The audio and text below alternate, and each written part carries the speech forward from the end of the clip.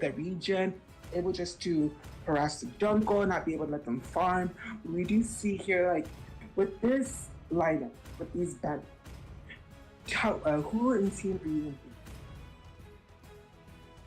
Really, I'm really not sure how I feel about it, right? They do have for the side of phase. I was liking how their draft was going, but now they made those eggs have an answer for their entire team composition right now.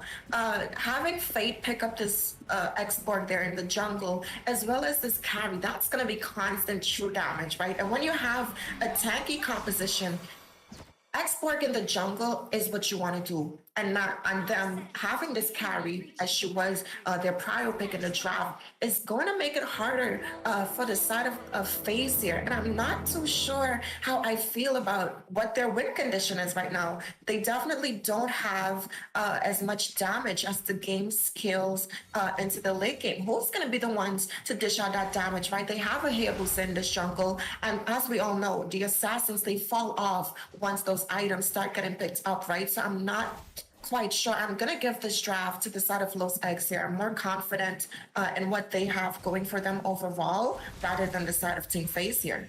And looking at this draft so far, yeah, a little interesting. Again, their tank kind of had a little bit of connection issues, and that's why it was the auto slot on that Johnson at the end. But nonetheless, they're going to play it through.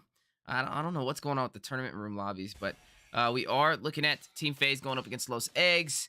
At least one thing, Juma was a Johnson, or is a Johnson main, so I'm going to look forward to seeing this as well. But I definitely agree with you with that tank, double tank being slotted.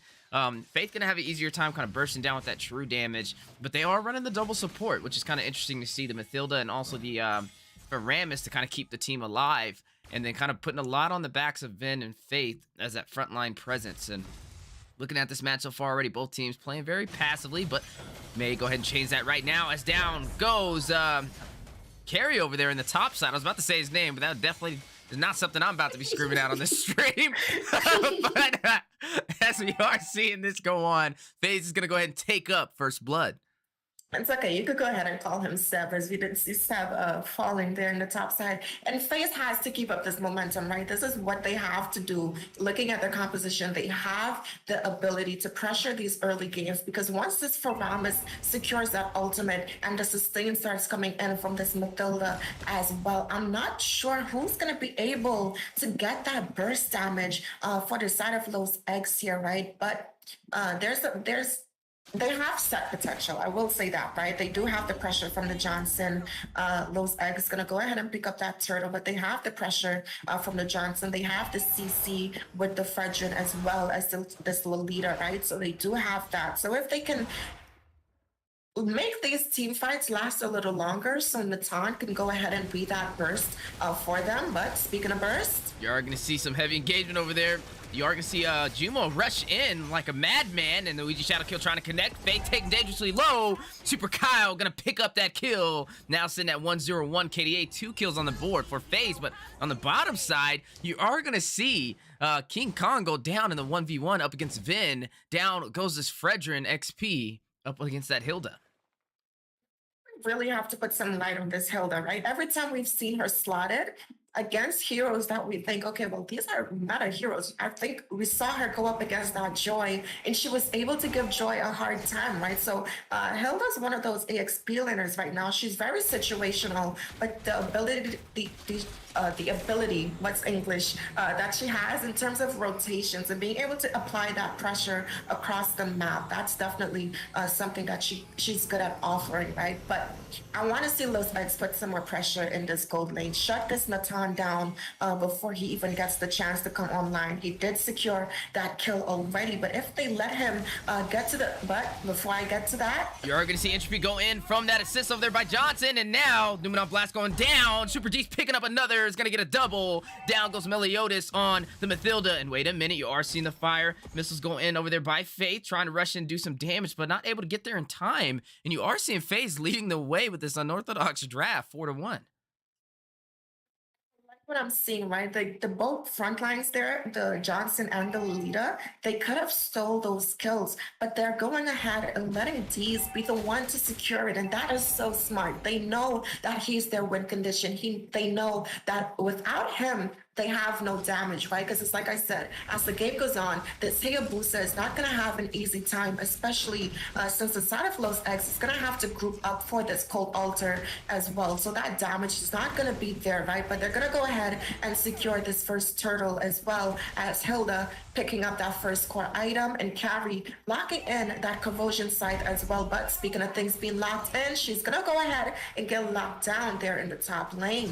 Yep, down goes Carrie, and now the response over there by Los Eggs, rushing to the top lane. Mathilda trying to get those whiffs in for damage. Fire missiles unable to connect to go ahead and do that heat check, and it looks like they are going to be able to get out of that engagement, but you are seeing some strong pressure from Los Eggs. May be able to take this advantage by taking this tier 1 turret, as nobody is there to contest it. But in the mid lane, look at Super Kyle is going to go rush in, but you are going to see Seb there for the denial, and I have to give it over to the side of Los Eggs on the map control. In the mid lane, there was a little hit and run there. Definitely hit and run, but now Super D's in a bad situation. Wait, he is going to kid out, though, just in time. Talk about super positioning. And looking at this Hilda, going to go ahead and harass Super Kyle in the red buff. You're going to see the Circling Eagle connecting over there onto Super D's, and down he goes into the hands of Yana on this Faramis. And now look at Faith, dangerously low, is going to be able to get out of there with the kite provided by Meliodas and Yana. But look at Hilda rushing in, going to go ahead and hit him with the combo, but hit back with the Ouija Shadow kill, and now going to get out sustain all that damage. But oh my goodness, did you see that Shadow Stampede? You're going to see Juma pick up a kill on this. Johnson takes down Faramis. King Kong going to go ahead and take the tier 1 on the bottom side while they are fighting in the mid, and that is going to even out the map for both sides. FaZe leading 6-2. Hope they have some life insurance here. But speaking of life insurance, Hilda gonna lose hers against King Kong. They're kind of getting revenge, right?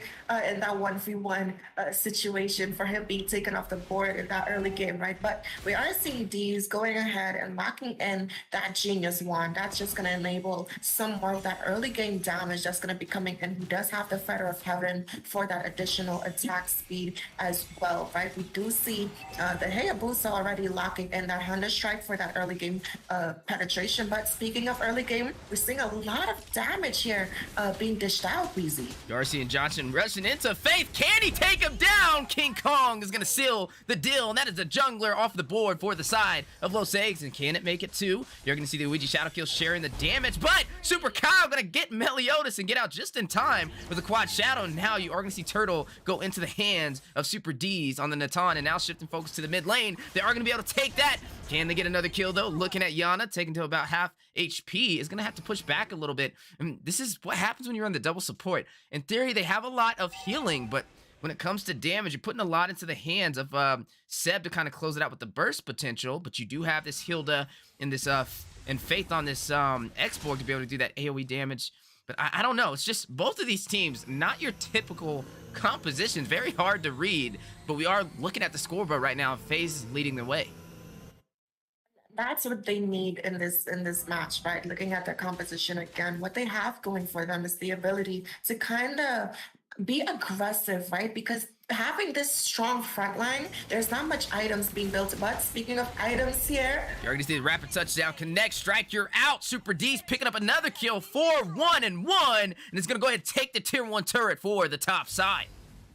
Right, but like, as I was saying, right, Weezy, so the reason why they can be this aggressive and they're taking the lead in this early game here is because of their composition. They have the front line, but in the late game, when Los Eggs starts to pick up these items, that's going to make them be able to burst, right? For Ramos is going to pick up that glowing wand with that burn damage that scales with that HP percentage. You have the carry who does do those true damages that's going to be coming in there. But speaking of damages, My goodness. Ooh.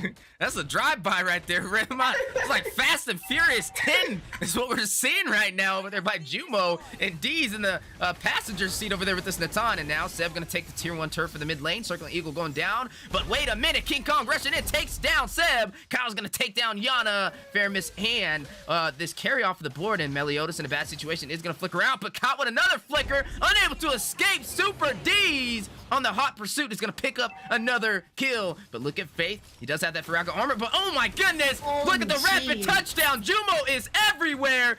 Where did this man get his license? You are going to see Vin pick up a kill, though. Takes down Super D's, but now Kyle is going to respond and take him out. He is unstoppable. Going to go ahead and make his way into this tier 2 turret, but look at Yana trying to contest. Not able to, though. And the map is just opening up so much for the side of FaZe. Only 9 minutes in. Definitely is open, right? It's like we said, Juno there on this Johnson is just everywhere. And we see him with that Fedrin in the passenger seat there. Gonna go ahead and look for an engage. And Wheezy, I would not want to be hit by this combination, right? That is the stuns coming in from Johnson, and then you're going to be stunned for another minute with this Fedrin here, and then Super Kyle can dash in with the quad shadow and deal some more damage with the Natan teleporting in right after. That's just scary. I'm scared for the side of Los Eggs right now, right, Easy? You want to know something funny? Like, this was an accident. They didn't mean to pick Johnson. They last picked it because the tank had a little bit of disconnection issues, and the way it worked out with the Natan, ladies and gentlemen, this might be the new meta, as we have seen Natan get a recent buff, and it looks like his dynamic duo is this Johnson. Absolutely right, and that's the thing about these high caliber teams. They can make the best out of any situation, and it all comes down, like, yes, the draft is a big part of the game, but it's also the execution of the draft. And they're executing this and making it look as intentional as ever. I'm pretty sure anyone tuning into the stream right now and looking at the side of FaZe, they would think that, oh my God, where was this Johnson in the laning phase and how is it working? How are they able to execute this draft so well, right? But speaking of executions, they picked up a few, and I want us to take a look at some of these items here. We do see Super D's, they're locking in 3 of those core items. He has the physical, the magical penetration percentage damage boost there coming in with that Holy Crystal, as well as the attack speed and more penetration coming in with that glowing wand, right? We do see the Hayabusa locking in that Blade of Despair. He's going to go ahead and build into that Endless Battle as his next item to get some of that additional true damage out. But speaking of true damage right now, Carry has to really deal some to burst down this Lord here to help the side of Los Eggs be able to defend this push here. Yeah, definitely having to be careful, as right now you are seeing a huge advantage for FaZe. We are in the mid game now, and they have left the side of Los Eggs on their inhibitors. You are going to see Natan pick up a kill. Super D's taking down Vin. Hilda is off of the board. That frontline pressure that Los Eggs is relying on, and it looks like right now they have to be a little careful. If they are taken down, this can be an opportunity for FaZe to get the early win, but also on the back end, if FaZe does be over aggressive, this will be the chance and the advantage that Los Eggs was kind of banking on to be able to kind of turn this tide in their favor. But we are seeing this Lord spawn in about 1 minute and 30 seconds. So really, you just kind of have to be patient on the side of FaZe. But I don't know, the drive-bys that we've been seeing, Jumo, he's not letting go of that gas. I think he plans on driving this out probably to the next Lord.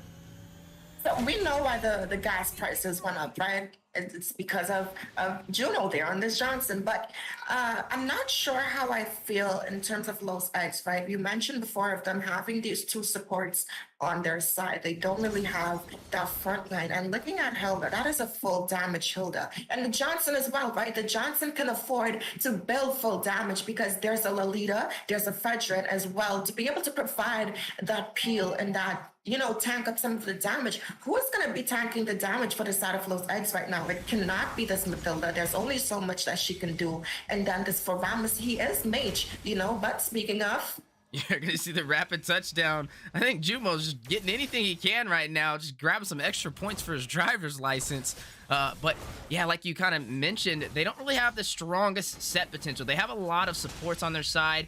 They have AoE damage provided by Faith with that with this X-Borg, with the fire stakes, the fire missiles, the last insanity. But in terms of who can kind of take all that damage, it's going to have to be either Vin or Faith, but Faith is their jungler, so you don't want him to be in the front line, because if he gets bursted down, especially this late in the game, it's going to open up the opportunity for FaZe to take these neutral objectives without having to worry about a retribution. So really, the only front line that they have is Vin, and Vin is running the high and dry, right? So he is going to be a little squishier, but he is going to have that damage potential, and he is going full damage like Rim stated, which means there is no defensive items on him besides his boots. there's none. So I'm not, wait, if we're looking at all of them, if we're looking at, even on the X-Borg, he's not full defense either, so he does have a couple of damage items, which means they are lacking there. The only defense he has is immortality. And then he's gonna rely on the molten essence to, I guess, to cover the rest. But I don't think that's a good policy right there.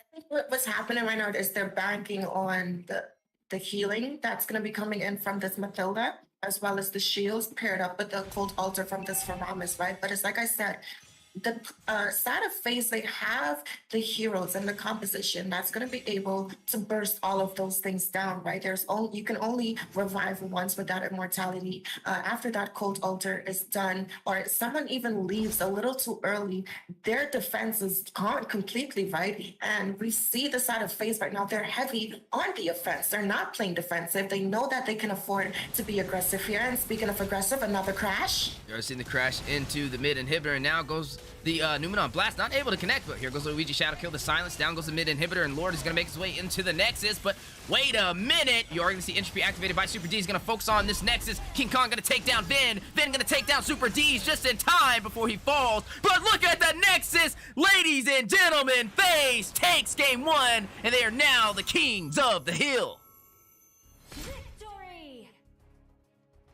Beautiful, beautiful game there coming in from the side of FaZe. By looking at the items they picked up, they did go ahead and slot in 3 frontline heroes, even though the Johnston was an accidental pick. Nothing about his performance in that match spoke of like an accident. Everything seemed very well planned out and intentional, especially with those engages, right? I would have liked to see a lot more defense coming in from the side of Los Eggs right now. That Hilda, she was not able to apply this pressure on the backline, which is Super D's, right? Because they did opt in to go for that full damage route, and we see that they were even going ahead to build in another damage item, which would have most likely ended up being that Blade of Despair. So they really did not have that pressure that they needed to be able to go ahead and secure this first game, right? But looking at some of the statistics here, we're gonna see Super Kyle pick up that MVP. The overall team fight participation coming in from the side of FaZe is pretty well balanced. You know, everyone is pretty much over that 50%.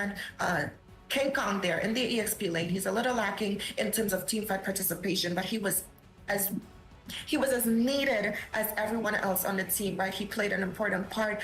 Super D's being able to open up the map with that tower damage, and then man, just the overall rotations, right? We said it. Juno there on this Johnson, man. If I had to truly give an MVP, Weezy, I would give it to Chumo, honestly. But beautiful game overall coming in from the side of FaZe and successfully becoming the first Kings of the Hill tonight.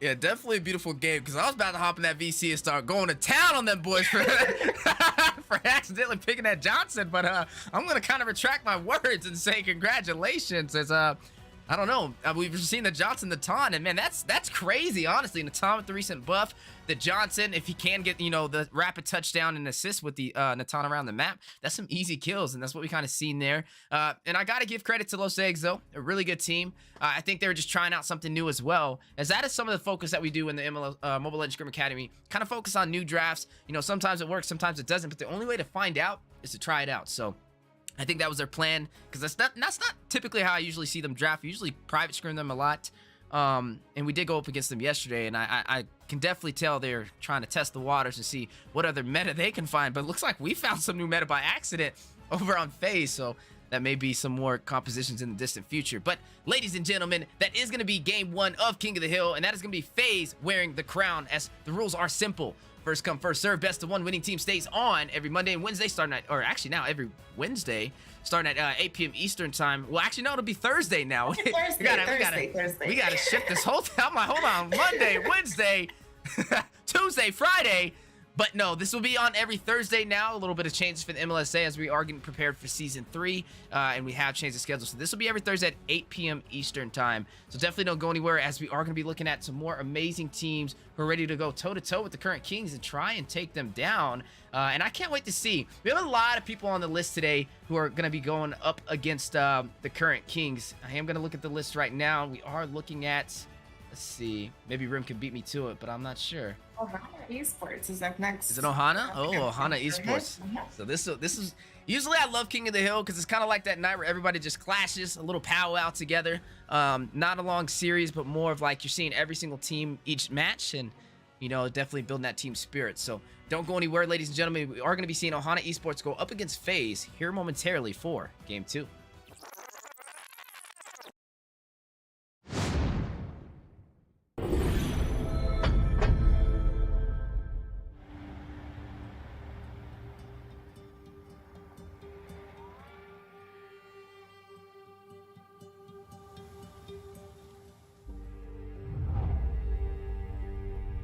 can travel the world to find yourself.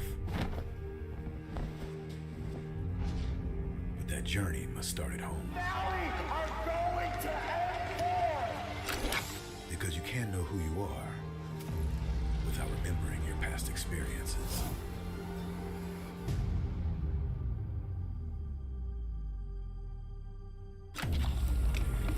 Basic is returning to Asia for his redemption.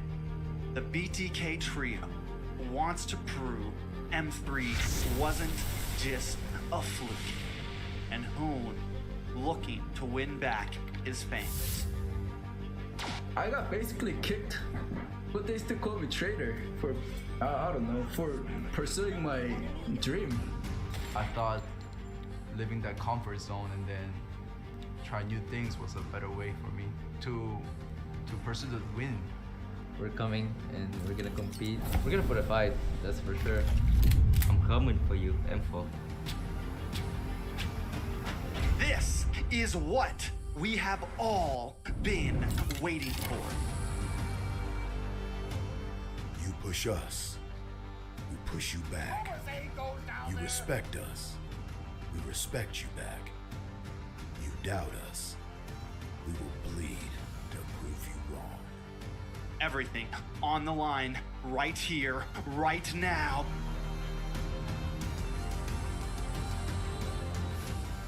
Definitely, they're not underestimating us as much as they did in M3.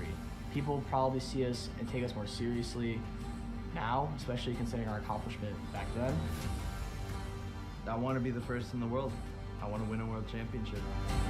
And the only way to really do that is day in and day out, there's no relaxing. You have to keep going. Here comes the Valley.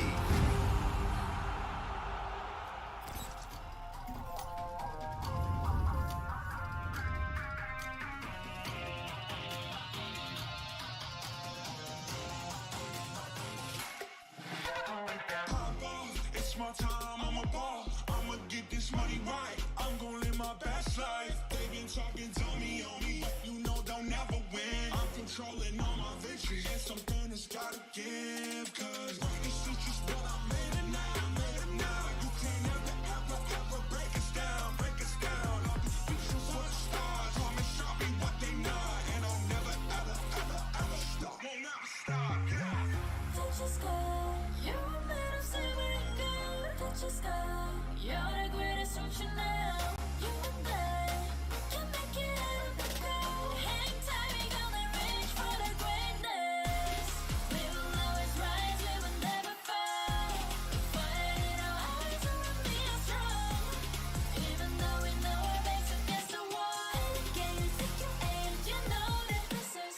I've been down, been waiting so long. I'm here for the crown, I'm here to show off. Greatness time, just waiting to show y'all. This is your time to remember.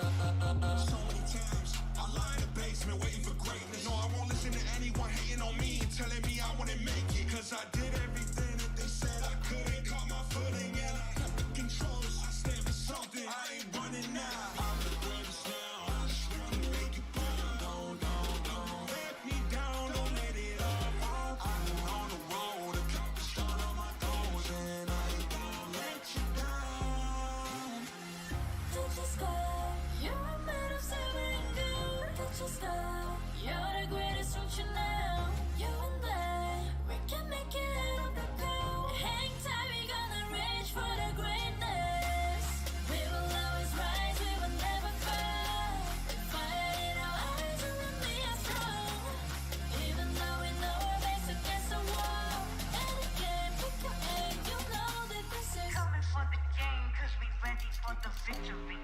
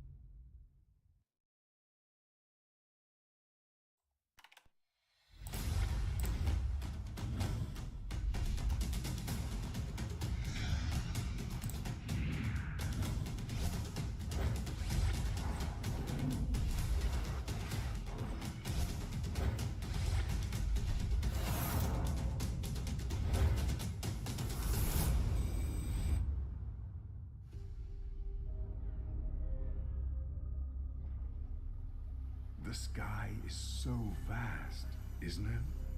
My little flare. Papa? Can you reach the sky and ignite the stars?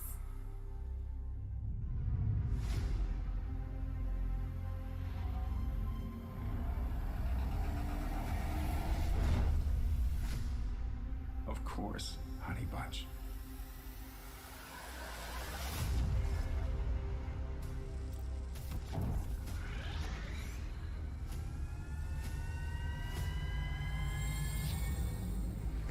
Papa never returned home. He's among the stars now. But what about me?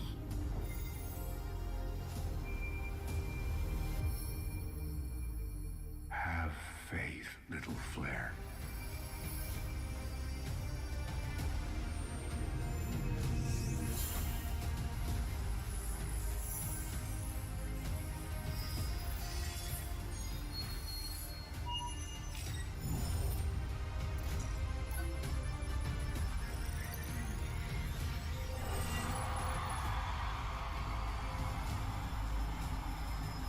Now this is a wonder to behold.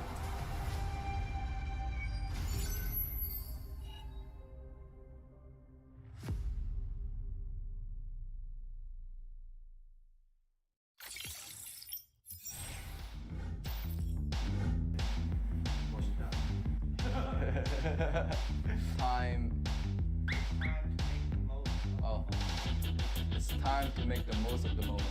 I'm Hoon, I'm milling for the valley, and I'm ready. I graduated high school a few months ago. Yeah. We dare to be great. Dude, that's perfect. One more second. Hello, my name is Fly Chicken. I'm XP Lane from the Valley. Let's go. Hey, it's basic. Again. Alright, I like that. We dare. And action. We dare to improve. Hey, it's basic. Coordinator for the Valley. Let's go.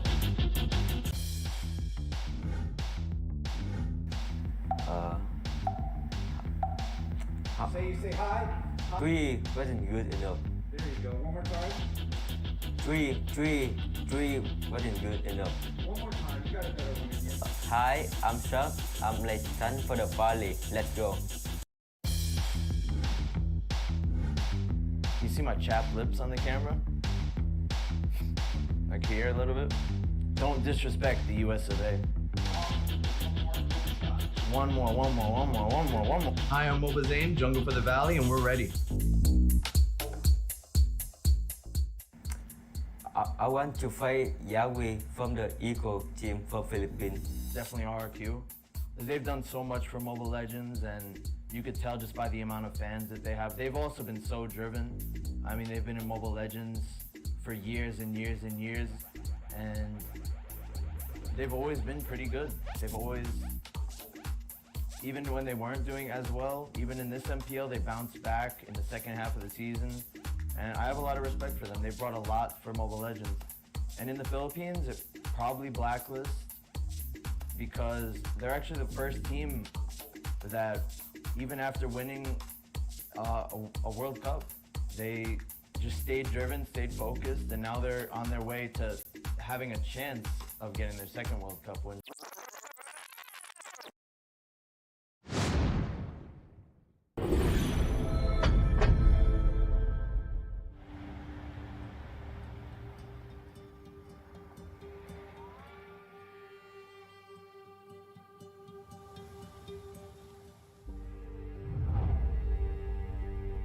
You can travel the world to find yourself. But that journey must start at home. Valley are going to end. Because you can't know who you are without remembering your past experiences.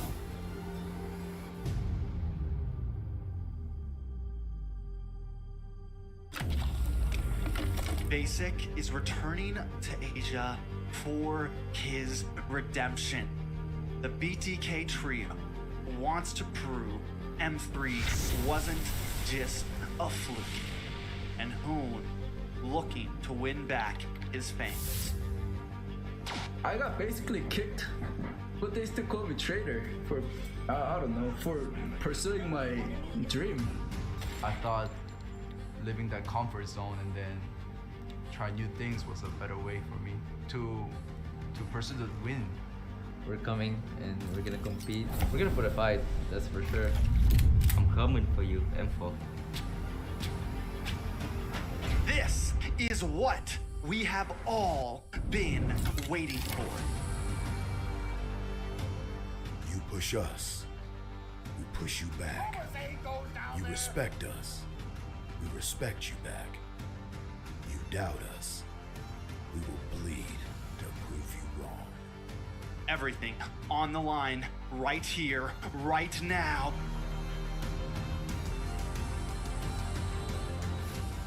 Definitely, they're not underestimating us as much as they did in M3. People probably see us and take us more seriously now, especially considering our accomplishment back then. I want to be the first in the world. I want to win a world championship. And the only way to really do that is day in and day out. There's no relaxing. You have to keep going. Here comes the Valley.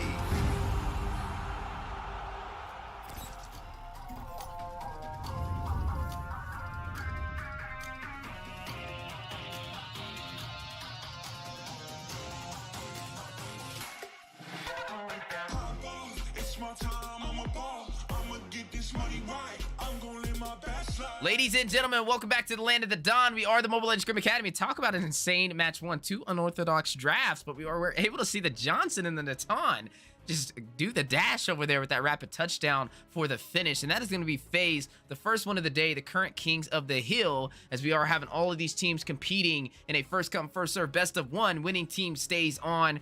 Just ignore the Monday to Wednesday, as it's now every Thursday starting at 8 p.m. Eastern time. And moving forward, we are going to see FaZe prevail, and now they're going to go up against a new challenger, Ohana Esports, a team we've seen competing in the Mobile Legends Scrim Academy since season 1, probably even day 1. And I'm super excited to see where this match takes us. Joined on the desk with me, I have Master Rim from the MLSA staff as the analyst to break down these items keys to victory, and also Raz to kind of assist in the draft. And then I will be taking over with Rim as the play-by-play to break down these engagements. How are you guys doing today? I'm doing really well. You know, I'm excited coming off of the momentum from last game, right? I'm excited to see how FaZe is going to perform up against Ohana Esports and kind of, you know, see if they're going to defend that crown or not. So what about you, Raz? What are you feeling? You know, I'm still a little shaking my heels from last match. You know, we did see that Juma on that Johnson, you know, doing that drive-by is making me so wonder where did they get their driver's license? Like, I must know, because they're absolutely crazy. They're everywhere, especially with that burst. And we did know it was an accidental pick, but this accidental pick was in their favor. So if you know, because maybe this draft, who knows, they might ban Johnson, or you never know, they might go Johnson. And it's just the future only lets us know in our hand right now. We do see now that they did ban that Hayabusa, because who knows, they do have the comfort picks for setting these people. Speaking of by setting, have you ever had the opportunity of playing with any of these teammates or these teams? Yes, I've actually played with a lot of the members on FaZe, Super Proxy, D's as well. I was actually in OTS with them, alongside them. I was one of the mid laners with them, so I know that they're pretty decent players, right? And we saw that being executed in the last game. But speaking of things being executed here, we are seeing that Fedrin getting taken off of the board from the side of FaZe, right? And the Ohana Esports prioritizing that Hayabusa. He's one of those assassins that kind of just reappeared in the meta, right? He went from not really having a spot because of the tank jungle meta, but he kind of just reappeared, and it's a good ban there coming in from the side of Ohana Esports. But I do like that Fedrin being the priority ban for the side of FaZe, especially considering Ohana does have first pick, right? And we did see last game, they went ahead and prioritized them. And you wouldn't prior a hero if they're not good at doing multiple different things, right? So it's a good ban for the sort of phase there. But speaking of good bans, this Faramis here, I'm not too sure how I feel about banning out the Faramis this early on in the match. Currently, there's no reason to, right? You can counter the Faramis, the Valentina is still on the board. You could have even, flexed the pick like that. The Farsa does have the ability to burst down that co-alter as well. So I feel like them banning that Faramis this early in the draft kind of leaves a lot of things open for the side of FaZe, especially since they're going to have 2 picks in this draft here. That is true. We do see, FaZe with the Arla. They did ban that Arla because we did see them in the series playing against good Arla players. Arla is a very versatile player. He can be in the EXP lane. He can also be a jungler, which I never knew, with his passive and abilities, him able to dash in and then dash out quickly as he can. It's just horrifying in the jungle and especially inside lane. So thank goodness for T-FaZe, they did ban that. They did not want Ohana Esports to get the chance since they do have prioritizing in first pick. And we do see them banning that Joy as for Ohana Esports. Joy is a menace on the field. She can dash almost like she has a lot of movement, like almost like Herod. Herod could walk, so Joy could run around the map. As you do see them also banning that Julian. We did know in the recent patch notes, Julian did get that buff, and as everyone knows, Julian is a level 3 hero, able to get his ultimate right at level 3.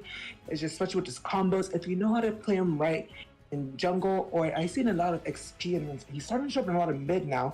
It's just absolutely crazy. And hold on, you see Team FaZe hovering a potential pick. What do you think about this?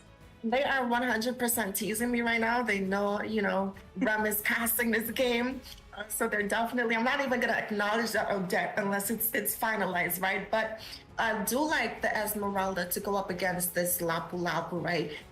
Recently, some may argue that because of Lapu's nerfs and Esme, being able to have an easier time in the EXP laner there, but oh my god, the glue was also open as well. So if they lock in that glue or the Esmeralda, I'll be comfortable with it. They did go ahead and lock in that glue themselves. And again, locking in this Natan there, and we saw it have a beautiful performance in the last game, right? He was able to get those items to be that burst coming in for the side of FaZe here. But speaking of burst, we are seeing the side of Ohana Esports hovering over this Moskov and the carry. They're going to go ahead and lock in that Moskov.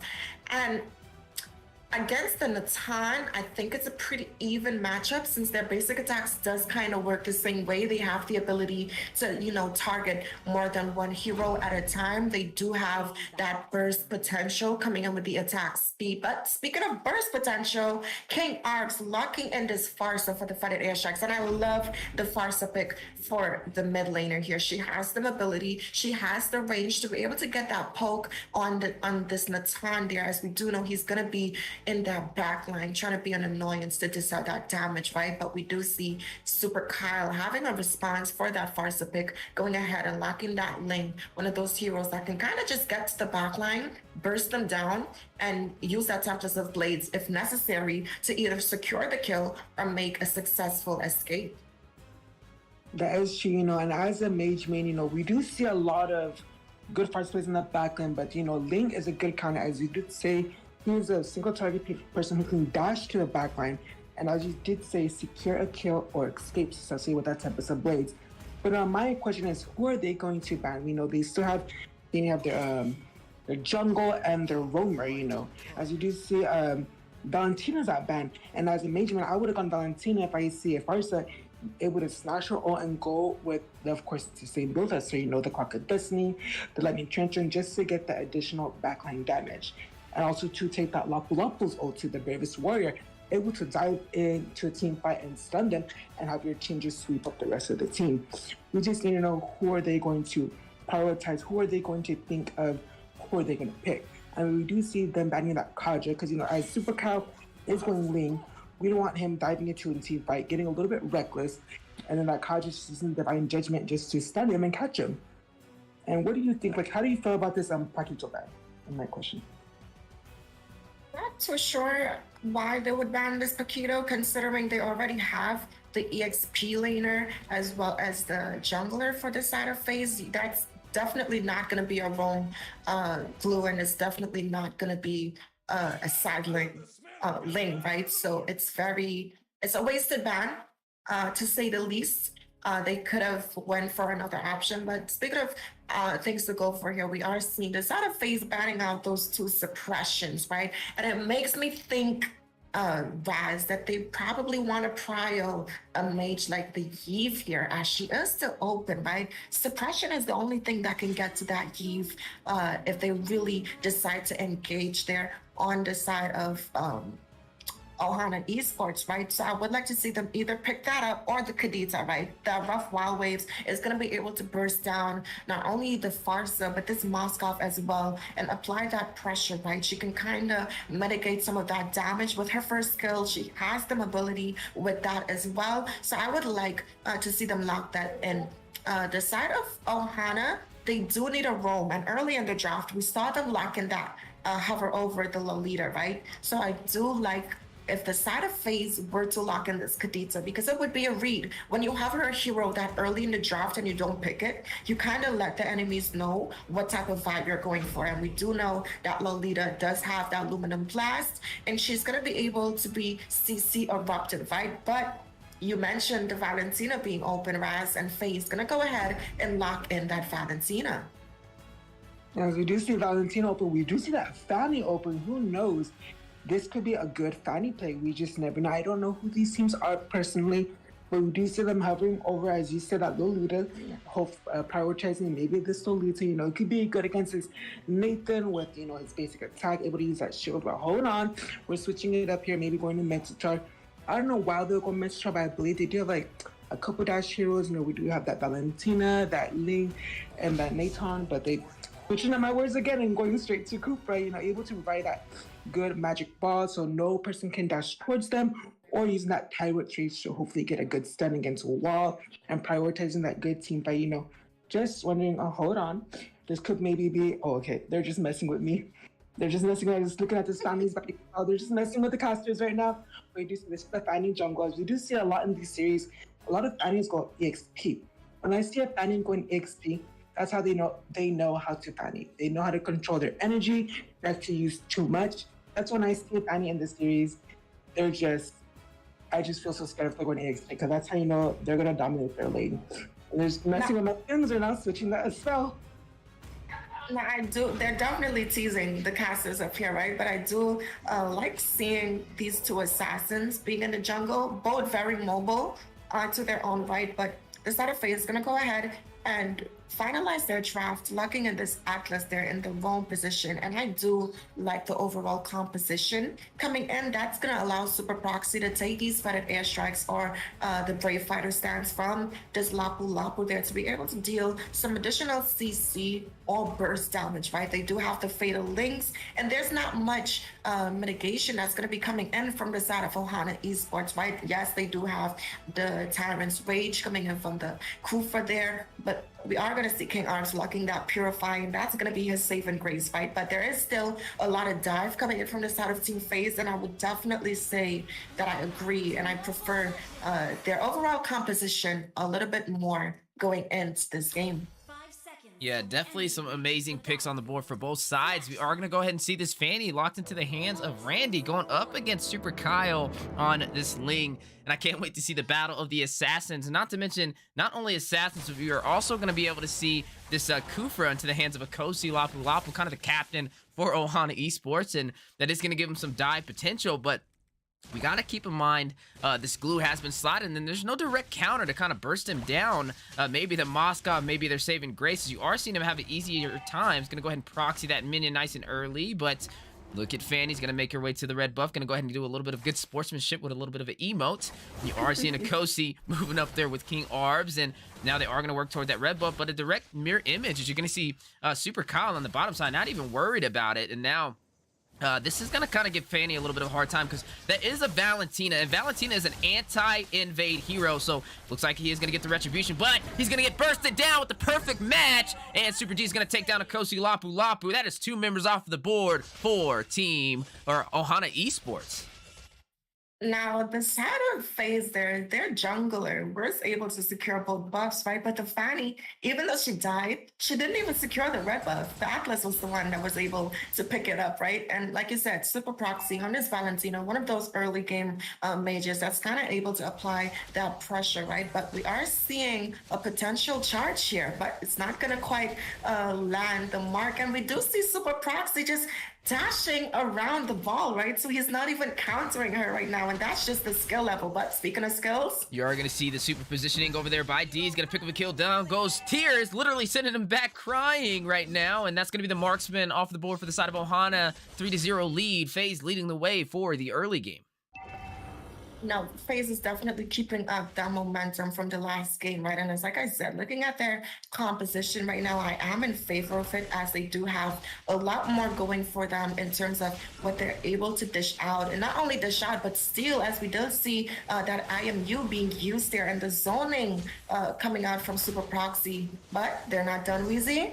King Kong going to pick up a kill on Akosi. Super Kyle going to take the turtle. Just having all the answers to the test right now. And the Fatal Links for the knock-up. You are going to see Q in a bad situation, trying to do some damage. Going to go ahead and use the Rapid Slash. Randy rushing in. Going to take down Jumo with the Cutthroat. But Super Proxy is going to take down Lapu Lapu in response. That is going to be an eye for an eye. But still, FaZe leading by 4 kills and able to take the first neutral objective. But look at Randy. He's going to go ahead and try and contest this blue buff. Going to possibly take it. Hits the Retribution. Down comes Ling with the Finch Poise. But it is going to be an escape. And some good economy into the hands of Randy right there on that invasion. But King Arb is going to get a kill. He's going to take down Super D's with the assistance over there with that Moskov. And that is a marksman down for the side of FaZe.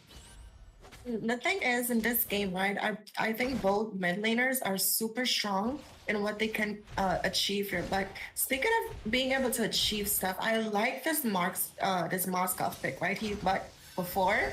Oops, speaking of Moskov, I think you just gave him some bad energy. What happened right there for Tears? The set with the Fatal Link. King Arb's going to get a kill, take down Super Proxy to respond. A little bit of revenge. You see the Retribution going out. Feathered Airstrike. Going to connect, pick up a double. Down goes Super Kyle. Now, you are going to see Fanny rush in, and now the knock-up over there with the Time's Revenge of Cooper. Magic Ball has been activated, taking some serious turret damage. Entropy has been activated over there by D's to kind of push them out of that Tier 1. And right now, you are seeing Ohana Esports trying to find some answers, slowly making their way to almost even out this kill board.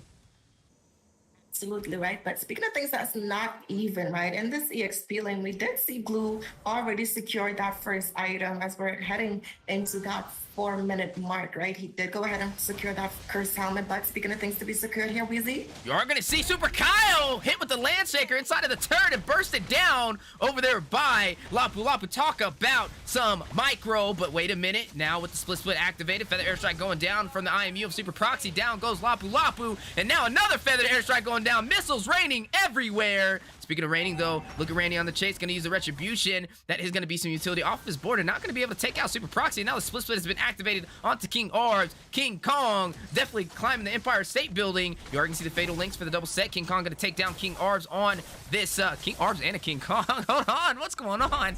But you are going to see Randy get a kill, take down Jumo. And now the battle over the blue buff. Timson Blades going down. Randy dangerously low with the knockup. Super Kyle's going to take him out to the caster's desk. Now, Time's Revenge winding up from Akosi. Still taking this fight. You're going to see the split activated. He is going to go ahead and jump on top of him now. And you are seeing the Finch Poise over there by Super Kyle to rush in. But Raging Slash, Landshaker, stun Super Kyle. Kyo giving him a hard time. Is going to take him out. You are going to see Killing Spree activated by Glue, though. Is going to find a kill as well, taking down Akosi. And I think that was a good trade, right? You took out the jungler on the side of FaZe, and FaZe took out the roam. So Ohana Esports still finding a little bit of answers, even though they're kind of on the back end right now. It is only 7-10. It is a high kill game, though. 5 minutes in, and we're definitely seeing these teams going toe-to-toe every chance they get. Weezy, that was 3 splits in like 2 minutes coming in from this blue there. Literally 3. And that's just what happens when you let the blue walk, right? But Weezy, and engage here. You are going to see the turtle go into the hands of Ohana, and now the Time's Revenge for the wind-up is going to go ahead and hit King Kong. But look at the top side. No pressure on the Super Ds, but the Destruction Spear out of nowhere. But you are going to see Super Ds be able to pick that up, and that's going to be a lot of economy onto the favor of FaZe, which will tip the scales back in their advantage. Absolutely right. He was able to secure that Feather of Heaven as well. And we see this Valentina getting a little bit of a poke there in the mid lane with those Feathered Airstrikes work, but she does have that Clock of Destiny. But Fanny going in. Gonna get hit with the Fatal Links, but takes down Super Proxy, doing some turret damage though. The perfect match, not able to get the Rigid Breath to freeze Randy, and he's gonna be able to recall out with an emote. Talk about Mr. Fancy Pants. Absolutely right, and that's the kind of the thing. Even though but before I get into that, Weezy, You are seeing engagement on the way. 2v1. Q might have been off more than he could chew. Super D is going to take him down with the entropy of the Natan. And right now, speaking of Natan, he's sitting pretty nice right now. But look at Fanny. He's going to rush in. Change that statement. Oh my goodness. The quad cables looking like a quad shadow from Hayabusa is going to burst down Super D's on the Super B's on the bottom side. Oh my goodness. The side of phase right now, they definitely have to try to just secure these objectives and not get traded off so often, right? They do have that Fanny, which you have to put some respect on. And this Moskov as well, one of those scaling marksmen. Once he's able to secure those items, he's going to be able to dish out some bursts, right? Now, even though this Valentina, Lapu kind of, running into this Atlas there, saying hi a little bit, but with this Valentina, even though she's a but speaking of, you're going to see Farza almost getting the Feathered Airstrike with the great set of that Tyrant's Rage provided by Akosi. Definitely online with this Kufra. The man is the man with the plan, the roamer, and now Tyr is going to do exactly what we saw Super D's do earlier on the top side. It's going to find the Tier 1 turret on the bottom, and both these marksmen looking very scary. But D's with a little bit of a better KDA, 3, 2, and 1, picking up that Genius one for some additional pin. As we are getting closer to that mid game, both these teams clashing it out and almost even, or actually exactly even on the map. Absolutely right, and that's all kudos to the engages that we've been seeing coming in from these both teams here. But speaking of engages in the mid lane, talk about a play. King Arb's going to take down Super Proxy, a little bit too aggressive in the mid river, but down goes the split. Going to go ahead and hit the slam slam, immobilizing Q, but he is running this Lapu. Can't burst him down, and now the stun of Kosi going to take down the other backline. Deeds is out of the board, and now Kyle rushing in is going to take a kill, taking out a Kosi to respond, and now maybe able to pick up double, forcing out the flicker of Tears. Immobilized! Super Kyle finding the kill, the fish poise out! This is insane! Not only the Fanny popping up, but also the Ling! He's going to pick up a triple! This man is just everywhere right now, and this is exactly what you like to see when you see no Fanny, no Kaja or no Franco with suppression. These assassins have free range to pretty much do exactly what they want, but keep an eye on the Kufra, though. That is the only counter to kind of stop him. And I gotta say, from these compositions, they picked the Atlas, right? And this is, I want to kind of break this down a little bit. The Atlas is a very good pick because there's not much that counters them outside of the mobility, either mobility or a Purify. And the only Purifier on the board for the side of Ohana is Farza. But when that Purify's off the board, they don't really have anything to kind of contest it. But they do have Fanny who can get away nice and fast. But that also puts them in a disposition with the Fanny, right? They don't have suppression, so Fanny can rush in and possibly get a kill. And that's going to be their saving grace for the side of Ohana Esports. But FaZe, they have to work against that Kufra. Kufra is that counter over there for this Ling. So Super Carl definitely having a little bit more of a battle on his way, trying to get around and get some kills on his assassin. Absolutely right, but you mentioned they have some strong picks as well. They're gonna go ahead and slot in this Valentina here, right? And even though she does have the damage and the CC coming in, her only good ultimate right now at this point in the game is gonna be those Feathered Airstrikes, and that puts her in a very vulnerable position for not only the Kufra to use that Tyrant's range to dive in on her, but also this Fanny can just kind of burst her down, right? We did see when the Kufra does land up, the Feathered Airstrikes being instantly followed afterwards, giving Proxy there on this Valentina a harder time to really pop off. And I think that's why this Atlas is having a harder time finding these engages, because that mage is that burst. But speaking of burst, we are seeing a little damage exchange happen here in this mid lane as both sides are being heavily aggressive. Ooh, look at Fanny with those cables. My goodness, Spider-Man. Looking at a little bit of that Miles Morales, but you are going to see him not be able to find any kills, and a lot of energy was wasted, forcing him to kind of recall back and charge back up. But look at the mid lane. You are going to see the IMU from Proxy a little prematurely. It's going to be a little bit of wasted utility. Fanny's going to rush in, steal cables. You are going to see Proxy get out, but look at Q rushing in with the Lapu Lapu, trying to burst him down, but no, not able to hit the mark. Lord dangerously low, though. Kyle getting in position. Tips of Blades going down. Feather Airstrike from Farzan. King Arbs. A lot going on the board for both sides. You're going to see Q take out Super D's, the marksman for the side of FaZe. But look at the Lord. Super Proxy going to take out Lapu Lapu. Kyle going to secure the Lord for FaZe. But the Magic Ball, and now in a 1v5, King Kong's going to take down Akosi, Lapu Lapu on the Kufra. But wait a minute. Moskov, he's going to proc that Inspire, trying to rush in Tears, trying to take out Super Proxy. Is able to seal the deal, but this is going to possibly get taken out. Wait a minute. Oh my goodness. He's just going to hit him with a basic attack. Last minute to burst him down. And Fanny's gonna go ahead and take the tier 1 for the mid lane. Absolutely, right? But it was I would say they got something out of it. So I'll take that. You know, something is better than nothing. But speaking of being able to take some stuff, we are seeing some items coming in for the side of FaZe here, right? The Valentina being able to secure those 3 core items. That's going to ensure the burst coming in. She has a cooldown reduction that's going to be able to allow her to get some more stuns and petrifies in as well. We do see equal burst being built in, as well as some magical penetration on this Farsa. So those feather airstrikes is definitely going to hurt this Natan. He does have the damage. He's building into that Holy Crystal next, but he has to be careful for the burst coming in from the side of Ohana Esports. But speaking of burst here, you are going to see Akosi in the wrong path. Super Proxy going to take him out with the assistance of his full 5-man team.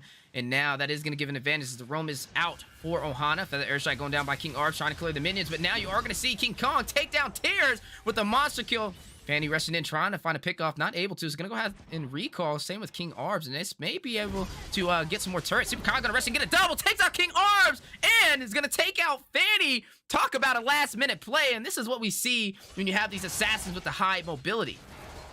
Now, in times like that, you definitely do not want to recall. You have to walk back to that base to secure your life, right? We did see this lane just popping off, being able to get these cleanups. But speaking of cleanups, it's going to be a clean miss there for this Kufra. And again, I mentioned the burst that's going to be coming in from this Valentina right now. We're seeing her kind of have an easier time dealing some damage, right? The Clue being able to provide some more frontline presence. He has the sustainability as well as the defense coming in. And the Moskov there for the side of Ohana Esports, he had a hard time in terms of KDA.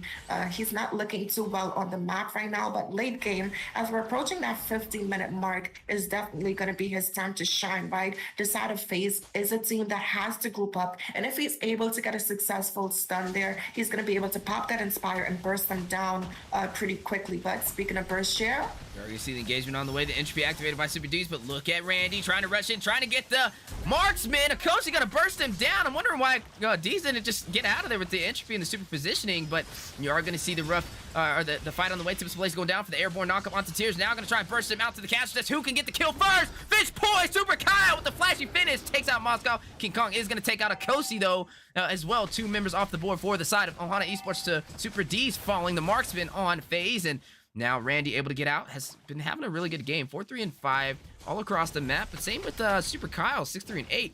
2 masters of their crafts on these assassins. But wait a minute, you are seeing Lapu Lapu rushing into the full team of FaZe. Can he get the pick off though? Raging Slash has been activated. A lot of utility, forced him to dash out, but look at Fanny. It's gonna go in, possibly get a kill. You are gonna see a lot of energy, maybe gonna spam the cables on to Jumo.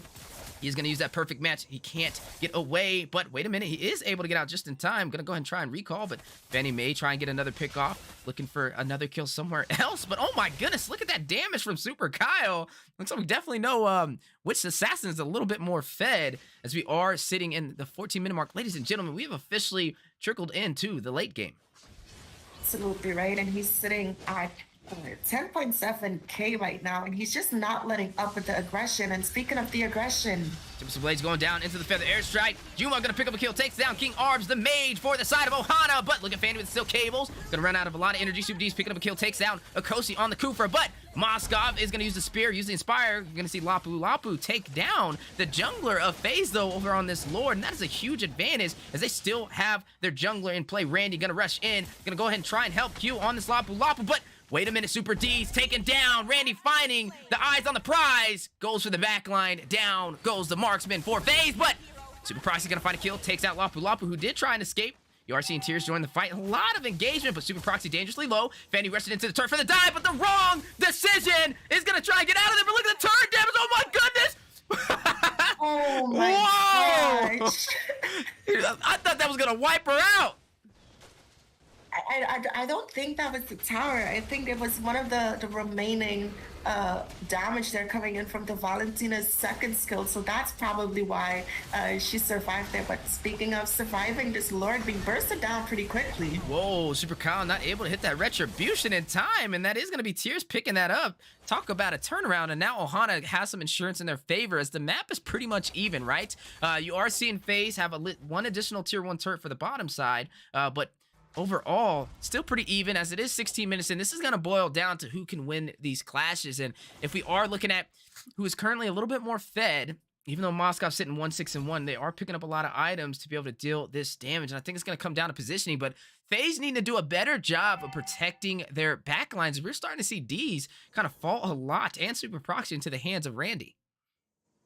Absolutely right. And looking at these items, as you mentioned here, this Moskov getting that 11K gold, he's almost on par with the Ling, who was recently the most fed in the entire game just 2 minutes ago, right? He did go ahead and secure that Wind of Nature as well to mitigate some of that physical damage that is going to be coming in when he is targeted, right? We do see this Farsa securing that Holy Crystal that is just going to add on to that burst potential. But speaking of things being bursted down, see Super Kyle trying to rush out, takes dangerously low. He is going to be able to get away. Fatal Link's activated. Tier 1 or inhibitor turret does fall on the top side into the hands of Ohana. And now, rushing in entropy from Super D's is going to be able to escape. Tips Blades going down. Immortality being procced.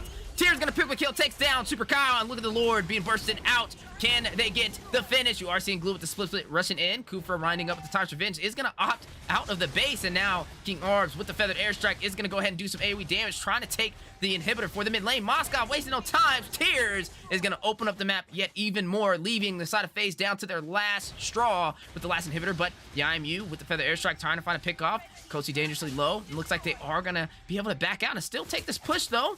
Look at Fanny rushing in, but you are going to see Super Proxy trying to terrify. Fanny going to rush in for some more damage. You are going to see the entropy activated over there by Natan, who is going to get the immortality procced over there on this Kufra, but Nexus down to about half HP. Minions are coming in. Super D's going to take out a Kosi. Randy going to take out Super D's. Then the airstrike going down over there by King Arbs. Fatal Link into the turret, but ladies and gentlemen, Ohana Esports takes the game and are now the kings of the hill. Man, I'm super shocked right now. I'm lost for words, but beautiful comeback there coming in from the side of Ohana, right? FaZe did have that early game momentum. King Kong there in their AXP learner on this glue, being able to secure that early game pressure, which is known when you do have a pick like the glue, right?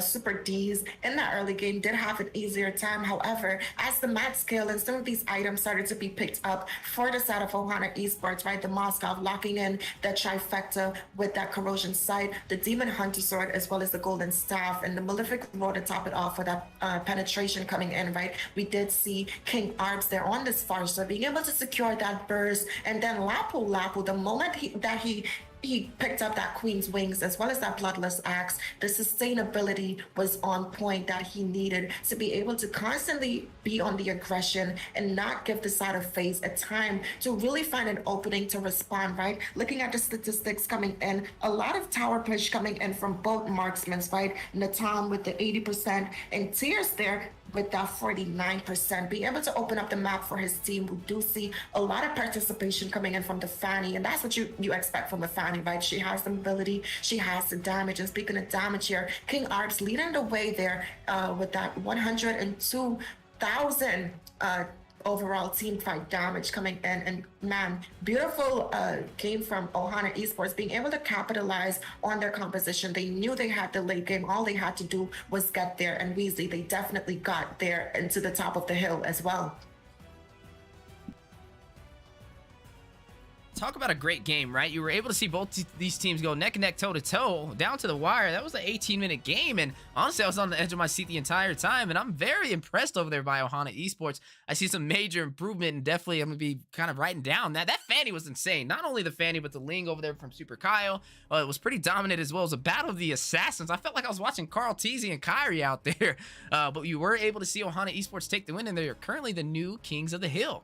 And I'm excited to see where this takes them, as there are multiple teams still ready to jump inside of the Mobile Legends Scrim Academy in the Land of the Dawn and take them out. But the question is, can they handle the power of that Fanny? I gotta say, like, Randy, the man is on fire. He found his way to the back line every single time, no contest, and that's just what happens when you don't opt in on suppression. As you did see that Franco and that Kaja band down. I think it was a very good read. And then taking the Ling, it had a little bit of a harder time because they did have that Kufra, and I think the Kufra was an excellent pick to kind of counteract that Valentina, not giving her a good ultimate from the roam, because that's one of the most things that Valentina tries to profit on, the roam and also the mage. So when you take both those options off of the board, it gives an easier time for you to be able to win, and it has that mid lane have a lot more pressure trying to figure out exactly where to place themselves with these ultimates of that IMU. And I gotta say, overall, excellent drafting. I definitely see some major improvement from Ohana, and I look forward to seeing what you guys are going to bring in the next match, as we are going to be seeing them go up against a team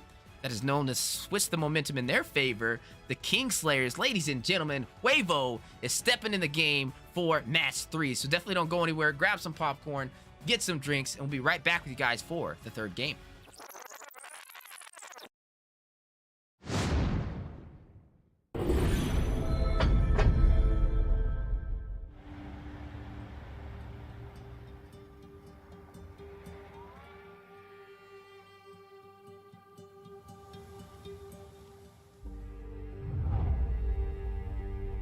You can travel the world to find yourself. That journey must start at home. Because you can't know who you are without remembering your past experiences.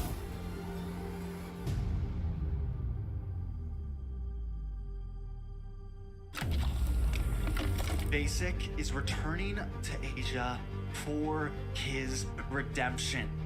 The BTK trio wants to prove M3 wasn't just a fluke, and Hoon looking to win back his fans. I got basically kicked, but they still call me traitor for, I don't know, for pursuing my dream. I thought living that comfort zone and then try new things was a better way for me to pursue the win.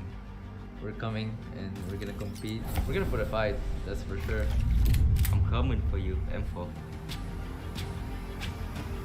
This is what we have all been waiting for. You push us, we push you back. You respect us, we respect you back. You doubt us, we will bleed to prove you wrong. Everything on the line, right here, right now.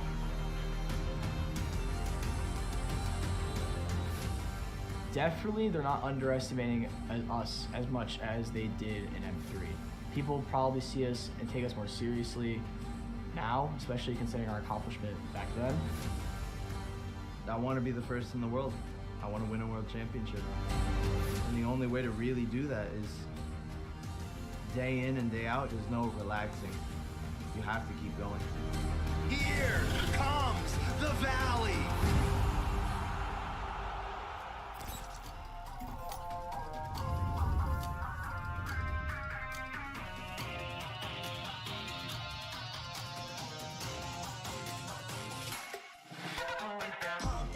It's my time, I'm a ball. I'ma get this money right. I'm gonna live my best life. They've been talking to me on me, but you know they'll never win. I'm controlling all my victories, and something has gotta give. Cause this is just what I made it now, You can't ever break us down, I'll be speechless for the stars. Come and show me what they not, and I'll never ever stop. Won't never stop, yeah. Touch your sky, you're made of silver and gold. Touch your sky, you're the greatest, don't you know? You and I, we can make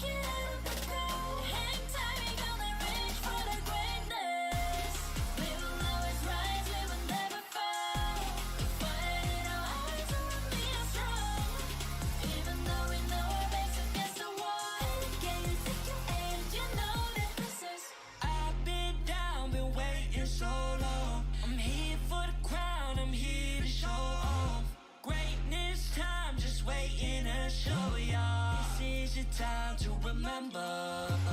So many times I lie in the basement waiting for greatness. No, I won't listen to anyone hating on me and telling me I wouldn't make it. Cause I did everything that they said I couldn't. Caught my footing and I got the controls. I stand for something. I ain't running now. I'm the greatest now. I just wanna make it burn. Don't let me down. Don't let it all. I'm on the road. I got the start on my goals and I ain't gonna let you down.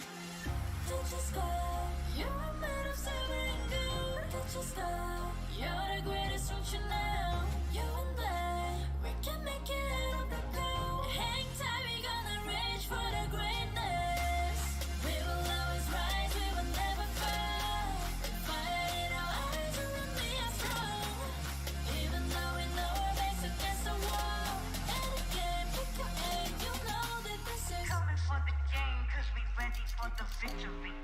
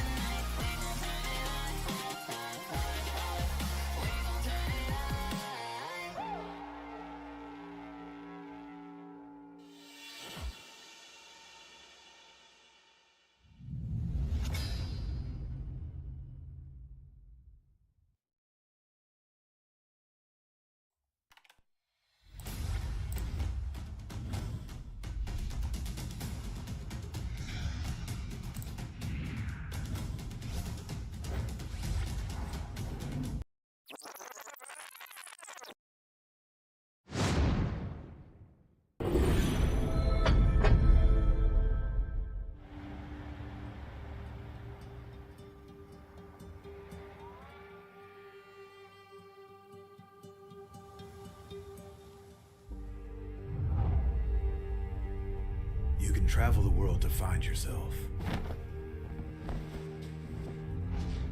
But that journey must start at home. Ladies and gentlemen, welcome back to the Land of the Dawn. We are the Mobile and Scrim Academy. Talk about an insane game. 18 minutes in, we were able to see Ohana with the power of Randy on that Fanny. Some godly sets over there from Akosi on the Kufra, leading the way. And then also not to mention that Farza in the Moskov. And I gotta say, I was even trying to help draft, and they had some excellent textbook reads to kind of counteract some of the picks we did decide. And it looks like they kind of prevailed in that game. So definitely GG's. And that means they are going to be the current Kings of the Hill. And now, speaking of Kings, the King Slayer stepping into the building. Ladies and gentlemen, we are going to be seeing Huevo up next, going up against Ohana Esports, the current Kings. And joined on the desk, we have the on-point analyst going by the name of Raz, the man with the plan to break down these items and keys to victory. And I will also be breaking down the play-by-play. How you doing, Raz? I'm doing good, I'm still like on the edge of my seat from last match. We did see that Randy on that Fanny using those cables very well to his own personal use, making little spider webs, bringing out my Arachnophobia, but he was the star of that team, They all did good, especially that Farsa last match, just with the good sets, zoning correctly. And this just, that Fanny just targeting their own Nathan, just knowing who the damage dealer is, who's the backbone, going straight for them, which is a really good fighting play. So, going into this draft, you do see Ohana Esports banning out that Fanny. So, we may not see Fanny in this game, but that's all right, because, they do have that first pick. They might know Mama Huevo might having a good Fanny player, finding the comfort picks, but it's okay. But in this draft, have you had the chance to play with any of these players? Yeah, I've actually gone against well, my team just went against Ohana, but Huevo, yes, Huevo was one of the teams when I was kind of up and coming as a professional player. They actually joined my server Weaselton prior to the MLSA, and they were kind of like our brother team. Both of us were competing in the NACTs. I know in the fall season, we both got to go up and we placed top 32, and we got taken down by Ackerman, and Huevo actually had the pleasure of, they might have got top 16. I don't remember. I was either top 16 or 32 for them, but they went up against the Valley, and no, it was top 32 for them. Yeah, and the Valley took them down. We got taken out by Ackerman, and we've been bonding ever since. So I am excited to see both these teams moving forward. And now looking at the draft so far, you are seeing some interesting bands taken out. The Esmeralda, the Xylong, and now it's going to be the Arlot. Not something you traditionally see, and I'm wondering exactly why, right? I think the plan on this is Huevo is trying to make this more of a challenge for them, as they are a high elo team, one of the best in the MLSA. They're going to try to let a lot of things walk to have to work around. And now looking at the side of Ohana, you can't count them out. You see how excellent their micro and their macro was in game 2 up against FaZe with that 18-minute finish, but they do not have this Fanny in their favorite M1. I really want to see what other junglers Randy is going to pull out. And speaking of these drafts, you are going to see Kyo pick up the Lapu, or no, not the Paquito. The Paquito having a really good buff recently. He does a lot more initial base damage as the game starts. His Mobile Legends he kind of fell off and from a lot of people's picks in rank, and they wanted to give him a little bit more of that damage potential to kind of be able to go toe-to-toe in the XP lane. So I'm excited to kind of see how much he's grown since then, as a lot of these heroes are coming alive that have been in the dark for a while. That Esmeralda, as you are seeing it be banned out, the Paquito, and so much more. And now, looking at Mel, he is going to go ahead and pick up that show. 2 fighters picked up from the side of Ohana. And speaking of recent buffs, you do see that the Mama Huevo did pick that Hanabi. She does receive a massive buff, I've heard. With her first skill, with her passive, with her little shield. It's just, I want to see, I've personally never seen the recent buffed Fanny right now. So I want to see how Mama Huevo will put this into works. And we see Rito, with that Carmilla. It's a very interesting pick, but I do see high elo teams using Carmilla jungle. Her sustain with her first ability, able to get that revamp, not only get that spell vamp, but also get that able to do damage to the monsters, to the jungle monsters, able to provide team fight, connecting a lot of their teammates with her ultimate. But we do see them, Ohana Esports making that little counter, with that Valentina, able to not only take Carmilla's ult, but able to steal that Lolita's ult. And if they can plan this out correctly, this might be in Ohana's Esports favors. But they just need to time it correctly, use IMU at a specific time, just timing it right, because timing is key in chances. So, in these featured bans, we do see that Lunox, that Faramis ban. Who do you think Mama Huevo can use as mage or the mid lane? Oh, well, you are seeing Tears kind of hovering over this Harley. I'm wondering if that's going to be slotted in. But for the mage on the side of Huevo, I don't know, because you are going up against this Valentina. She already has some good ultimates to choose from, so maybe something that she can't really profit off of. I would say maybe even the Lunox might be a wise option. If not the Lunox, the Lilia can be able to get in and out, but that will also be some black shoes in their hands if they do slot that. But you got to look at their composition, what they currently have, right? They have the frontline presence, they have the group CC, they also have Hanabi for the late game damage potential, but she takes a long time to get online. Even with the recent patches, though, they are trying to make her a lot stronger, so she might have a little bit of a better time in the early phase, but she is going to go up against Tears on this Claude, who is going to have a lot more mobility than her, so she will have to watch out for that. And now, looking at the side of Huevo, they are going to pick up this Edith, another hero who got recent buff, sitting really strong. Every single time a patch comes out, Mobile Legends continues to shine some light on Edith, and they're trying to make her the perfect XP laner, and I'm wondering how this is going to go now with the recent patches. Able to do even more damage, sustain even more health, and we really want to see how much this will actually work for us. The more HP she has, the stronger she will be. And now looking at Daizu's going to go ahead and use that Heart Guard, picking up this Angela to provide even more sustainability to the side of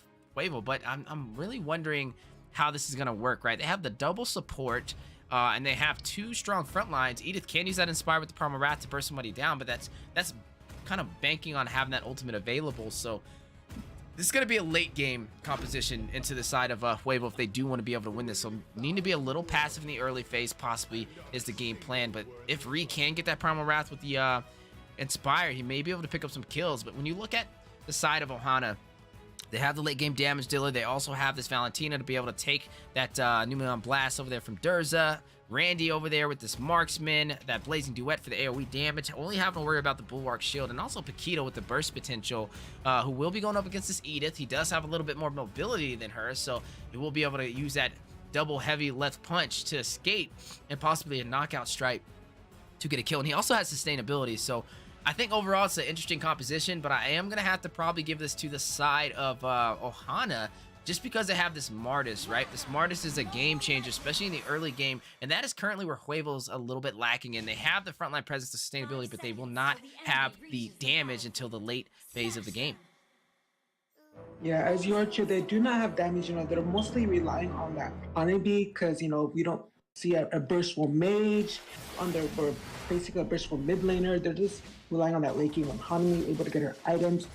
But who knows, only time can tell when they get their items to see if this honeybee can shine. Maybe they're really trying to show off that buff that she got recently. But, just looking at it in mid lane, we do see that Chow hovering around over their blue buff. But, they did get that blue buff, but hopefully a little fight mid lane.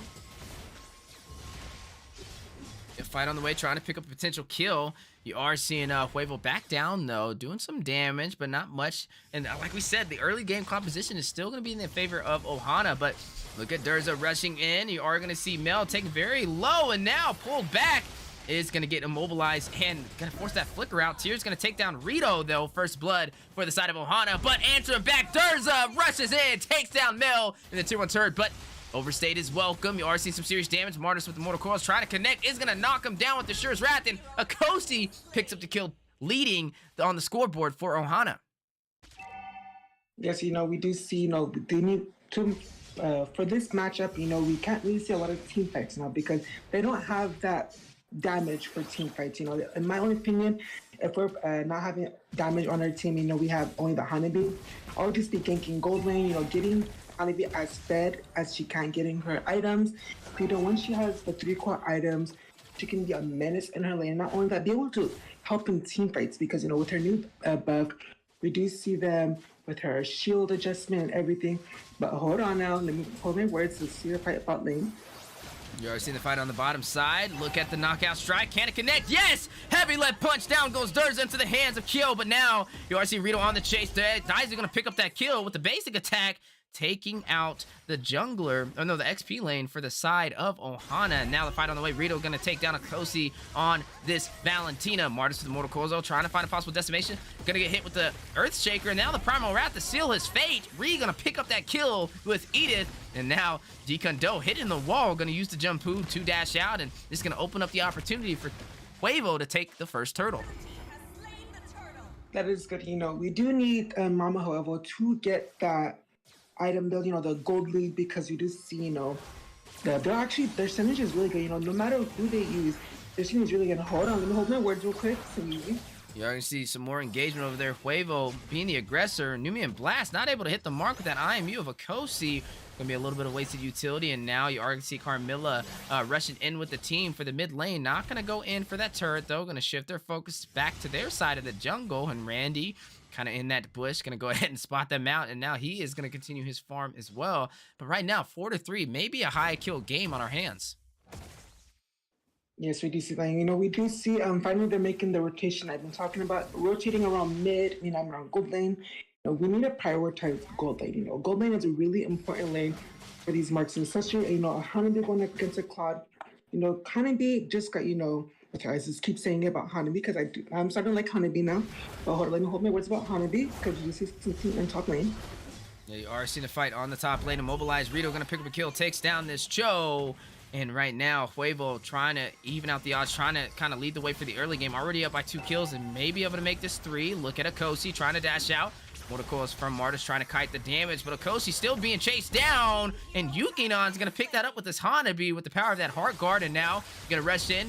1v2. Tyr's going to use the Blazing Duet, doing some serious damage with this Claude, but now it has been stunned over there. Yukinon going to pick up another kill. Down goes Claude, and picking up another one. That should be a triple, and that is going to be Martis falling as well. And now that's a technical maniac. What is going on right now? You're going to see this Hanabi also burst down Mel, and that just shows you how crazy Hanabi is lately with these recent patches. I'm glad to see Huevo kind of working on some other heroes to kind of flip the script and keep teams on their toes. That's what I'm talking about, Weezy. Finally, Hanami is getting the spotlight she deserves. I know she was frowned upon a lot in the MPLs, a lot in rank. She's just really frowned upon. But, her be able to zone out these Ohana esports, they're prioritizing this turtle, which she successfully got. Then hold on, possibly a fight around a turtle. You already see Huevo take that turtle now on the chase. Akoshi running away. Can he get out? This is going to dash into the tier 2 for the top side. And now here comes the recall. But look at Huevo with their positioning. Going to rush to the bush. Look at Tears, though. It's going to have to run away using the battle mirror image just in time. Definitely one of the perks of running on this Claude is when things get a little tricky, you have mobility in your favor. But looking like they are going to have the advantage 2v1. Going to go ahead and try and work on this tier 1 turret for the gold lane, but Tier's going to rush in with the Blazing Duet. Rito taking down Randy with the killing spree, though, over in the bottom side of the map. And now, still the engagement on the way. Bulwark Shield going in, the stun onto Mel. Going to go ahead and use the Jeet Kune Do. He's going to possibly get a knock-up, though. No, but on the bottom side, you're going to still see the side of Huevo on fire. Going to take down Kyo, and that is going to be Daizu who picked that up on this Angela. You know, I'm going back on my, my pick for the Carmela jungle, This is working in their favor, They have really good rotation. looking at it personally, I'm just looking back. Who knows, Carmela's jungle might be meta. You just never know. The Team Mama Huevo might bring this to meta. But hold on, let me hold that world real quick again, top lane. You're going to see Durza pick up a kill. Down goes Martis. And right now, Huevo having all the answers to the test. 13-3, leading by about 6,000 gold, 6 minutes in. And now making their way toward the tier 1 turret for the mid lane to open this map even more in their favor. As you are going to see Edith pick up a kill, and that is going to be Kyo bursted down on this Paquito. And right now, Rito is on fire. And you also, a lot of heroes that they've been running with the recent patch. You are seeing that that Edith, and also you are seeing this Hanabi being used. Now, I'm just loving the way this is working out so far. I'm loving it too, just like McDonald's. I'm really loving this match a lot. Just looking at this team cup, their synergy is really, really good. They, as you said, they're not their hero pose. We do see Rito on that jungle, securing that red buff, making a in like debt gold. We don't want no one to go into debt, but as you see, Mama Huevo is making them go into debt because they're prioritizing gold, which they really need for late game. And hold on, we do see a fight going on bot lane. Ooh, a beautiful way the dragon into the tier 2. Mel gonna pick a kill, takes down Rito, but the response from Huevo trying to rush in. Blazing Duet over there by Claude. Gonna get out with the battle mirror image just in time. Talk about an escape, but Huevo still on the push. You are gonna see the Numenon blast for the quadruple stun. Yukinon gonna take down Valentina, and now working his way over to Tears, who is gonna use the battle mirror image yet again, but no! Thurs is gonna shut him down, and that is gonna be 2 members out. Huevo on the push for the bottom side, now gonna try and make that 4. You are gonna see Durza rush out with the flicker, though. Martis with the Mortal Coils does have the decimation. No! Rito's gonna shut him down, picking up a mega kill. The way the dragon onto the heart guard. You're going to see Hanabi handling business over there. Mel with the slow over there provided by Daizu, who is going to pick that up. And now that's going to open up the opportunity for Ohana to push in the tier 2 turret for the bottom side. That's really good. Look, as you see, Mama Huevo pushing them all the way back, almost to all their towers up to their first base. It's just randomly just so pushing it. In this team copies you see here, there are a lot of tanky heroes. You did say there's a lot of frontline heroes with the Edith and the Lolita. We do see Lolita going with that initiation, which is really good. They're favoring and showing off Honeybee. How do you feel about this? Oh man, I'm knowing Huevo. The way they're feeling about this is definitely confident. You see that IMU Numenon blast canceled out instantly before it could even proc. And that Valentina did fall in that process. And now Yukinon taking out Kyo on this Paquito. God-like.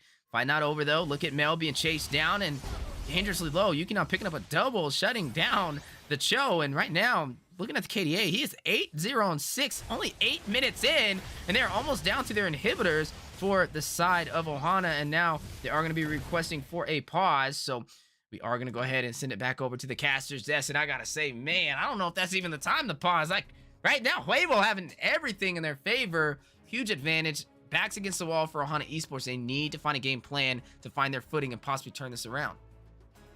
Yes, it is just so crazy. And also, I was just looking at items right before the pause. We do see Hanabi with their 3 core items already, How can they, we do see Cloud only having the 2 out of the 3 core items.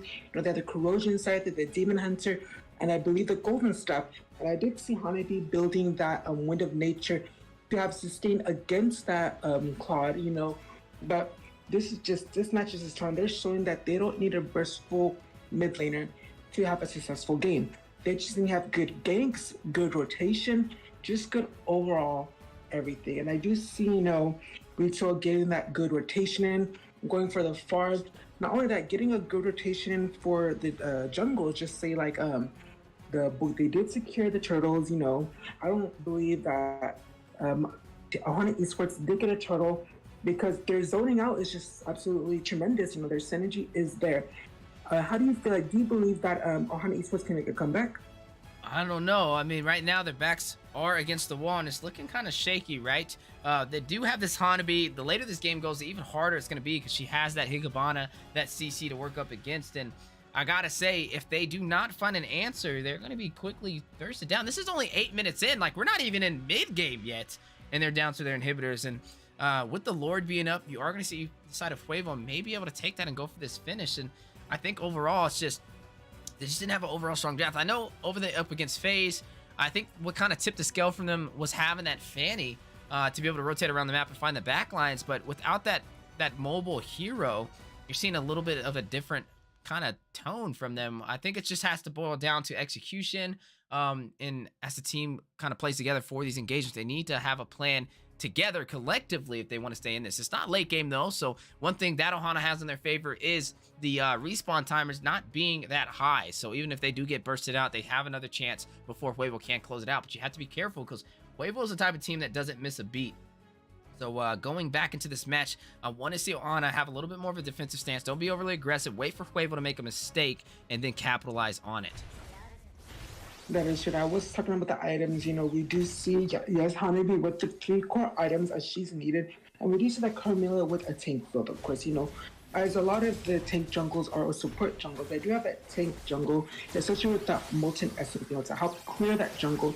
They clear a lot of range. Hold on, let me hold my turn. Go quick, we see a possible fight. Yuki picking up a kill and now going to make it a double. Takes out Mel and also a Kosi Lapu Lapu. Now the Blaze Duet going in for response for possible defense. Durza going to get a kill. Takes out Collide. And Yukinon is going to find his way into this inhibitor for the mid lane. Rito going to go ahead and take the Lord. They're in all of this chaos. And right now, with the Lord up against Ohana and also the base being cracked in for the mid inhibitor. And speaking of onward over there, Re on this either. It's going to be legendary kill into the hands of this marksman. You are seeing Yukinon on fire. Now going to shift the focus over to the Nexus, but the way the dragon for the kick, and he's going to be bursted down. Yukinon shifting the focus, getting that kill. And now Kosi Lapu takes down Re, but wait a minute.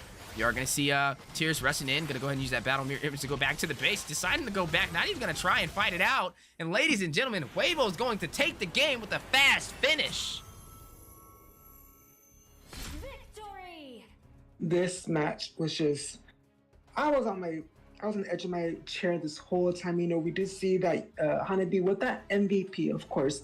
They did, Mama did show off this Hanabi. They say, Hanabi deserves a spotlight. She get a buff, but she's not talked about more. And Mama was proving us strong. They're showing how good she is. This, as we look into the data, the team participation of this Angela mid laner. As a mid laner main, rotation is king. We do see that Angela with the 81% team participation, and then also this Lolita just protecting the teammates at all costs at the 70% participation. It's just an overall game. Mamu Hebo is so good with their rotation, so good with their synergy and communication that Ohana Esports could not handle it. Talk about a game, talk about a finish. That was literally not even 10 minutes. That was a 9-minute finish over there from the side of Huevo to close it out. And gotta give Ohana Esports credit though. They had a really great game too, but game 3 is a little bit tougher. But they went against one of the best teams in the Mobile Legends Scrim Academy. So definitely still continue what you guys are doing. You were doing amazing on your drafts, your play style, and I'd love to see what you guys are going to bring to the table on future events. But ladies and gentlemen, the crown has been snatched off of 2 heads already, and now we are going to see Huevo holding on to it. And the question is, who is going to try and take them down? As we still have a lot of amazing teams ready to go toe-to-toe to take out the Kings. And currently, next on the board, we do have Bloodhounds Academy, led by the one, the only Exio. And I'm excited to see how this goes. They do have an official coach. Not too many teams can say that. And I want to see how he does against a team like Huevo, one of the best of the best. So definitely don't go anywhere, ladies and gentlemen. I think we might have an insane match ahead of us. Be right back with you guys momentarily as these teams get ready inside of the Land of the Dawn for the draft.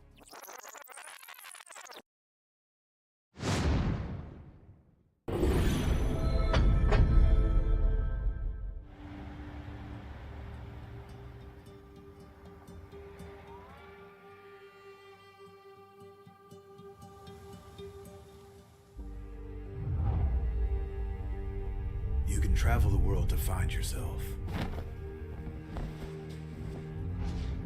But that journey must start at home. Now we are going to end war! Because you can't know who you are without remembering your past experiences.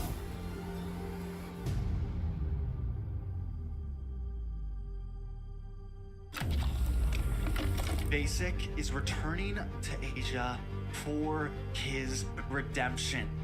The BTK trio wants to prove M3 wasn't just a fluke, and Hoon looking to win back his fans. I got basically kicked, but they still call me traitor for, I don't know, for pursuing my dream. I thought living that comfort zone and then try new things was a better way for me to pursue the win. We're coming and we're gonna compete. We're gonna put a fight, that's for sure. I'm coming for you, M4. This is what we have all been waiting for. You push us, we push you back. You respect us, we respect you back. You doubt us, we will bleed to prove you wrong. Everything on the line, right here, right now.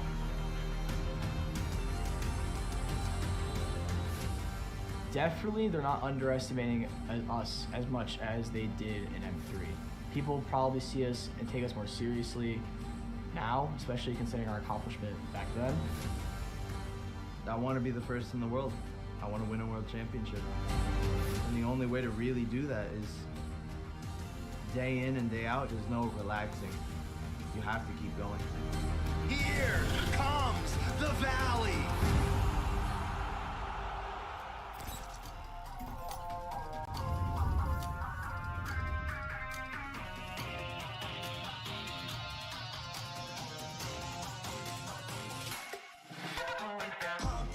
It's my time, I'm a ball. I'ma get this money right. I'm gonna live my best life. They been talking to me on me. You know they'll never win. I'm controlling all my victories. And something that's gotta give. Cause this is just what I made it now. I made it now. You can't ever break us down. Break us down. I'll be speechless for the stars. Promise show me what they not. And I'll never ever stop. Won't never stop. Yeah. Touch your sky. You're made of silver and gold. Touch your sky. You're the greatest future now. You and I, we can make it out of the cold. Hang tight, we gonna reach for the greatness. We will always rise, we will never fall. The fire in our eyes will remain us strong. Even though we know our backs against the wall. Can you take your age? You know that this is. I've been down, been waiting so long. I'm here for the crown, I'm here to show off. Greatness time, just waiting to show y'all. This is your time to remember. So many times I lie in the basement waiting for greatness. No, I won't listen to anyone hating on me and telling me I wouldn't make it. Cause I did everything that they said I couldn't. Caught my footing and I got the controls. I stand for something, I ain't running now. I'm the greatest now. I just wanna make it proud. Don't let me down, don't let it all. I'm on the road, accomplished all of my goals. And I ain't gonna let you down. Touch your sky. You're made of silver and gold. Touch your sky. You're the greatest future now. You and I, we can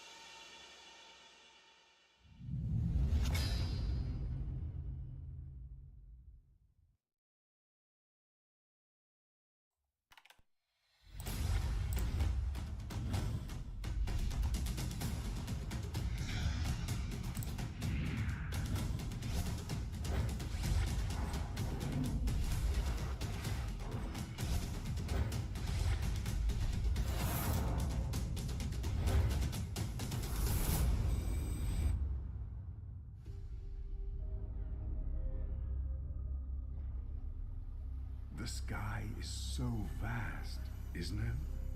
My little flare. Papa? Can you reach the sky and ignite the stars?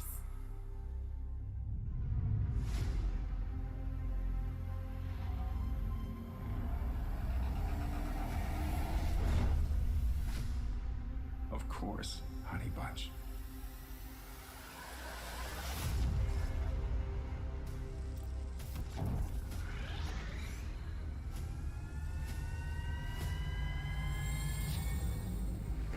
Papa never returned home. He's among the stars now. But what about me?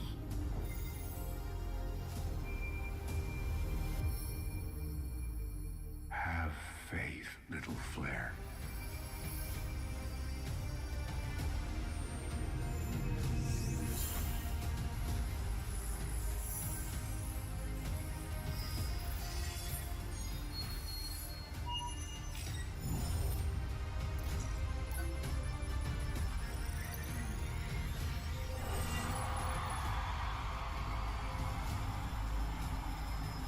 Now this is a wonder to behold.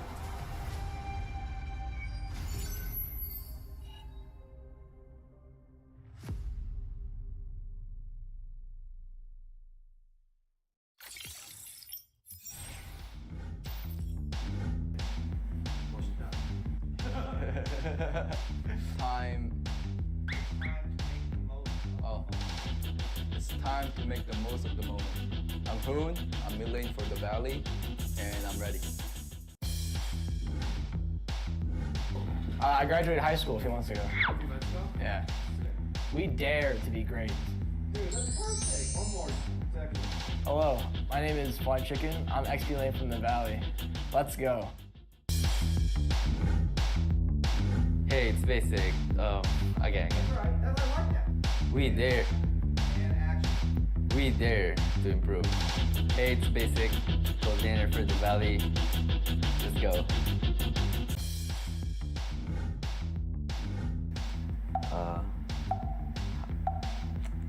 Say hi. Three wasn't good enough. There you go. One more time. Three wasn't good enough. One more time. You got a better one again. Hi, I'm Chuck. I'm late son for the party. Let's go. You see my chapped lips on the camera? Like here a little bit? Don't disrespect the US of A. One more. Hi, I'm Moba Zane, Jungle for the Valley, and we're ready. I want to fight Yahweh from the Eagle team for Philippines. Definitely RRQ. They've done so much for Mobile Legends, and you could tell just by the amount of fans that they have. They've also been so driven. I mean, they've been in Mobile Legends for years and years and years, and they've always been pretty good. They've always, even when they weren't doing as well, even in this MPL, they bounced back in the second half of the season. And I have a lot of respect for them. They brought a lot for Mobile Legends.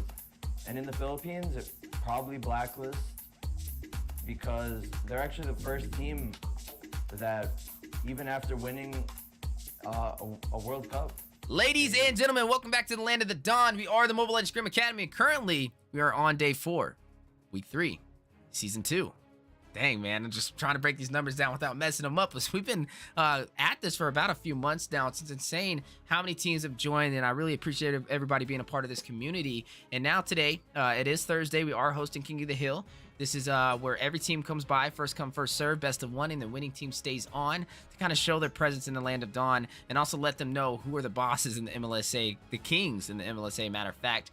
And moving forward, we do have the current king being Huevo, the title of the King Slayers, definitely true to the name, was able to take down Ohana Esports, and now they're going up against a team that I haven't seen them go toe-to-toe with, and this is going to be Bloodhounds Academy. This is the team that's led by Exio, a branch off of Bloodhounds led by Bocarasco, and I love to see it. You know, Exio is stepping into that coaching route. I gotta always show love to my fellow coaches, as I am one myself, and I always want to see these interesting things that they kind of pull out in the draft. As we know, they get very creative with it, and that is what you want to see, right? Teams that are working on drafts and working on overall game plans to be able to take the victory when it matters in NACT, because all these teams are competing to have the upper edge in tournament lobbies and also have an edge on the competition on what drafts to kind of use.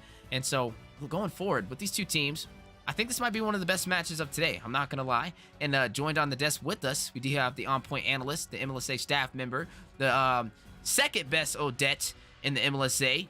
Rim is in the building. How you doing? I'm doing great. However, I think you got my titles mixed up there. So let's go run that back. Production, can we get a replay on that? But I'm just kidding, right? I'm excited to see Bloodhounds Academy go up against Huevo here, right? Two pretty strong teams. I actually had a private scrim against Bloodhounds Academy, and I can say there's a lot of potential where they're involved in terms of their drafting as well under the guidance of Exio. However, I'm also going to give credits to Huevo, right? They have been one of those teams that are really up to date in terms of these patches, right? When the high-lows got buffed in the previous patches, we saw them playing it a lot more in picks like that, right? I think the first buff Natan ever got, we saw them slot him in as well. And we saw the Hanabi, right? With the shield, she's immune to every CC, regardless of which shield she has. So the Angela shield just increased that capabilities. Then you had the Lolita's passive as well. On top of that, as well as the shield built into her own kit, right? So Huevo is a team that really keeps up to date, and they do their research where the game is involved. And because of that, they're able to dynamically draft and put things in certain positions that we wouldn't expect it to be, right? Like last game, they ran the Angela in the mid lane, and we saw how well and effective it was able to work out, right? But speaking of effective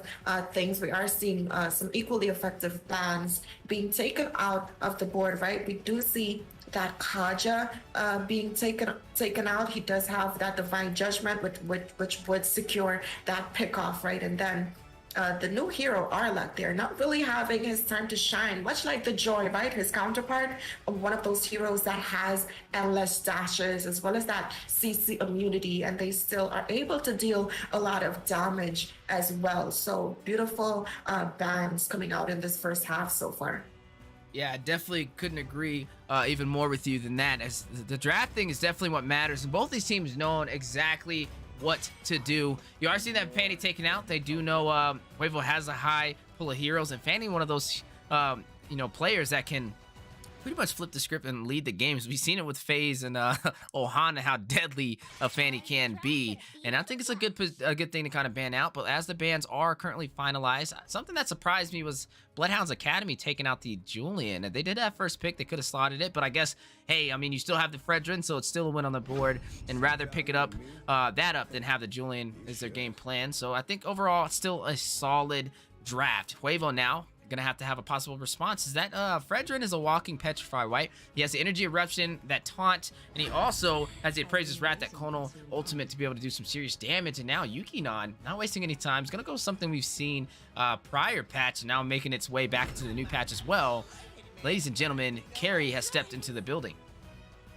Absolutely right, but we're no longer seeing dinosaurs being extinct as Rito. It's going to go ahead and lock in that routes, and we do know it's going to be in the jungle, right? I do like it being paired up against this Fedrin there, both chunky heroes. They have some CC, they have the sustainability as well. And Yukinon locking in this carry, right? I do like that answer as well. She's going to be able to melt down that Fedrin, and as the game scales, depending on the way that Huevo chooses to draft here, they could make it so he has a harder time getting to her, right?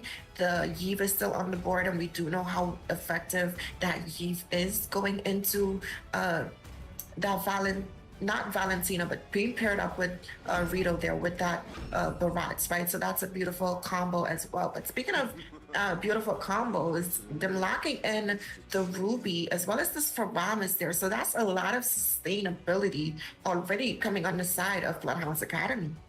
Now, I like the Ruby for one reason, right? It kind of keeps them on their toes. They don't know where this Ruby's going to go. Ruby can also be the roam, but also the XP lane. Same with Fredrin. He can be the XP lane. He actually can be the roam as well, but not up against Yukinon on this carry. And also, speaking about the carry, that may be a little bit of an upscale battle for Bloodhounds Academy's carry. Has no really answer to shut her down.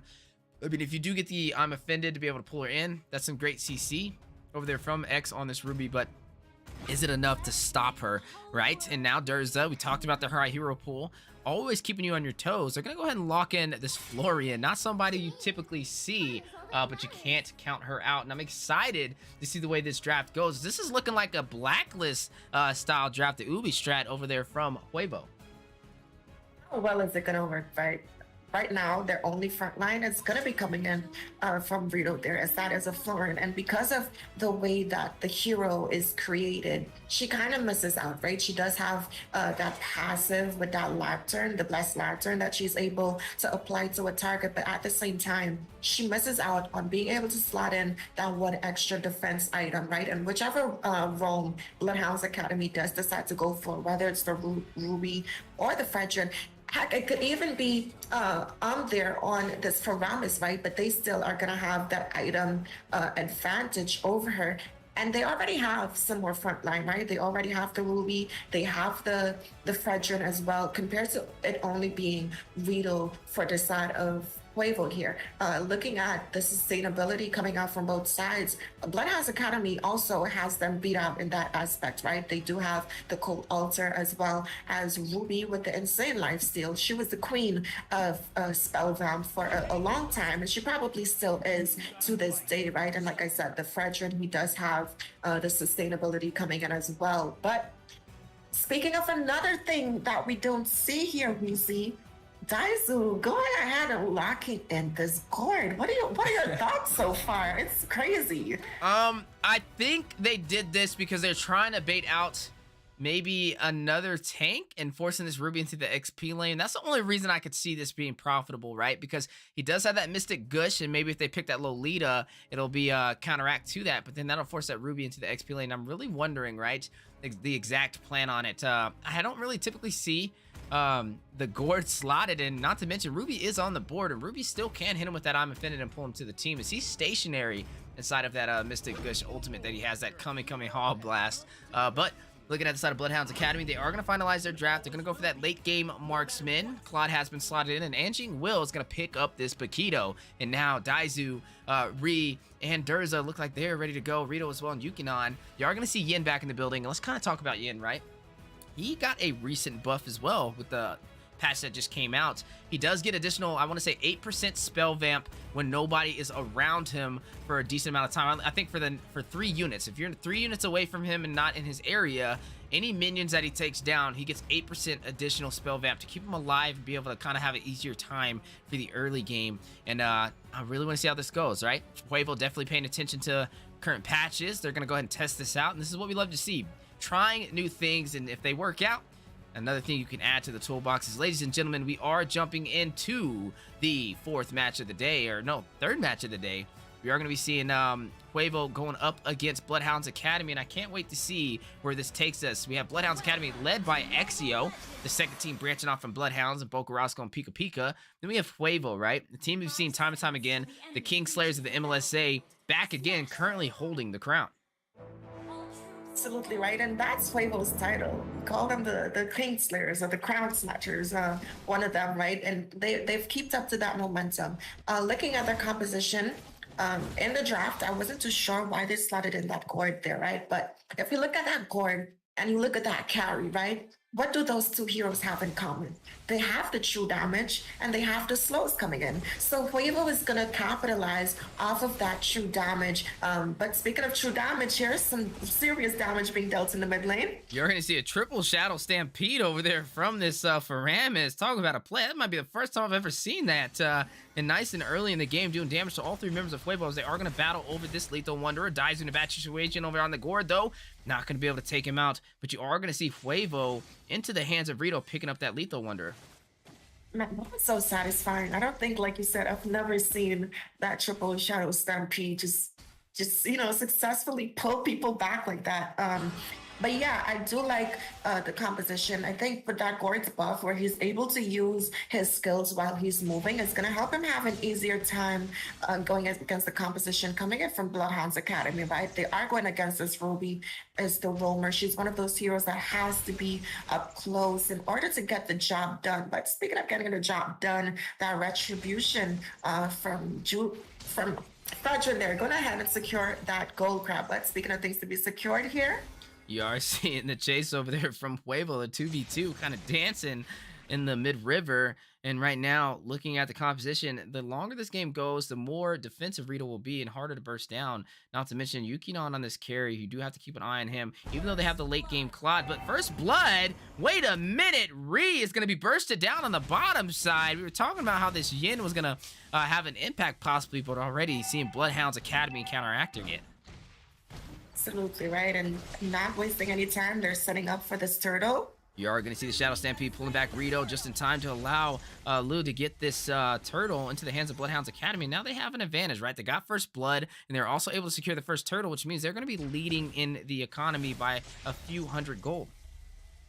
Absolutely. They're definitely scaling. They have a more scaling composition as well. And looking at these items so far, we are seeing the Faramis going that cooldown reduction route, possibly going to try to secure that enchanted talisman as soon as possible to keep that mana regen up. As we see right now, he's kind of low on that end, right, as well as having the cooldown reduction. We are seeing the early game penetration coming in from both EXP laners there, as well as some defense being built in from the gold laners. But speaking of defense, I like the rotations that I'm seeing coming in from Huevo. They have the ability to apply some more pressure, but that cold altar from Faramis. But speaking of Faramis, you're going to see Durza pulled in from the I'm Offended, and now going to pick up a kill.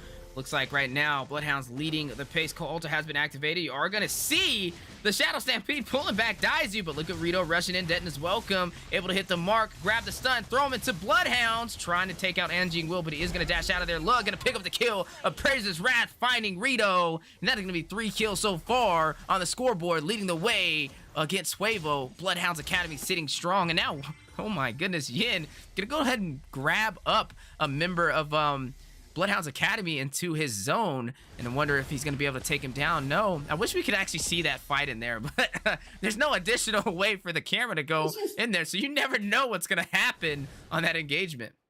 It kind of just keeps you at the edge of your feet, like, oh my God, who's going to come out on top? Who's going to be the lowest? Or who's going to get bursted down once that they do leave the dome, right? Because we do see the team setting up here. But speaking of setups, we, again, not having the easiest time in this EXP lane. I see it's going against the Paquito, one of those stronger EXP laners, right? But we are seeing some items being picked up, and these heroes getting stronger as well, right? Yukinon was able to secure that corrosion site, and the Faramis going ahead and pick that enchanted talisman up as well, right? But speaking of pickups, both teams here trying to pick up the second neutral objective in the game. You're going to see Shadow Stampede pulling back Rito, but now the Denton is welcome to respond. He's going to go ahead and throw a member into the wall. Now the turtle going into the hands of Lil again. Baby Blaze going to go ahead and pick up a kill, takes down Ree, having a hard time getting online with this pick that you don't typically see, this Yin. And right now, 4-0, you are seeing a very great game for the early phase in favor of Bloodhound's Academy. I think in terms of early game here, what this EXP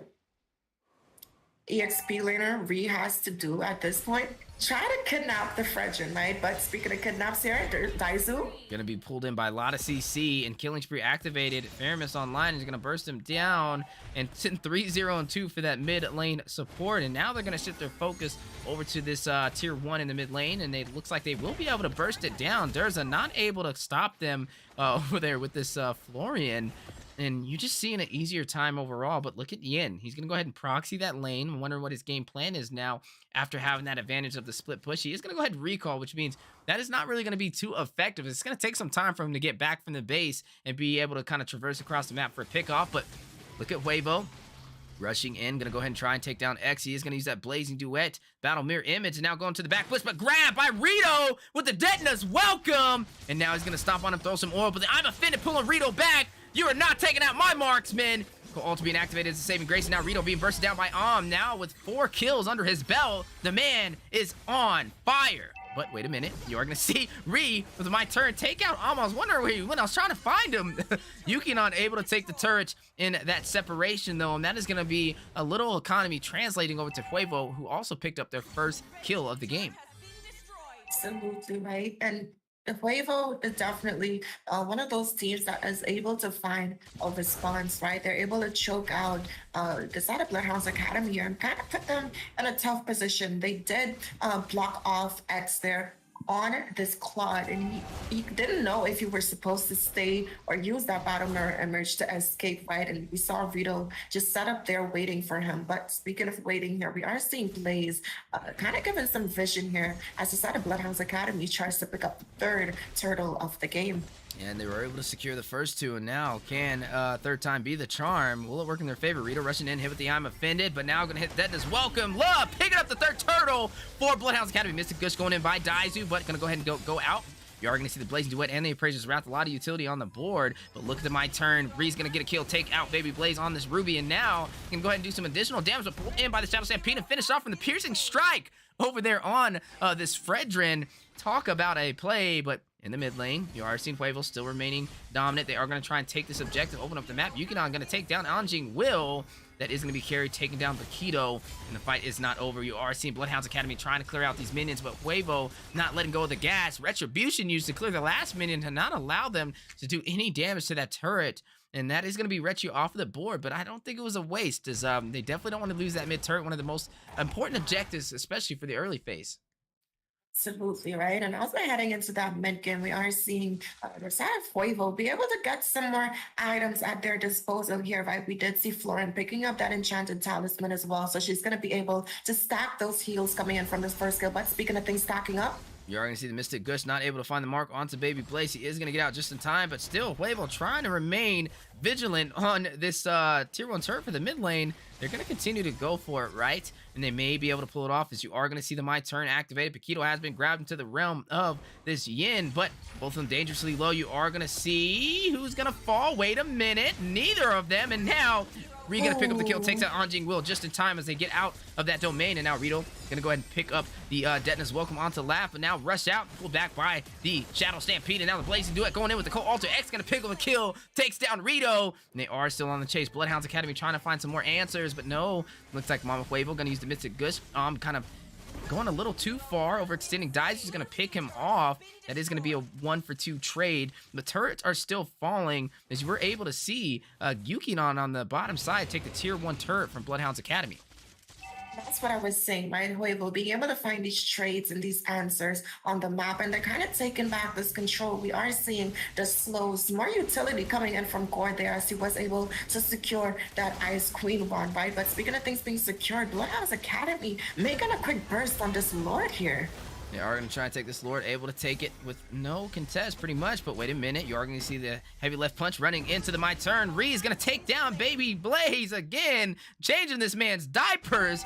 What is going on? But look at Daizu and the team of Huevo. They are going to clear the tier 1 turret, and now that's going to open up the map to be able to be a little bit more aggressive. You still got to keep an eye on Ree, even though he's not wasn't having the hottest time in the early game. He actually was down a lot in the KDA. He's kind of topped it off now. He's leading more in kills than he is deaths, 4-3-0.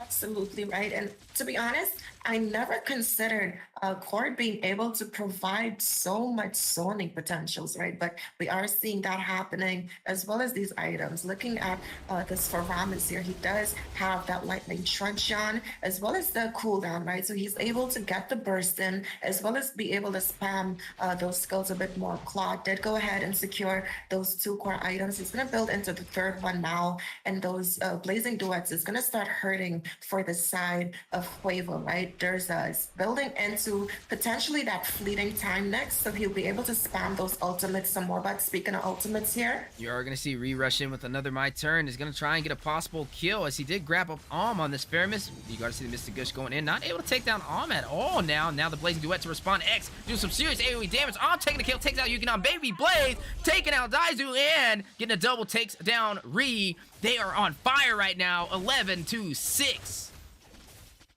Now that was a good kidnap, right? The Faramis did pop the cold altar there, so I understood why he decided to take that. Because much like the Angela, if you kidnap someone and Angela's ultimate is on top of them, she's gonna get kicked out, right? No Angelas allowed in here, but also no cold altars allowed for you guys if I kidnap your Faramis, right? But he did go ahead and get bursted down, and we see Bloodhounds Academy executing with their draft right now. A lot more sustainability coming in there as Paquito was able to secure that Guardian's helm, and he's building the full sustainability red. My bad, that was not Paquito securing that, it was the Fedrin. And we see the heavy aggression coming in from the side of Bloodhounds Academy right now.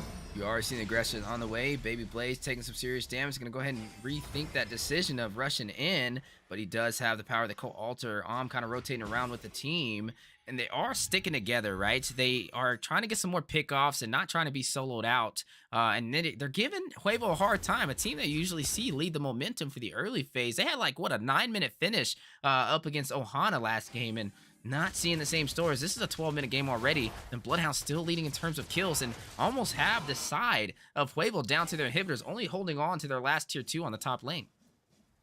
I think that comes down to their draft, right? They have more of a reactionary type composition. Looking at the Yin right now, trying to just find the pickoffs on these heroes here. But I don't think, speaking of pickoffs. Oh, that was a huge play. Ree was able to get the my turn, taking down Ominous. Faramis, no call altars will be able to save the team. Yukinon gonna take out Baby Dude Blaze, and now Huevo having the numbers. Durza gonna take down Lud. Down goes the jungler, that Fredrin for the side of Bloodhounds Academy. 3 members off the board is gonna open up the opportunity for Huevo to take the Luminous Lord.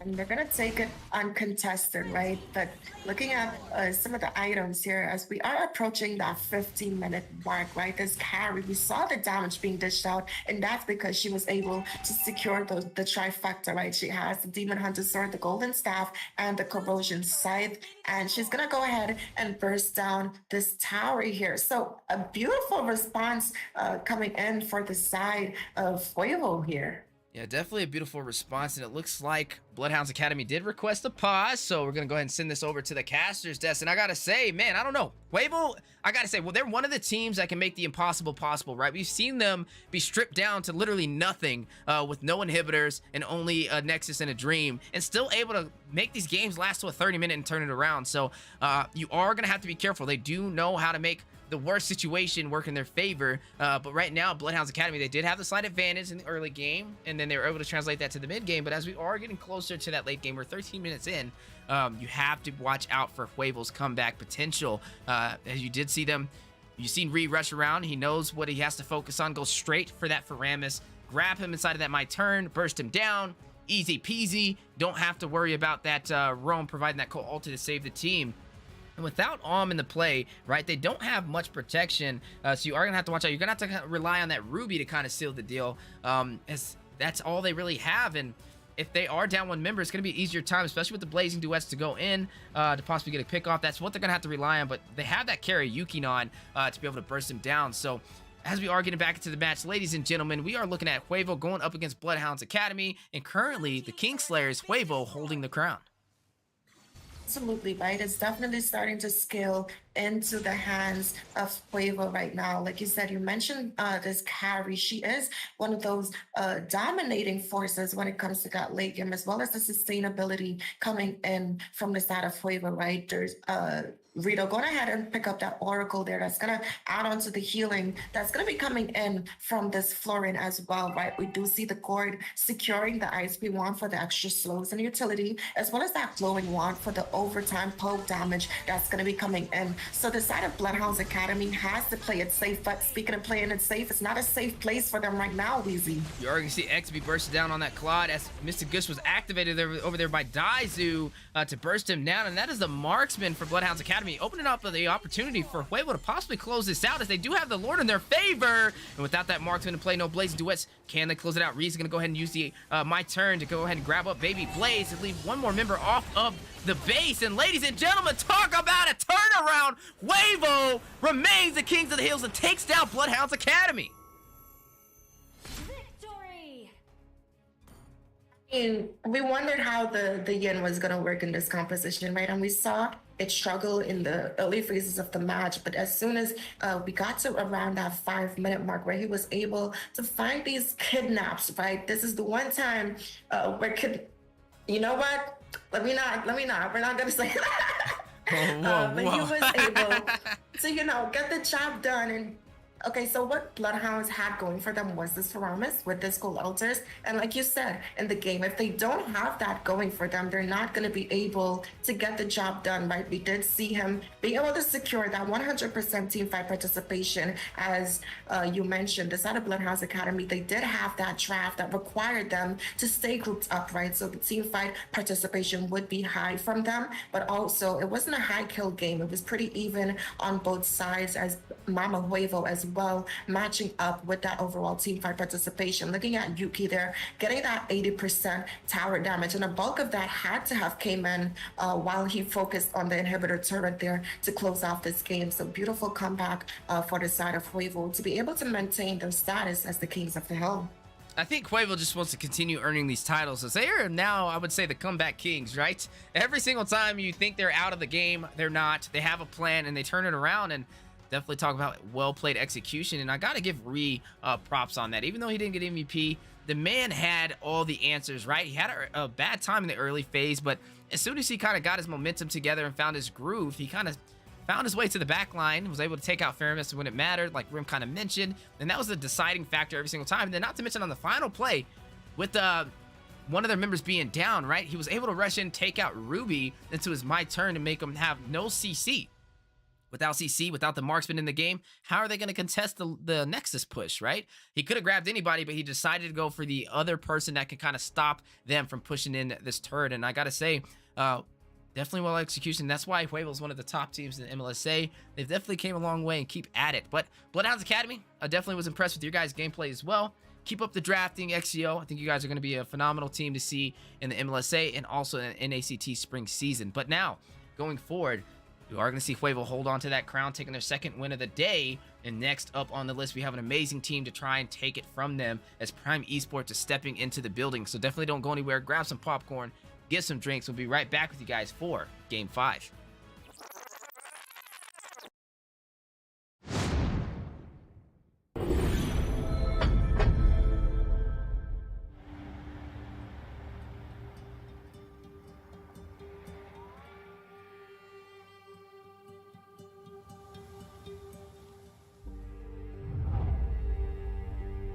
You can travel the world to find yourself. But that journey must start at home. Because you can't know who you are without remembering your past experiences.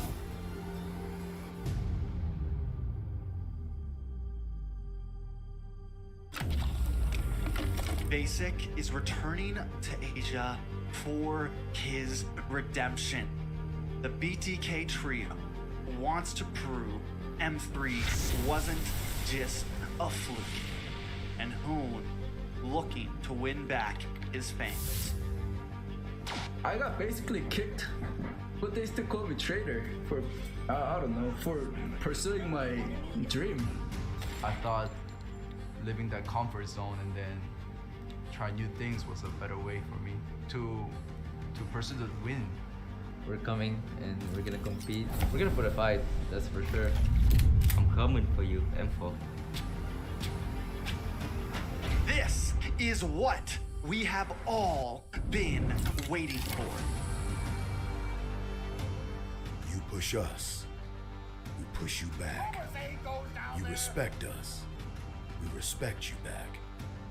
You doubt us, we will bleed to prove you wrong. Everything on the line, right here, right now.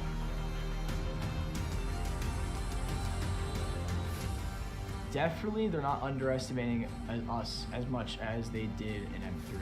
People probably see us and take us more seriously now, especially considering our accomplishment back then. I want to be the first in the world. I want to win a world championship. And the only way to really do that is day in and day out. There's no relaxing. You have to keep going. Here comes the Valley.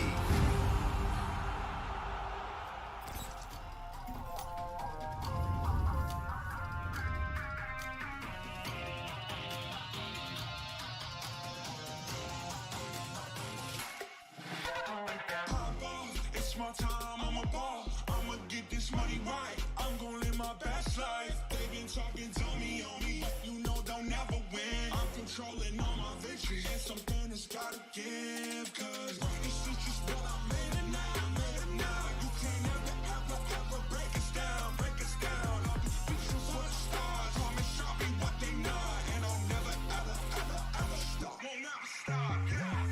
Touch your sky, you're made of silver and gold. Touch your sky, you're the greatest, don't you know?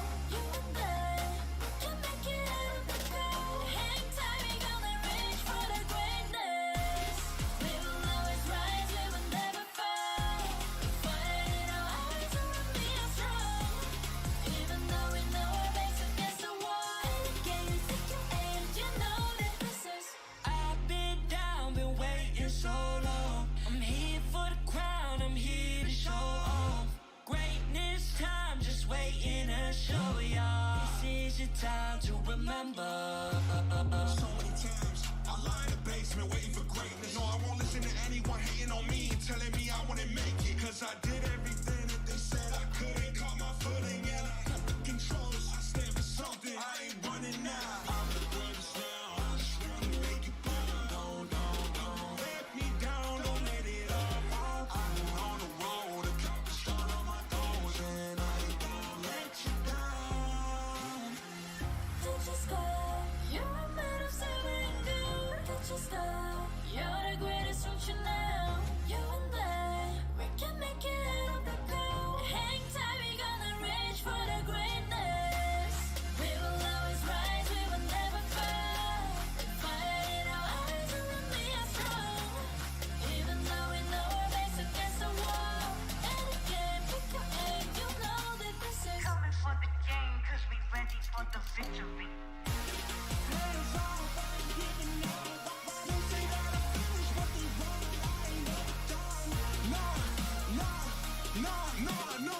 So turn it up, turn it up, turn it all the way up.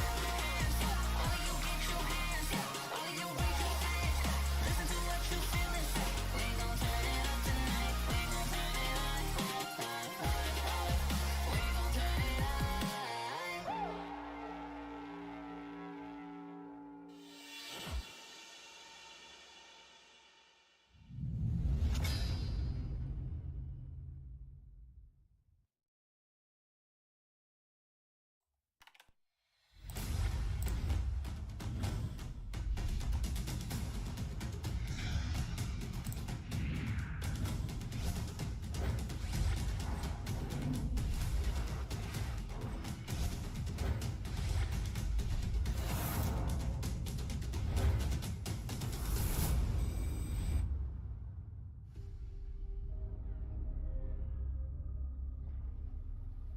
The sky is so vast, isn't it?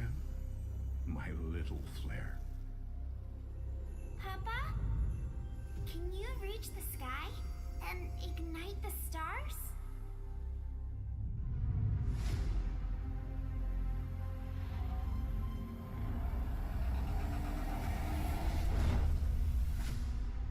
Of course, honey bunch.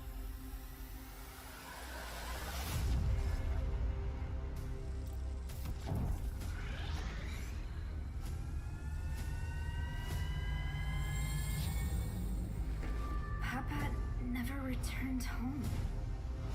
He's among the stars now. But what about me?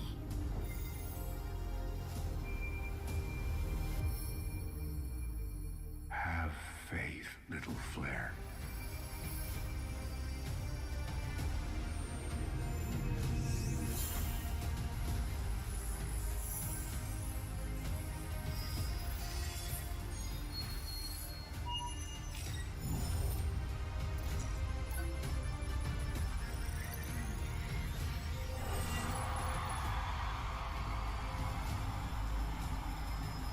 Now this is a wonder to behold.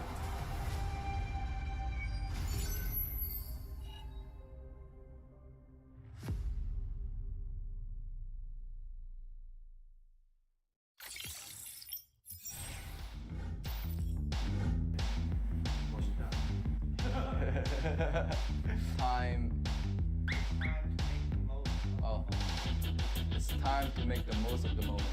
I'm Hoon, I'm mid lane for the Valley, and I'm ready. I graduated high school a few months ago. Yeah. We dare to be great. Dude, that's perfect. One more second. Hello, my name is Fly Chicken. I'm XP lane from the Valley. Let's go. Hey, it's basic. Again. We dare. We dare to improve. Hey, it's basic. Coordinator for the Valley. Let's go.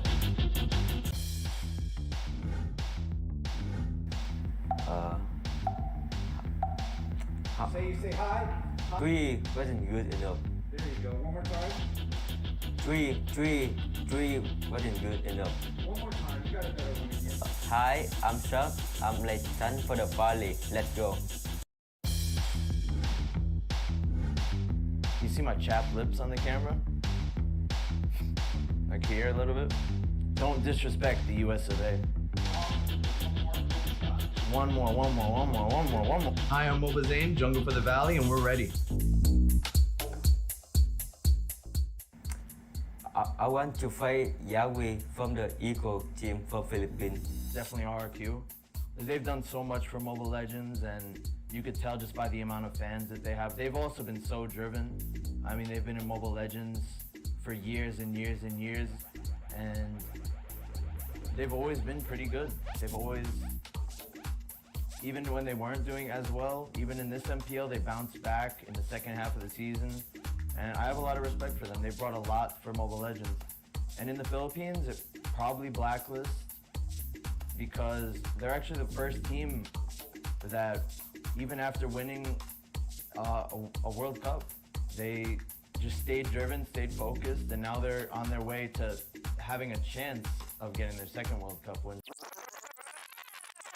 Ladies and gentlemen, welcome back to the Land of the Dawn. We are the Mobile Legends Scrim Academy, and currently some insane matches that we've seen so far. As we are now on match 5. We are seeing Fuevo go up against Prime Esports. Got to change that bottom right, but it's going to be an exciting time nonetheless. Both these teams getting ready to compete, and currently Fuevo able to claim the crown and also take out 2 teams on their way. Ohana was taken down to snatch the crown into their favor, and then also we were able to see them go up against Bloodhounds Academy led by Exio, and they were able to claim that victory as well. And now for their 3rd match today, holding on to that crown, climbing up that ladder, will they be able to take down Prime Esports, a team that we've been seeing compete in the MLSA in Season 2, and they've been doing a great job as well.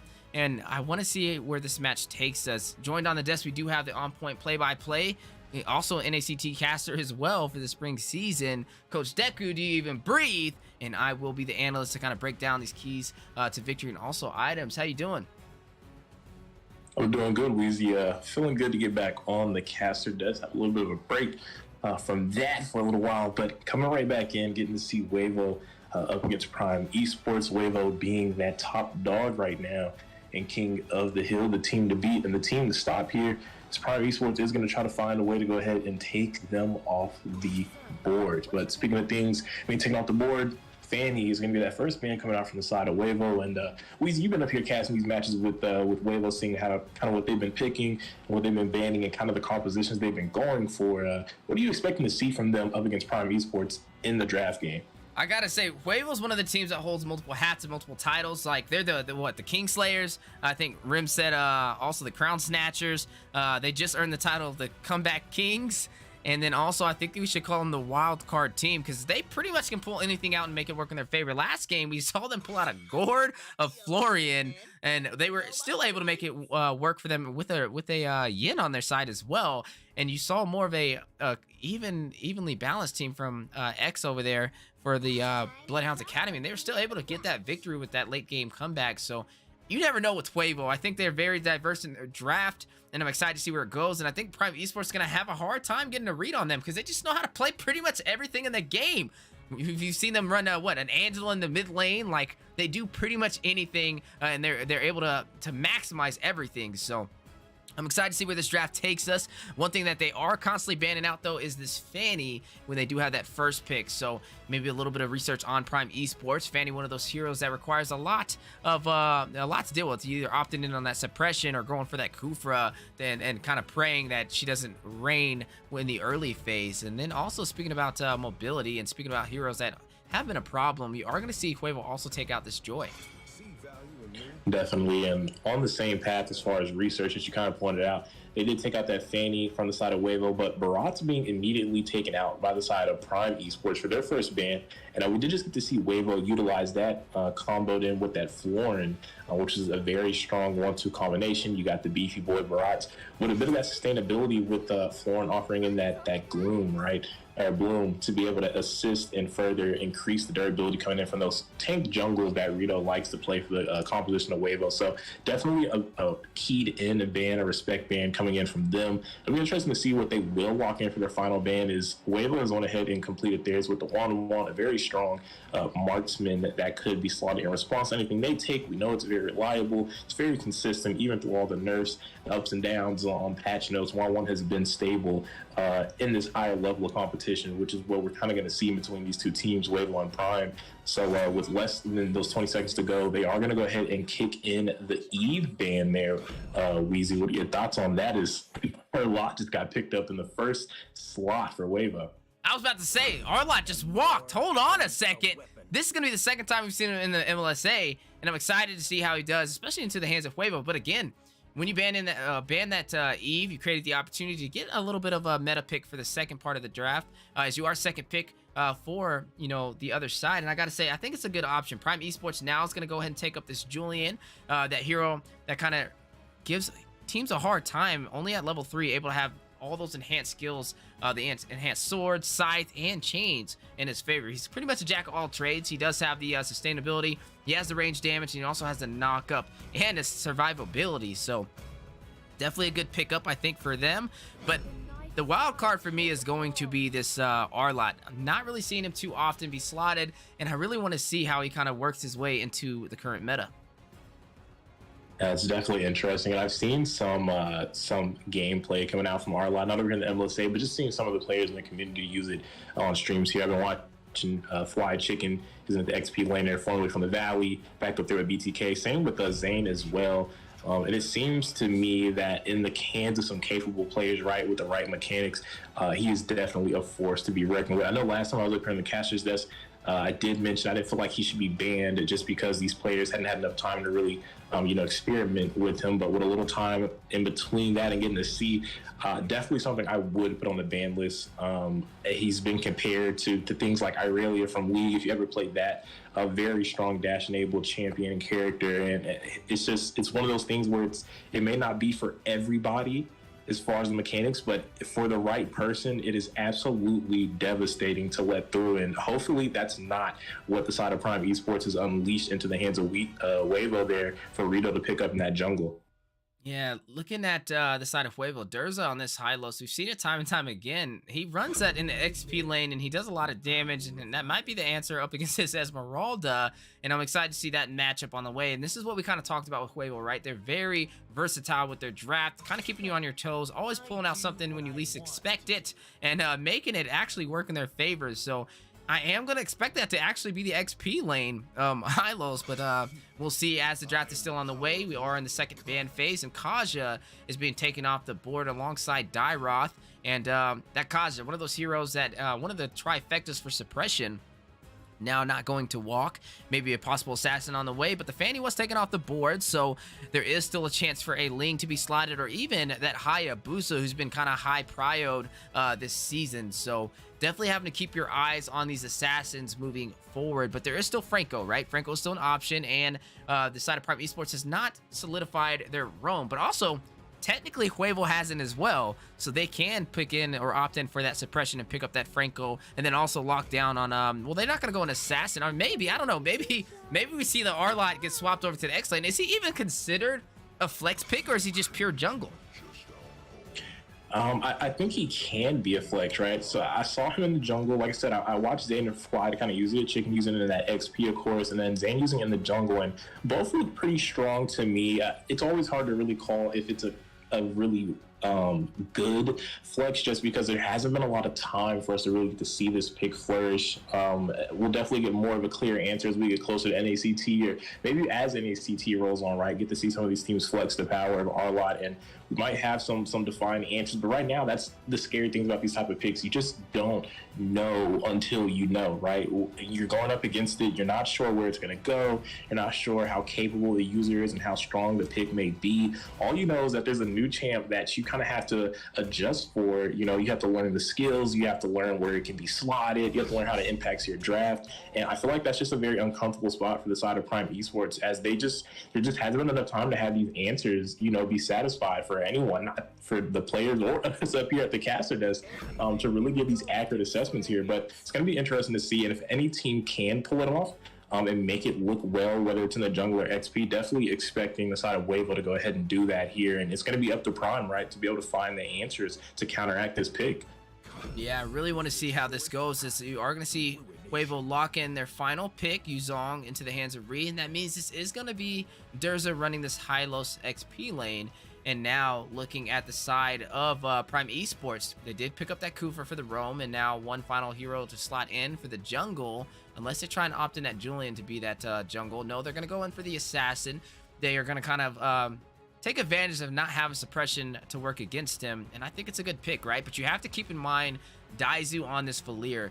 He will be able to push him back with that Searing Turret if you do go for that assassin route, so you have to be a little bit careful. But you are going to look at Boosie running this Julian. He does have that pretty much everything working in his favor, and he is able to kind of have a lot of survivability with this kit. So it looks like Odin is going to opt in on this Benedetta, and that will be the Benny in the jungle possibly. So both drafts have been finalized. I will say with the Benedetta, even with the Searing Turn of Daizu, he can use that eye for an eye to still get to that backline and burst him down, but he's not going to have that Petrify, which may give him a little bit of a slight advantage or disadvantage going up against Wavo. And with the drafts being locked in, I got to say, how are you feeling about both sides, Deku?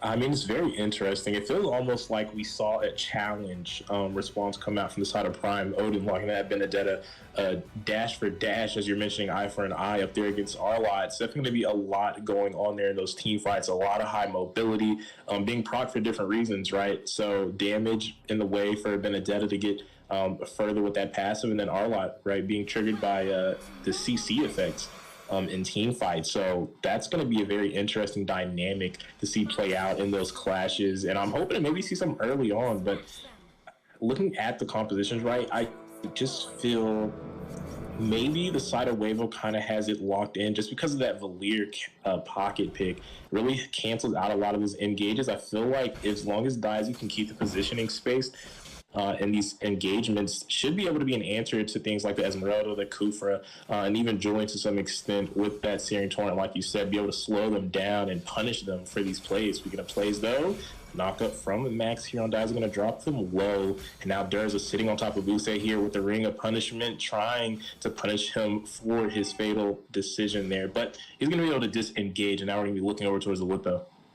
You are going to see already Wavo kind of living up to their name, going to try and take advantage of this momentum and try and lead the way for the early game. Looking at the top side, you are seeing these Yuzong going up against Esmeralda. Esmeralda, a hero that just recently got buffed to have a little bit more sustainability in her kit and less cooldown rates. And right now, Reed leading the way, but engagement on the blue buff. We are seeing Odin in trouble here. He is being punished here by this Valir. Durza on the onslaught. Rito as well, trying to connect with these dashes.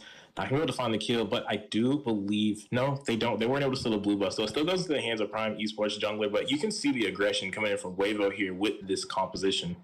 Yeah, definitely being very aggressive, nice and early. They are trying to tip the scale in their favor, waiting on Prime Esports to make a mistake. Not going to try and give them any room to breathe.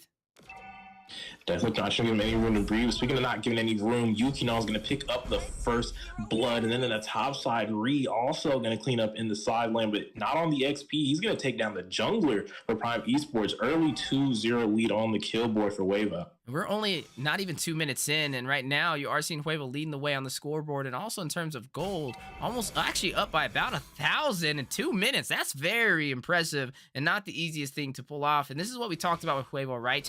They always have their their eyes on the money. They are focusing on these objectives and are easily able to translate them in their favors. Now you are going to see them pull this aggro for this turtle to yet give them even more of an advantage. But wait a minute, bottom side, 3-man gank onto Yukinon. We are seeing Max connect with the knockup onto Brody and the follow-up with the enhanced chains. They haven't found the kill just yet, and 20-part memory is going to punish the 3-man gank, and they're going to be unsuccessful as Yukinon's going to find the kill, and Huevo picking up the turtle. They've been positive on both sides of the map, 2 for 2 now, with the 2 kills from the top side, bot side, and now a failed dive from Prime Esports and a turtle pickup for Huevo. They are online right now in this early game. Yeah, definitely online, but wait a minute. Top side, Esmeralda giving some pressure to Reed. We saw Reed kind of dominating at first, but now Esmeralda flipping the script is going to go ahead and proxy this lane to give him more of an advantage. And that is the thing about Esmeralda. She definitely knows how to proxy that lane and create that separation to take advantage of these neutral objectives. Speaking of objectives, look at Huevo. Possible play on the way. Odin making the mobility over to that bot side turret, but Huevo with the number advantage is going to make him kind of stall out and hang on here in the bush. Lucy needs to be careful, don't want to get caught out, and Huevo just having their way with these early rotations and domination. Yeah, gonna go ahead and use that enhanced chains over there on Daizu. Now the glorious pathway. Coming out from Hylos, trying to catch Odin here on this Vendetta. Daizu not missing the mark with the flames. They're just going to go ahead and pick up that kill. Daizu's going to keep working on Busei here, but down on the bot side, Yukinon in a little bit of trouble, but he's going to find the kill, and he's not going to be picking out. Well done in trouble. Double kill for the gold laner from Huevo. 4-0-1. Yukinon is well on his way to an early snowball. Yeah, definitely on their way for a snowball, already leading by 6 kills and up by about 3,000 gold. Looking at the items going into their pockets, if you are going to look at this, Brody, he did go in for those steel leg plates to do a little bit additional defense in that bottom side up against that Clint. And looking at what he's currently building, he's going in for a little bit of defense and also damage. No core items have been slotted in yet, but you are seeing the elegant gem over there from this Valir to give him some mana and sustainability to be able to remain in these fights to kind of contest the frontline presence. And now, speaking of frontline presence, Durza on the chase. He is sitting in the jungle of the members coming out from Prime Esports. He's going to force Max and Busei back, and then there goes Daizu with that Valir, right? That annoying poke. Going to go ahead and force the recall out from the roam for Prime Esports. And this is good opening for the side of Whale to maybe go for that turtle, but in the top side, Rito applying a little bit of pressure, helping re-secure this lane. But there goes a falling storm from Esmeralda, looking to find that kill. Is not bothered by the 1v2, but maybe should have accounted the logistics here. As Rito's going to punish him dangerously low, almost finding the kill, but forcing the back is going to be good enough, because now he's got his eyes on this turtle.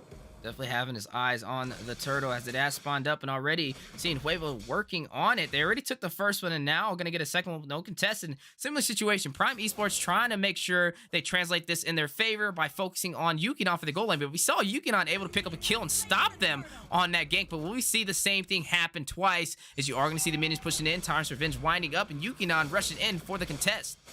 There goes the Electro Blow, but without that Purify, like you pointed out earlier, Weezy not going to be able to hold him down. And there goes Reed, the XP laner for the side of Huevo, flying in with that Black Dragon form, going to pick up Well Done. He's cooking them just the right way that they need it. Is going to be able to find a double kill. Now going to look to make it 3 max with the Tyrant's range and the Flicker, but he's going to be taken out by Yukinon. That's a full cleanup in the bot side for Huevo, and once again, rising to the occasion and answering to the rotation of Prime Esports. And that is just some excellent synergy and trusting in your teammates, knowing that they were going to get that turtle, playing safe, and then knowing when to push back in for that fight to pick up the kills and also take the turret.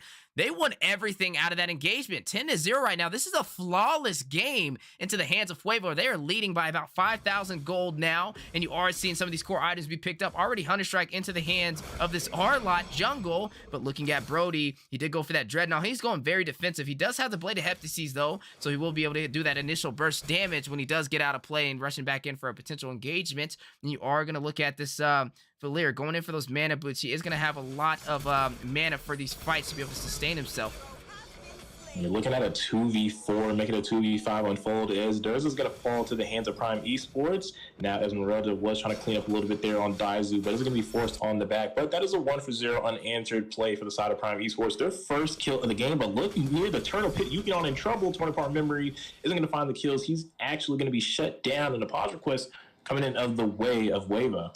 Yeah, they are going to go ahead and pause that, so we are going to shift over to the casters. And I got to say, what a game. It was flawless for a while, right? 6 minutes of a flawless game over there from Huevo, but then you did see Yukinon kind of break that record.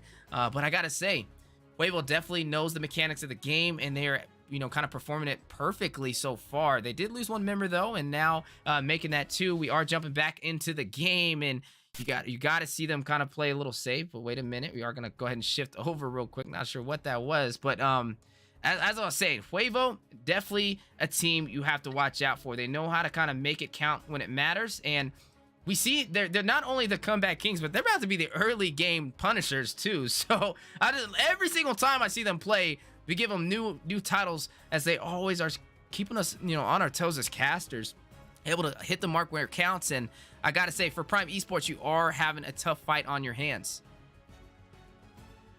Definitely, but a little bit of issues here up on the cam for me, myself personally. No, it's studio, but yeah. So I gotta say, it's definitely an insane game indeed. Definitely Huevo needing to be a little careful, as they are going to prevail back forward. We are going to be jumping back here momentarily, but definitely an insane game so far. I gotta say, what would you do on the side of Prime Esports to turn this around? Well, for one, I mean, you got to try to answer with some trades, right? Both sides of the map early on in the game, we saw Huevo, 2 different instances, able to pick up on the top and bot side, right? A kill on top side in their hands by Yuzhong, and then a kill from Yukinon as well. And both of those instances meant Prime Esports going 0 for 2 on that. And then later on, even when the turtle spawns in, right, failing the 3-man gank onto Yukinon, walking away without the kill and losing a member in that, giving a kill to the gold laner, and then losing the turtle because you're obviously stacked up on the bot side of the map, but with no profit there, no trades being found from them, really, rolled into a lot of these unfortunate instances where they were 10-0 for a good bit of the game. So they're going to have to find a way, right, to try to plug in these trades, find something to make happen. And speaking of making happen, it looks like they're going to try to find a trade here, try to take out Yukinon, but once again, they're going to fail the gank, and here comes the re-engage from the side of Huevo, led by the Horseman himself. Rito going to pick up a kill on Max. Daizu facilitating as well. That's going to force Prime Esports back after once again coming up empty-handed on the trades, but on the bot side, looking to take out Reba. Black Dragon still in his back pocket, and Ree's not going to back off maybe here. The Shaw residue is coming back. He's going to get a little bit of regen. Will he be able to sustain this fight up against Esmeralda? He is going to go ahead and duke it out. He is going to commit to the fight, and right now, with that level advantage, it's looking like the neutral fight is going into his favor. Falling Star Moon has been called out. Will he be able to take out? Needs one more hit by his Esmeralda. Is going to find the shutdown, but he's about a lot of time for them as they are starting to build up in the mid lane for the side of Huevo. It's only 3 members present. They have 4 cannon minion, but it is going to be taken out, and that's going to call a little bit of an end to this engage. Yeah, definitely saving a lot of time for the team to possibly take this tier 2. But that Esmeralda online, though, having an easy time. But the Tyrant's Rage! A huge enhanced chain and the knockup coming out from this coup for a let the blow, though. Odin's still going to come out not on top. He's going to go 1 for 4 as Huevo somehow, even with that great 2-man engage from the members of Prime, still going to be able to win out in that trade. And now, again, building up in this mid lane. They have the minions coming in a full wave for him. Kufa charging up that rage. He's going to walk on the Yukinon, but he does not have the ultimate this time. And now they're being knocked up by the Dauntless Strike coming out from Rito. He's showing the excellency on this R-Lot, but he's going to be taken out. But that's after a double kill will be picked up by Yukinon, the gold laner for the side of Huevo. He's been online the whole game, 7-1-4. They do find that tier 2 mid tower and a couple trades as well as far as kills up against Prime Esports. Yeah, definitely some good placement over there from R-Lot Rito, but he did fall in that engagement, and still not even going to shift the focus of Huevo. They are going to still clear some of these turrets. They took the tier 2 on the bottom side, and now they're taking the tier 2 on the top, and also the tier 2 in the mid as the Petrify goes in for the knockup. Furious dive. Ree going to take down Odin. That's right. They find a kill there. Now more action going on. They do find the knockup from Kufu, but again, Valir, we talked about it earlier, able to help with those disengages. He's going to be punished now and able to move as Yukinon's easily going to pick him off. And now Esmeralda all alone in the jungle looking for Daizu, following Star Moon on to the 2 members here from Huevo. A flicker out from Daizu, a stun from Yukinon looking to disengage. Torn apart memory though. Going to drop Esmeralda extremely low. Rito's going to go ahead and connect for that kill. And right now, he's on his way, dropping the remaining members from Prime Esports low. But there's a Black Dragon form coming in from Ree. He smells blood and water. He's going to find Lucy there as they're going to go ahead and walk in on this mid inhibitor. An easy pickup for the side of Huevo. It's only Odin there standing in the way, trying to defend, but not going to be able to successfully stop the onslaught coming in from Huevo. Man, Huevo on fire. Did you see that vengeance over there? Rito rushing in. Final slash, just dashing all around the map. Look at that mobility that R-Lot has. 4-1 and 6 KDA, having an easier time, but let's keep our eyes on Yukinon, right? This man has 8 kills, 1 death, and also 6 assists. He is leading the way for the team. Looking at his items, having the Malefic Roar and also the Blade of Heptasis, his only damage items. The rest is all defense, and to be able to have that KDA on top of that is insane. And right now you can see Wavo trying to get a pick off here, but keep an eye on Max. He's going to let go of the rage. He's not going to connect for a knockup. It looked like he had a good angle maybe to make a play, but backing off instead is Wavo, buying time in that bot side. A little bit of a push there. They're going to go ahead and pick up this Enhanced Lord for free into their hands. Not Enhanced Lord, but the first Lord of this match. Yeah, gonna go ahead and pick up that Lord 11 minutes in, but like you said, it looks like it's a late game, but it's not. We're only still in that mid phase, now gonna be hitting that 12-minute mark, and they're able to kind of strip them down to their inhibitors and also take the mid inhibitor to crack that base open for a potential finish. And now Ree gonna use the Black Dragon, wondering what the game plan is here, just gonna assert his dominance and wave at them from the sky, but not gonna be able to make anything happen. And now the Falling Star Moon. You do see that engage in a big Julian enhanced chain knockup coming in from there, knockup from Kufu, but they're not going to be able to find a kill. Dies are going to be able to take out Odin here. Odin's son.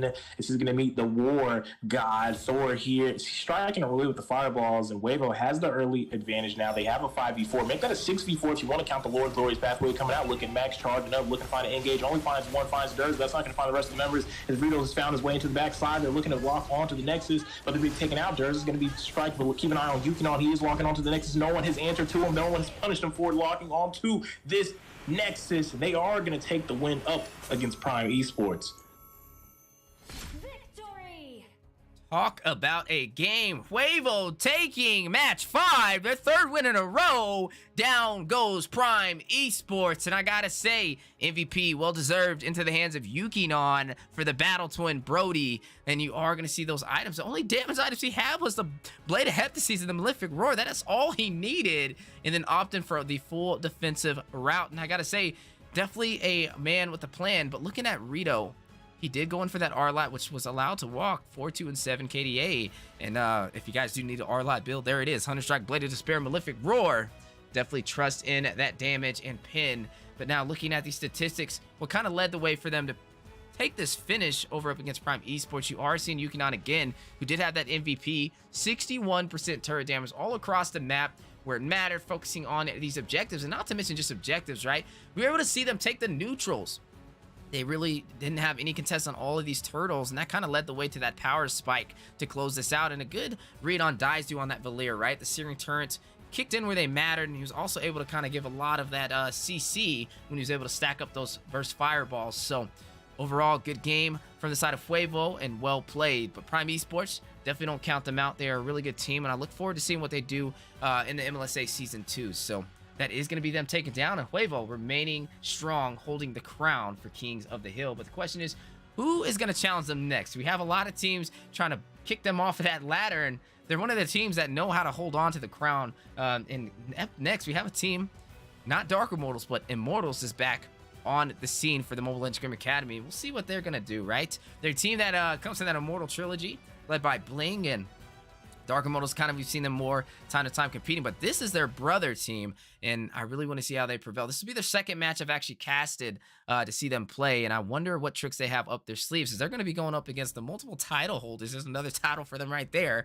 Fuevo, the Kingslayers, the Comeback Kings, the Crown Snatchers, you name it, they have it, and I can't wait. Ladies and gentlemen, don't go anywhere, as we will be jumping into Game 6 here momentarily.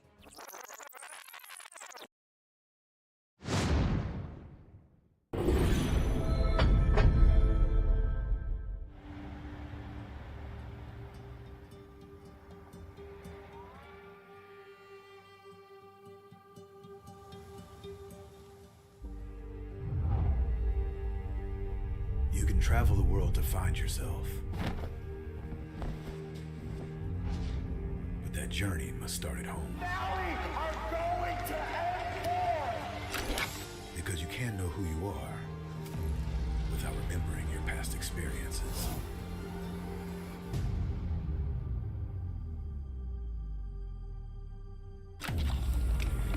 Basic is returning to Asia for his redemption.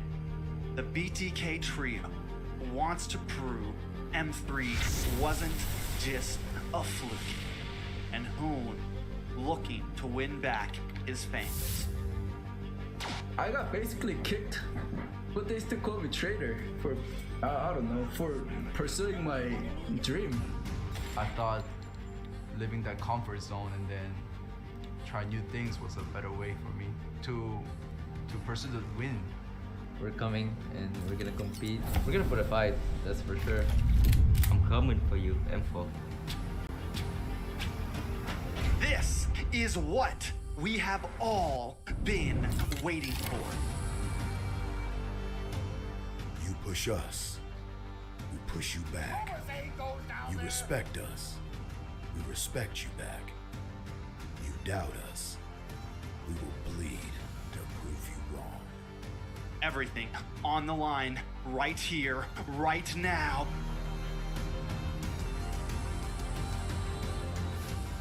Definitely, they're not underestimating us as much as they did in M3. People probably see us and take us more seriously now, especially considering our accomplishment back then. I want to be the first in the world. I want to win a world championship. And the only way to really do that is day in and day out. There's no relaxing. You have to keep going. Here comes the Valley.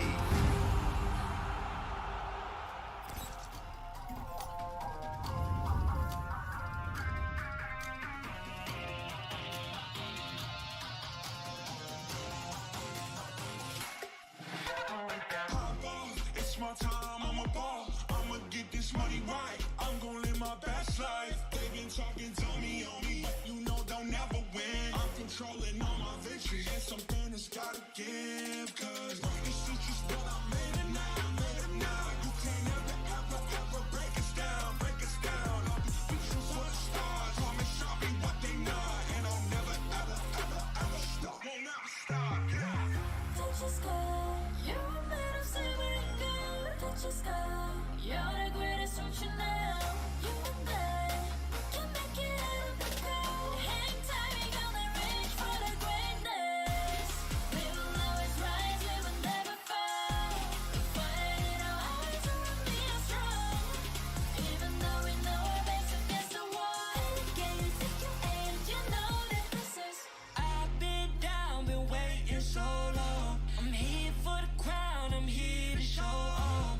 Greatness time, just waiting to show y'all. This is your time to remember. So many times, I lie in the basement waiting for greatness. No, I won't listen to anyone hating on me and telling me I wouldn't make it. Cause I did everything that they said I couldn't. Caught my footing and I got the controls. I stand for something, I ain't running now. I'm the greatest now, I just wanna make it proud. Don't let me down, don't let it all fall. I'm on the road, accomplished all of my goals, and I ain't gonna let you down. Touch the sky, you're made of silver and gold. Touch the sky, you're the greatest, don't you know? You and I, we can make it out of the cold. Hang tight, we gonna reach for the greatness. We will always rise, we will never fall. We fight in our eyes, and we are strong.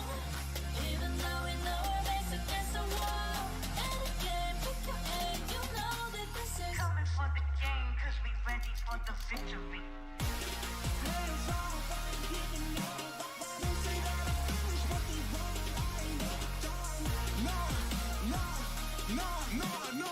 So turn it up, turn it up, turn it all the way up. All you get your hands up, all you raise your hands up. Listen to what you feel and say. We gon' turn it up tonight, we gon' turn it up. We gon' turn it up.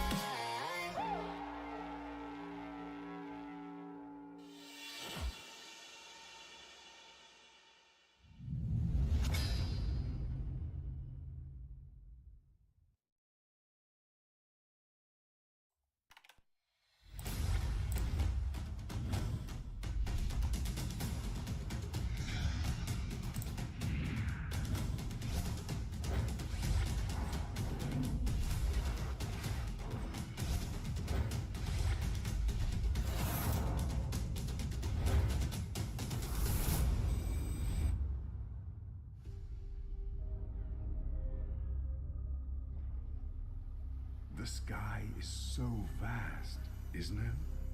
My little flare. Papa? Can you reach the sky and ignite the stars?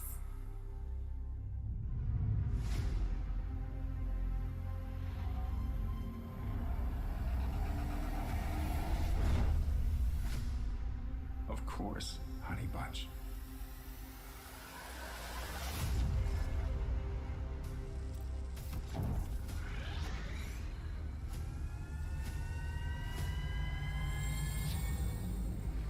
Papa never returned home.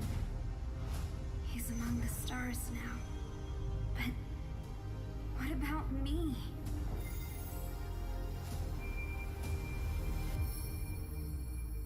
Have faith, little flare.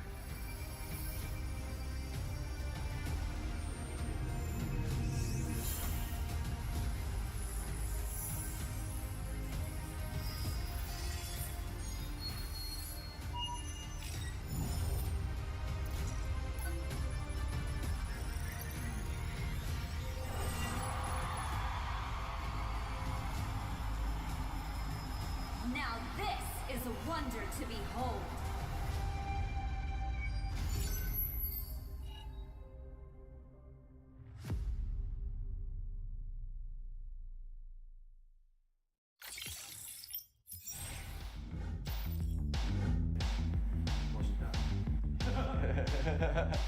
Time. Oh. It's time to make the most of the moment. I'm Hoon, I'm mid lane for the Valley, and I'm ready. I graduated high school a few months ago. Yeah. We dare to be great. Dude, that's perfect. One more. Exactly. Hello, my name is Flying Chicken. I'm XP lane from... Ladies and gentlemen, welcome back to the Land of the Dawn. We are the Mobile Legends Scrim Academy, and man, talk about some insane games as we are moving on to Game 6. Huevo leading the way, sitting strong, 3 wins under their belt, and currently the Kings of the Hill, and now a new competitor on the way, on the rise. Immortals stepping back. We haven't seen them since Season 1, and now their second appearance in Season 2, we are going to see them go up against the Kingslayers to try and snatch their crowns, to kick them off that ladder. Joined on the desk, we have 2 amazing casters from the MLSA staff, holding down the fort. We have the play-by-play Coach Decker, Do You Even Breathe? And also Master Rim on the Keys of Victory, and also these item breakdowns to paint the perfect picture. How you guys doing today? Doing great, right? Seeing Huevo on a roll right now and up against Immortals. Will they be able to live up to the name and live out up against Huevo, outlast and outmatch and outclass them as we are heading into the draft? But with that being said, Rim, how are you doing? How are you feeling? And what are you looking forward between these 2 teams? First thing, I'm doing great. Thank you for asking, right? Secondly, what I'm looking forward to seeing, I see Huevo keep their win streak, right? But also, I want to see Immortals kind of break that win streak as well. So it's a little contradicting in terms of what I want to see from this match. But I think overall, what that entails is just being able to see a beautiful game coming in from both these teams. Right? I know the Immortals franchise, if you may, have been putting in a lot of work in terms of all of their rosters with their respective teams. They've been grinding and investing that time to increase those hero pools as well as their individual performance as a whole, right? And likewise, the same could be said for Huevo. Like I said, they're one of the teams that is usually up to date in terms of the patches. And every time they notice some little minor things where a hero can shine, they will capitalize off of it. And they would show us it, right? In the first game that they played, they did pull out the Hanabi and slotted that Angela, right? To be able to help her capitalize off of that passive that she has there. But speaking of passives here, some very aggressive heroes being backed out, right? We are seeing the Fanny being taken off of the board. We are seeing the Julian as well. And the side of Huevo banning out this Arlot, right? They did pick it up in the last game and it had a beautiful performance. The range on his dashes are insane and his damage as well is there. So definitely a respectable ban for the side of Huevo there.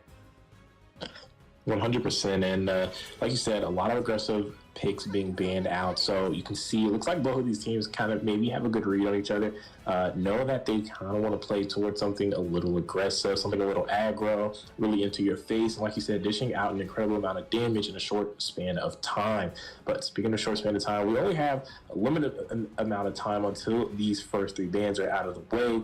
We already got 4 going on in K14C from the side of Immortals, looking to lock in that final ban on the blue side for their side. And I'm looking maybe to see, maybe we'll see a respect ban here, right? Red side does get that swing back. Wavo will be able to pick up 2 picks when this draft gets kicked off. We saw Mirage get banned out in the last game. So I think they're going to go ahead and take out Eve. So no more further respect bans. They're just going to go for something nice and safe there. And now with the final ban coming out from Wavo, we'll finally get to see what maybe Immortals will go for. I'm very interested what they might lock in for a first pick.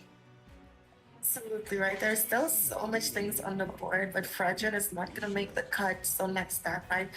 Immortals is one of those teams. Their prior picks usually include that for Ramus, right? So I'm going to expect them to lock in this for Ramus somewhere in the first phase of the draft. One of the combos that they like to run is that for Ramus with this Lolita. So that's definitely something that they do have going for them. And most of the time it works once they're able to get those successful executions, right? Speaking of executions, we are seeing this Benedetta being hovered over, right? And she's been having her moments in that jungle as well. So she can potentially be flexed there, but nope. The only flex happening right now is this Natan going ahead and be secured as the prio pick for Immortals here. But in that same thread, I like the response coming in, right? That is a basic attack-based hero, and we do know Karina is one of those assassins that's going to be able to mitigate and reflect some of those basic attacks that's going to be coming in from this Natan here, right? We do see Durza as well locking in this Chow. That Way of the Dragon is going to be deadly for this Natan early on in the match, right? So they already have an answer for this pick. Definitely, and it's looking a little strange, though, I will say, for the side of Wavo. Typically, they go for those kind of very team-fight compositions, but off those first 2 picks alone, looking very pick-off, right? You have the Karina with that Shadow Assault, definitely an isolated target type of thing, and, you know, maybe able to stack on more on top of that if successfully grabbing that kill, and then Cho. Definitely a leader in pick-off comps. That Way of the Dragon is so strong. And speaking of strong insight coming from URIM, as they do walk in that little leader, but with Valentina still on the board, they're going to opt in for that over the Faramis. Not the worst call because, right, you are able to ward off potential threats coming out as far as utility from the enemy composition. That enemy being a Wavo there, kind of ward off anything. And right now, Wavo's going for a very aggressive composition rim. Absolutely right, and that's honestly what they need. If they can be able to secure these pickups, like Immortals did go ahead and prio a marksman as their first pick, and the carry was still open, right? She still could be slotted into that gold lane, possibly, and have this time to be that early on burst as they do build out Clock of Destiny and Lightning Trench shot route on him now to be able to dish out some more damage in the early game, right? But looking at the bans coming in here, that Kaja gonna be go ahead and taken off of the board, and it's a good read, right? They could have slotted him in that EXP lane for the side of Immortals if they did go ahead and leave that open, and we see a respect ban coming in from Immortals here, right? With this Brody bag, we do know Yukinon there usually is able to pop off on this Brody pick, right? But there are still some sharp picks open. Like I said, the carry is still open for him to go ahead and select in that EXP and in that gold lane, sorry.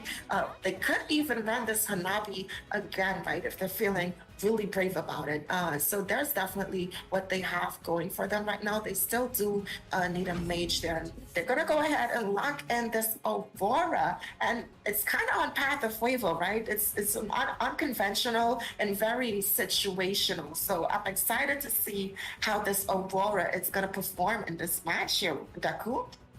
And, you know, I'm really glad to see that got picked up because that's going to go right into what I felt like was going to be my next talking point here.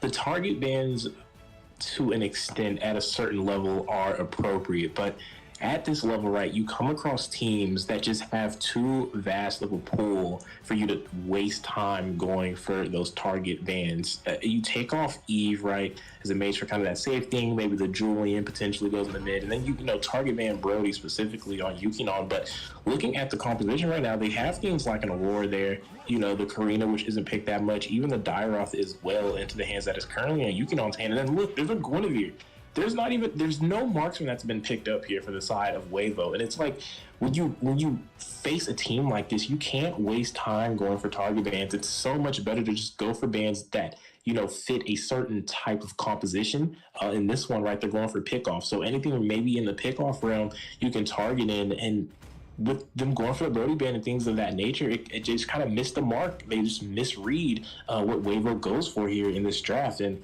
with that being said, though, with the draft being finalized, Realm, we're getting to see all this on paper before we get into the Land of Dawn on the loading screen. Who are you kind of going to give the edge to, though, that now all 10 picks have been spotted?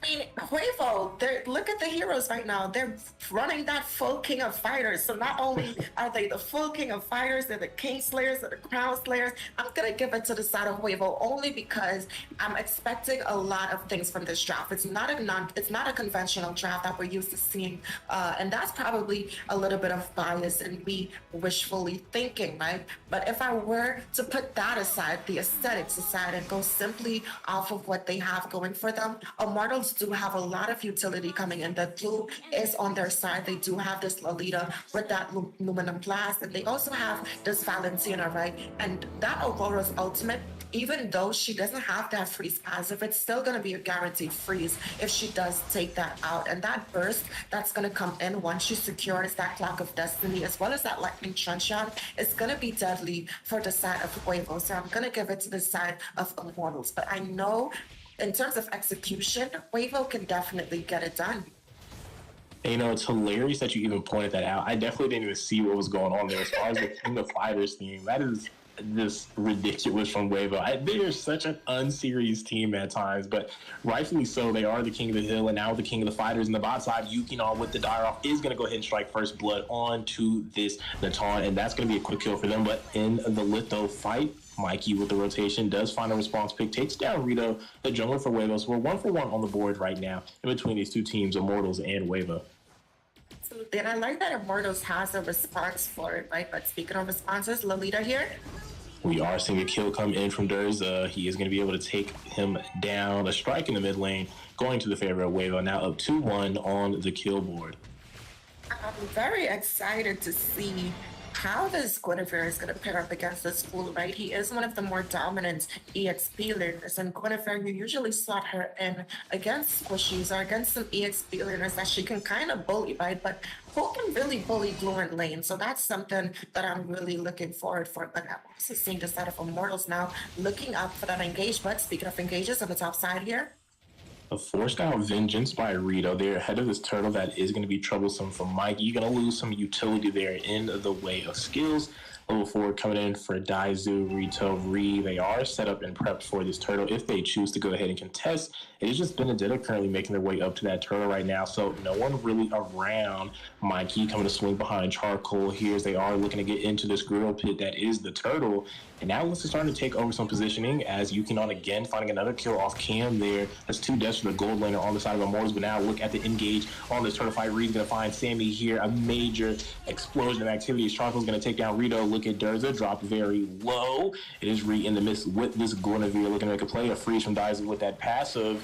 Is going to be able to walk down Mikey for a second. Reed trying to get into the miss. He's going to miss on these knockups. Going to miss on the ultimate as well. Not going to be able to complete that. And he's going to be taken down by Charcoal, or not Charcoal there, Ace. As they're going to walk away with this turtle. Mikey trying to zone, but he doesn't have any mana. Now Rito's made his way back to the fight, and he's going to steal that turtle after Immortals worked so hard for it. And now, look, they are being caught out. Durza on this show with the G-Kundu. He's looking to slow them, but a Numian Blast coming out from Sam is going to save Mikey at the last second. Is going to slow down that onslaught coming in from them. But look, another kill from Yukino. He's been having his way this whole time, getting kills on K14C. Speaking of 4, up 4 kills, 4-0-0. Yukino on the gold laner right now with the fighter in his hand is online as he does take that bot side tower. You know, I think the voiceover in the game kind of needs a little break here. She's getting the caster's experience. Yuki's not allowing her to get a chance to breathe here. And speaking of, he might run out of breath right now.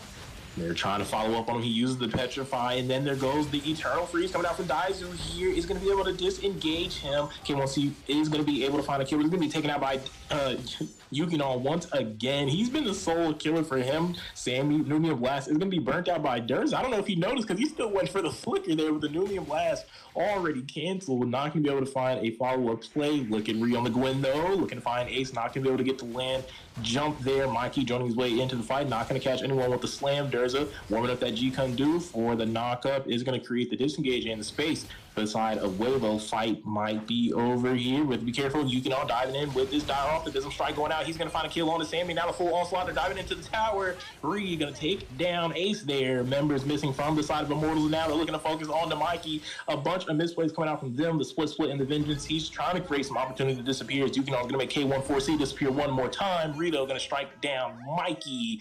A false ace there as they take off 4 members from Immortals, and they are on a roll, Rim. So are they Huevo or are they the King of Fighters? What? Speaking of fights, still going in? And right now, we can't see the turret dive one more time. Is Yukino's going to pick up another kill. The gold laner with the fighter right now is 8-1-1, single-handedly picking apart Immortals. He is 3/4 of the kills from Huevos. He's sitting 8 out of the 12 kills that they have picked up in this match as they land onto that turtle.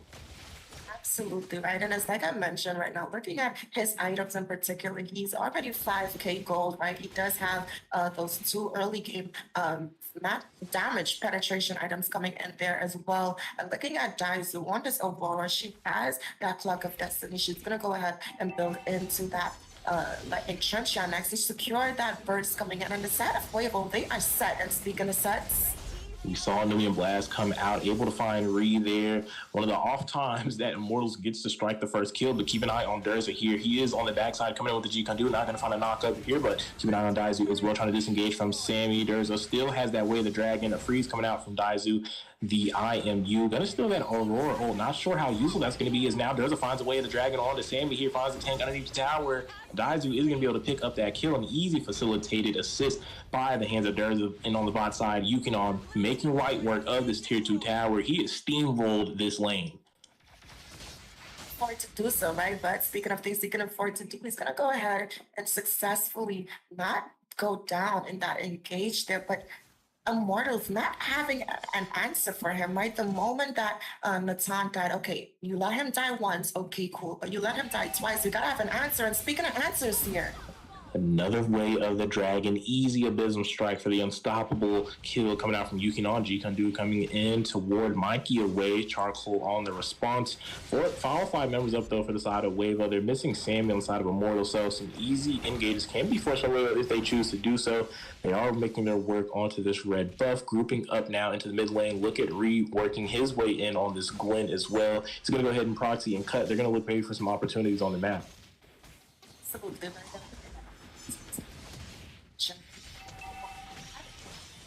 Oh, wait a minute here. Ree finds the knockup on to Sammy. Dad's going to find the kill onto him. And now it looks like Durza trying to find a G-Kun-Do. Charcoal narrowly going to be able to escape. They have claimed real estate in this jungle on the top side. They are going to be able to pick up this blue buff. And more than that, they're going to go for some discount shopping. They're going to look for the tier 2 tower as well. Rito using that Shadow Assault. But look at Durza with that G-Kun-Do. Way of the Dragon securing the gold ring from the models. K14C's having a tragic game. 1-7 as Ree finds the tower, and now he's going to find the kill on the Charcoal. He's been cooked and smothered out here by the members of Weibo as they walk away without losing a single member in another engage.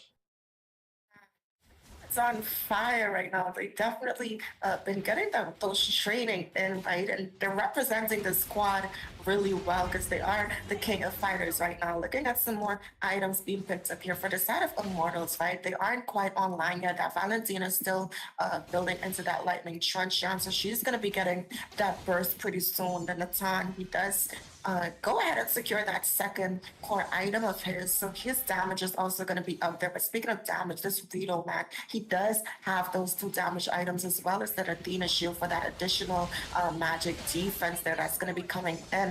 Karina going the standard tank route, which I would recommend is better for her during this game, as she does have the potential to be bursted down if she goes for that magic damage composition. But Aurora, right? She's gonna go ahead and secure that lightning just in a little bit, right? But speaking of things being secured and lock up, Reed getting a little too comfortable. Is going to be taken by K14C, courtesy of that Numium Blast. Looking for a little bit more, but keep an eye on the bush. Durza is there with that G-Kundu. Going to find the way of the dragon onto Mikey, but he's already in the split animation, but that doesn't mean anything to the members of Wave. They're looking to burst him out, but no, the grab. He is going to be able to find a member. Will he be able to find a killer?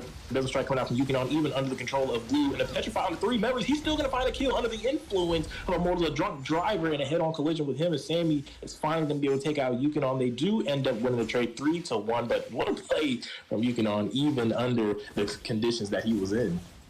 Absolutely right, and that was a very sticky situation that he got himself into there. But looking at some of these items there, definitely Immortals needed that engagement, and it's all because of that over aggression. We did see the Valentina being able to secure that lightning for that burst, but Aluminum Blast being charged up.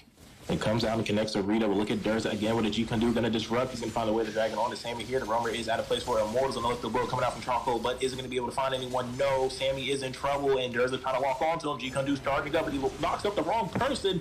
Doesn't find the kill, and now a Terrify is going to get him out of the way. Ace going to take out Durza, and they're going to walk away 1-0 clean in the fight. Has to get on the back end at this point, right? You know, when teams have the momentum going for them as well as the game, it kind of feels like we're dominating it, right? It's our game. We're not going to come back from this. We have the items. They still have to have some discipline because we do see Immortals capitalizing off of some of these engages here. But speaking of, Natan picking up another kill, but Deku finds a kill, stunning on this Rito. Charcoal's going to be able to pick up that Lord. It's going to be a huge neutral objective for the side of Immortals, and they're going to be wise here. They are going to back off. They found a kill, found a Lord, and now they're going to find their way back to the base and maybe find a way back into this game up against the looming threat that is Wavo.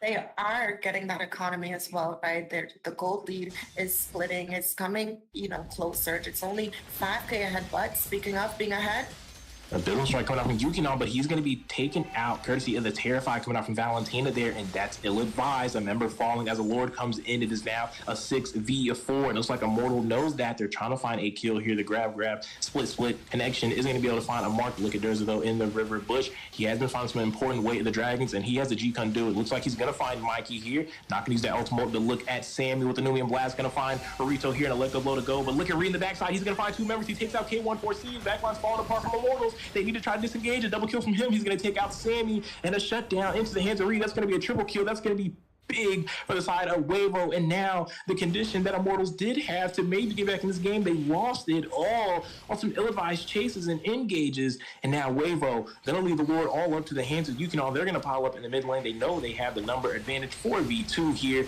They have a cannon minute and a little more to work with.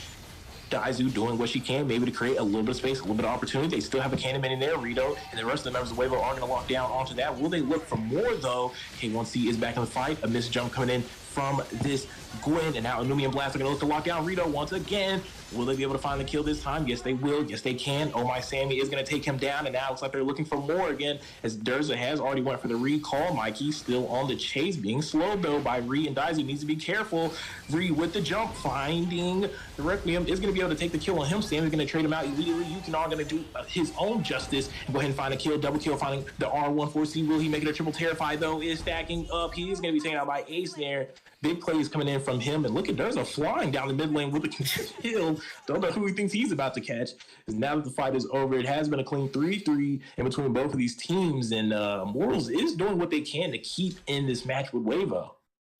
Absolutely right. I like the combos that I saw come in from both sides. Guinevere being able to secure that triple kill as Daizu was able to get a 4-man freeze there, right? And Guinevere with that second skill, being able to knock them up and get that combo for that continuous stun onto them, right? But we're approaching that 15-minute mark. We've almost officially left that early game. We're scaling into that mid to late game phase, right? And she did go ahead and secure that lightning trunk shot there for this Aurora, so she does have that burst as well. So does the Valentina, right? And she does have that cooldown reduction, so she's able to apply some more petrifies. But speaking of petrifies, there, Durza has to be careful at this point when he's checking these bushes, right? He is a Chow. He does have some defense items, but we're seeing a lot of penetration coming in from the side of Immortals, right?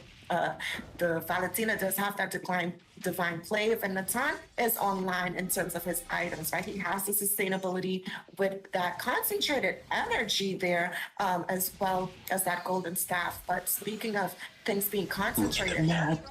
In the base there, Immortals is in trouble. Wavo has found a backdoor opportunity. They took out Ace, and now they're looking to take out the Nexus. And yes, they will. What a play from Wavo. What a read on the map. Is they're going to take out Immortals here. The King of Fighters collaboration will remain Kings of the Hill. Said it, right? Speaking of concentrated energy, they concentrated all of their focus. They all charged and said, okay, we're going to invest all this energy. We're going to go straight to the base and end this game, right? I have to give it to Yukinon there on this rock, right? They said, y'all want to ban out my hero pool, but you can't ban our hero pool if we can play basically any hero in any lane, right? We did see him play that rock into that gold lane and being able to shut down K14C early on in the match, right? Looking at the statistics coming in, he is 100% of the tower damage there for the side of Immortals. However, Yukinon again shutting him down and matching that out with that 62% coming in, right? Looking at his team fight participation, him being able to open up that gold lane so early on in the match allowed him to be more present for the rest of the team fights coming in, right? He is also leading in terms of hero damage in this game as well for his side. There was beautiful rotations and combos coming in from Durza as well as Daizu on this roam and mid lane synergy, right? Rito was not able to secure some objectives, but overall the team was objective focused, and they were able to secure this game against the Mortals. Talk about a game. What a finish. The backdoor play to take the Nexus. King of Fighters, King of Hills, Wavo leading the way with 4 wins in a row. Man, I gotta say, these boys are on fire, and I don't know what can stop them, honestly. They've just been on a roll, and the show is just in their favor. And now, ladies and gentlemen, with the Mortals being knocked off the ladder, not even able to snatch or touch the crown that Huevo is holding, they will be able to take Game 6. And now we are going to move forward on to the final game of the day. Now, Immortals didn't get it done. I know Rim mentioned the Immortals franchise, but their brother team is back in. The big bro stepping in to save the day. Darker Mortals is going to take up the challenge and see if they have what it takes to snatch the crown for the final game of King of the Hill. Don't go anywhere, ladies and gentlemen, as we'll be right back with you guys for Game 7, Huevo versus Darker Mortals.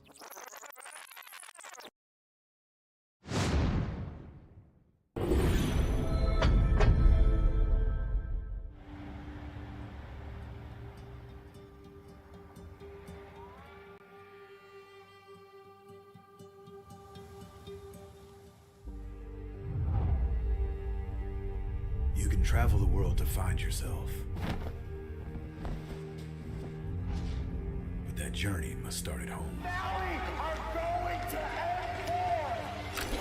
Because you can't know who you are without remembering your past experiences.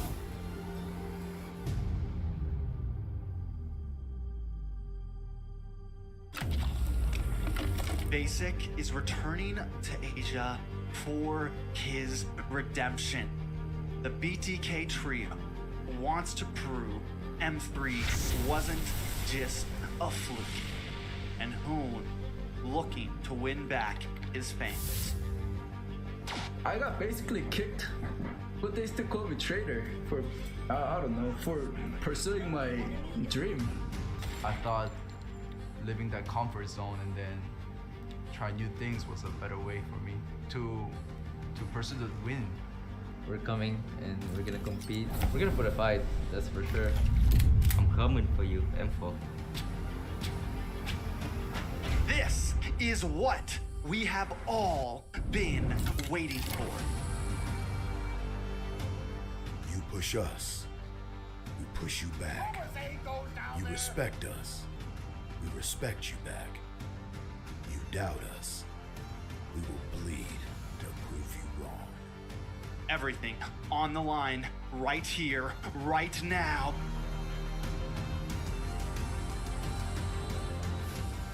Definitely, they're not underestimating us as much as they did in M3.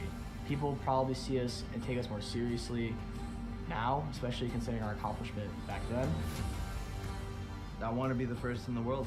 I want to win a world championship. And the only way to really do that is day in and day out, there's no relaxing. You have to keep going. Here comes the valley.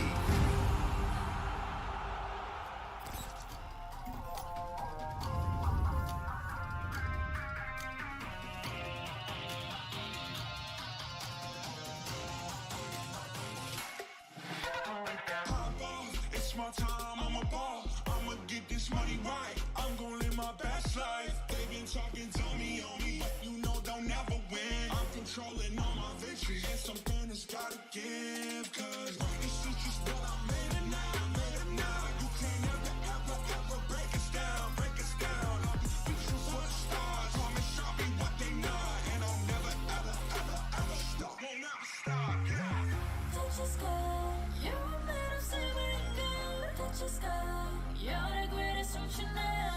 You and I, we can make it out of the cold. Hang tight, we gonna reach for the greatness. We will always rise, we will never fall. We fight in our eyes, and we are strong. Even though we know our backs against the wall. And again, you take your aim, you know that this is.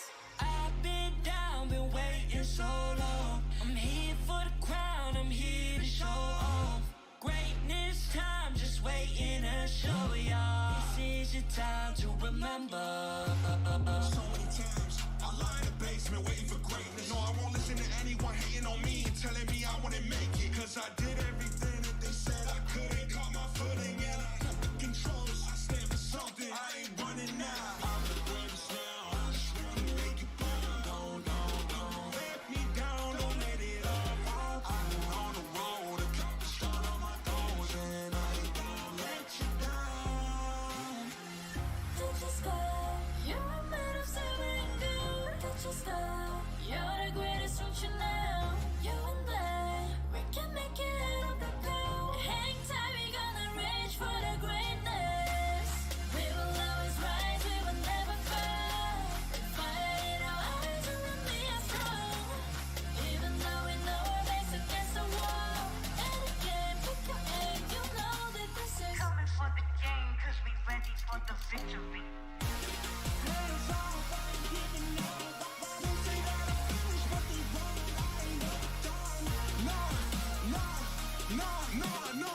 So turn it up, turn it up, turn it all the way up.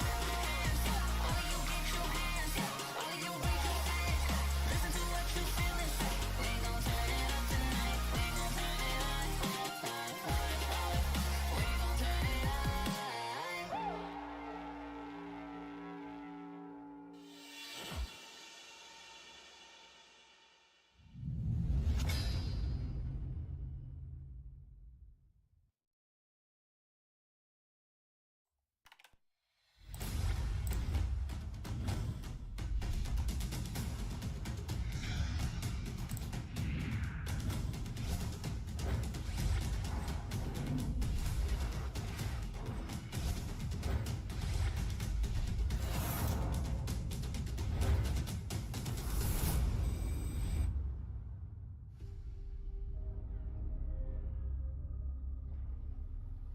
The sky is so vast, isn't it?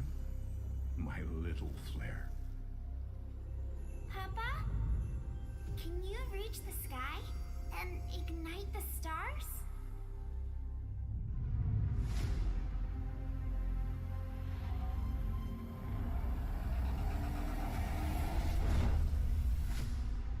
Of course, honey bunch.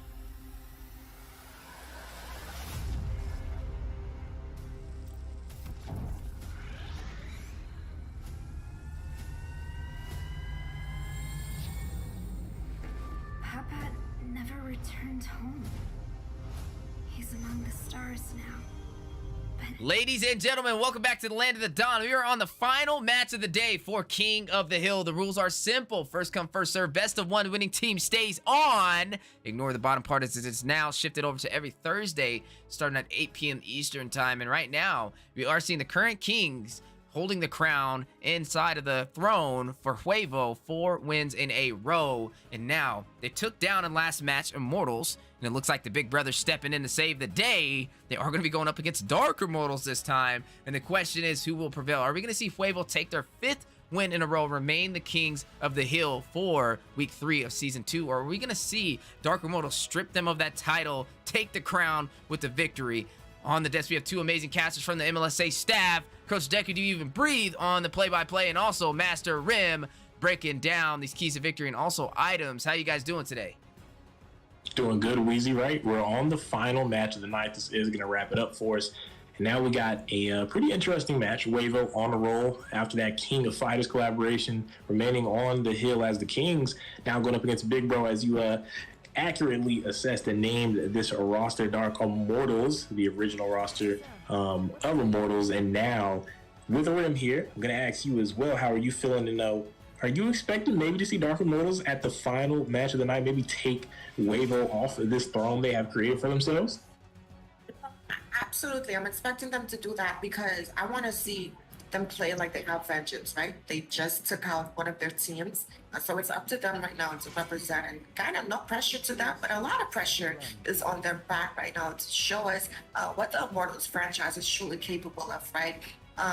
Like I said for Immortals before, now that I'm looking at these names, I actually got the teams confused.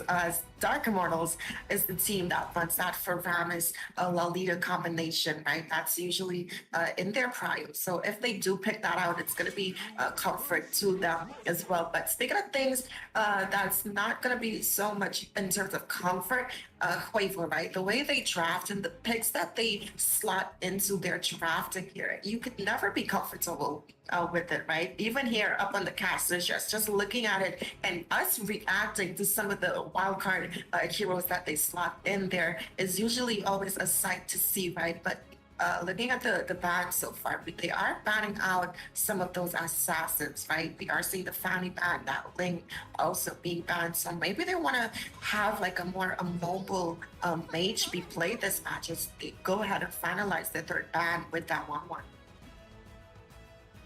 Absolutely.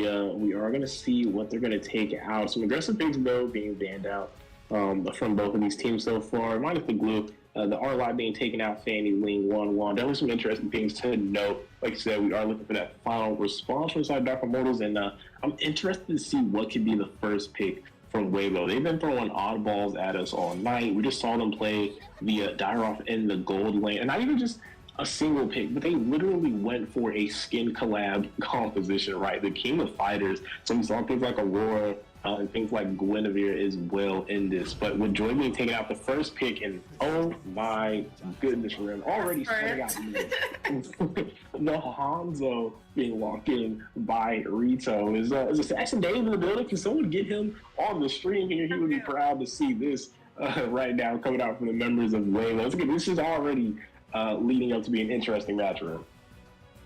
I think there is going to be some responses for him on this Hanzo pick, right? He has me stumbling over my words here. In terms of mages, I do think Farsa or that Khadija could work for the side of Dark Immortals to slot those in. Those are mages that can kind of focus his body from a safe position, right? Khadijah's going to be immune to damage, but she has the burst with the rough wild waves there coming in, as well as Farsa, right? The Fetid Airstrikes has the zoning potential to be able to burst his shadow down and get that kill on him. But speaking of shadows here, Hayabusa is going to be locked in for the jungler for the side of Dark Immortals, and I like it, okay? The Hanzo against that Hayabusa. I'm ready to see these two dark assassins kind of go against each other, right? And we do see Sari, God bless, locking in this carry as she was allowed to slither through this draft here, right? So I like the answers that I'm seeing coming from both sides here on the board, Deku. Absolutely, and we saw something else I was looking forward to or expecting. We have some suppression being locked in. There's a hovering over that Franco, but opting in for the Kaja, another strong suppression option with the Divine Judgment. A Bloody Hunt or Divine Judgment, both were going to be some great pickups. And I can't even seriously break this down because as I'm trying to give kudos and credit, they locked in a Layla in the hands of Yukidon. It's going to be Layla up against Sorry God Bless on this carry and Ipos on this Hayabusa. this is just this is uncharted waters here that we are stepping into. We've seen them use the Hanzo, but the Layla now coming in from Weibo, it's getting a little silly going in. But you know, why so serious? I guess is what Weibo is going for, as Faramus does get locked in to complete that first half of the ban and pick phase for these two teams. Absolutely, and so far in the draft, I'm definitely going to give it to the side of Dark Immortals, right? They did go ahead and secure that comfort pick, which is that from Promise. And I'm pretty sure if Dark Immortals was an M5, that's going to be the hero that they choose to get that skin if they do end up winning. But looking at Huevo, man, earlier in the King of the Hill series, they did pull out that Gord as well as that Florin, right? So I'm not going to discredit them. This is kind of what they're known for, these wild card picks, but it's high risk, and if it works, it's going to be high reward, right? But when you look at what the opposing team, Dark Immortals, has going for them, they have the sustainability coming in, they have Hayabusa here that's going to be able to dash in and just focus those back lines, right? They do have the suppression coming in from Kaja, but he could be bursted down as well with that Shadow Stampede if it pulls him back for Sari, God bless, they're on this carry to be able to melt him down with those speedy light roots, right? And they do also have some more engage at their disposal, locking in this Kufra as their roamer.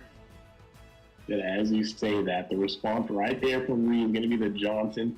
Daizu hovering over this Veil now is Zask, and I'm almost scared to see what this final pick will be for the mid laner coming in from Weibo. They have a Layla and a Hanzo already locked in. It can't get much nuttier than that. And now with the Johnson on the way, I'm expecting a 1-2 combination to pack up here with Daizu to complete their draft on this blue side of this thing going on that we have here. And it's crazy to look at the dynamics, right? You can see the personalities in these two teams. Weibo is so laid back and chill and just very lighthearted in draft. They're just confident in everything that they do. And you can see, right, the side of Dark Immortals not even going to play the game with them. They're very serious. They want to get their win. They want to knock Weibo off, and they're going for a very standard, traditional type of pathing for the draft as they go ahead and finalize with Martis here. Jay will be locking that in for the side of Dark Immortals. And it's almost crazy to have to ask this question, Rim, but we know Weibo, and we know what they can do with these type of drafts. Who are you going to give the edge to be able to pull off the win here? To put expectations aside and go for the textbook answer, the right answer to that question, and I'm gonna have to give it to the side of Dark Immortals, man. They have I'm just speechless right now. I don't know. Dark Immortals, they have the upper edge in terms of every single laning phase right now. They have Rock Bamba on this Faramus for that sustainability. They have the engage and peel that's going to come in from Drake's there on this Kufra, right? And they also have the late game that's going to be coming in from Sari, God bless, as well as Jay, right? That's a lot of true damage that's going to be coming in as the match goes on. But before I pass it over, right, I want to just shout out to Wheezy in production. I'm getting a little deja vu, right? Wheezy, we saw in the first game, there was a Johnson in there. In the last game of the day, also a Johnson. But speaking of, we're seeing some engages here in the mid lane. That's right. We are seeing a little bit of action go on. Not too much though going to come from the web. Just a little bit of poke going on in between both of these teams. Durza going into you and Kaja after we force some of that poke going out with the ring, trying to do what he can ahead of this Litho. But look at Marshall, look at Jay, the XP laner for them, taking up this positioning here. He's already lined up for the Litho, but what they don't know is that Weibo isn't even going for the contest. The Hanzo on the top side there is playing for the top side of the map.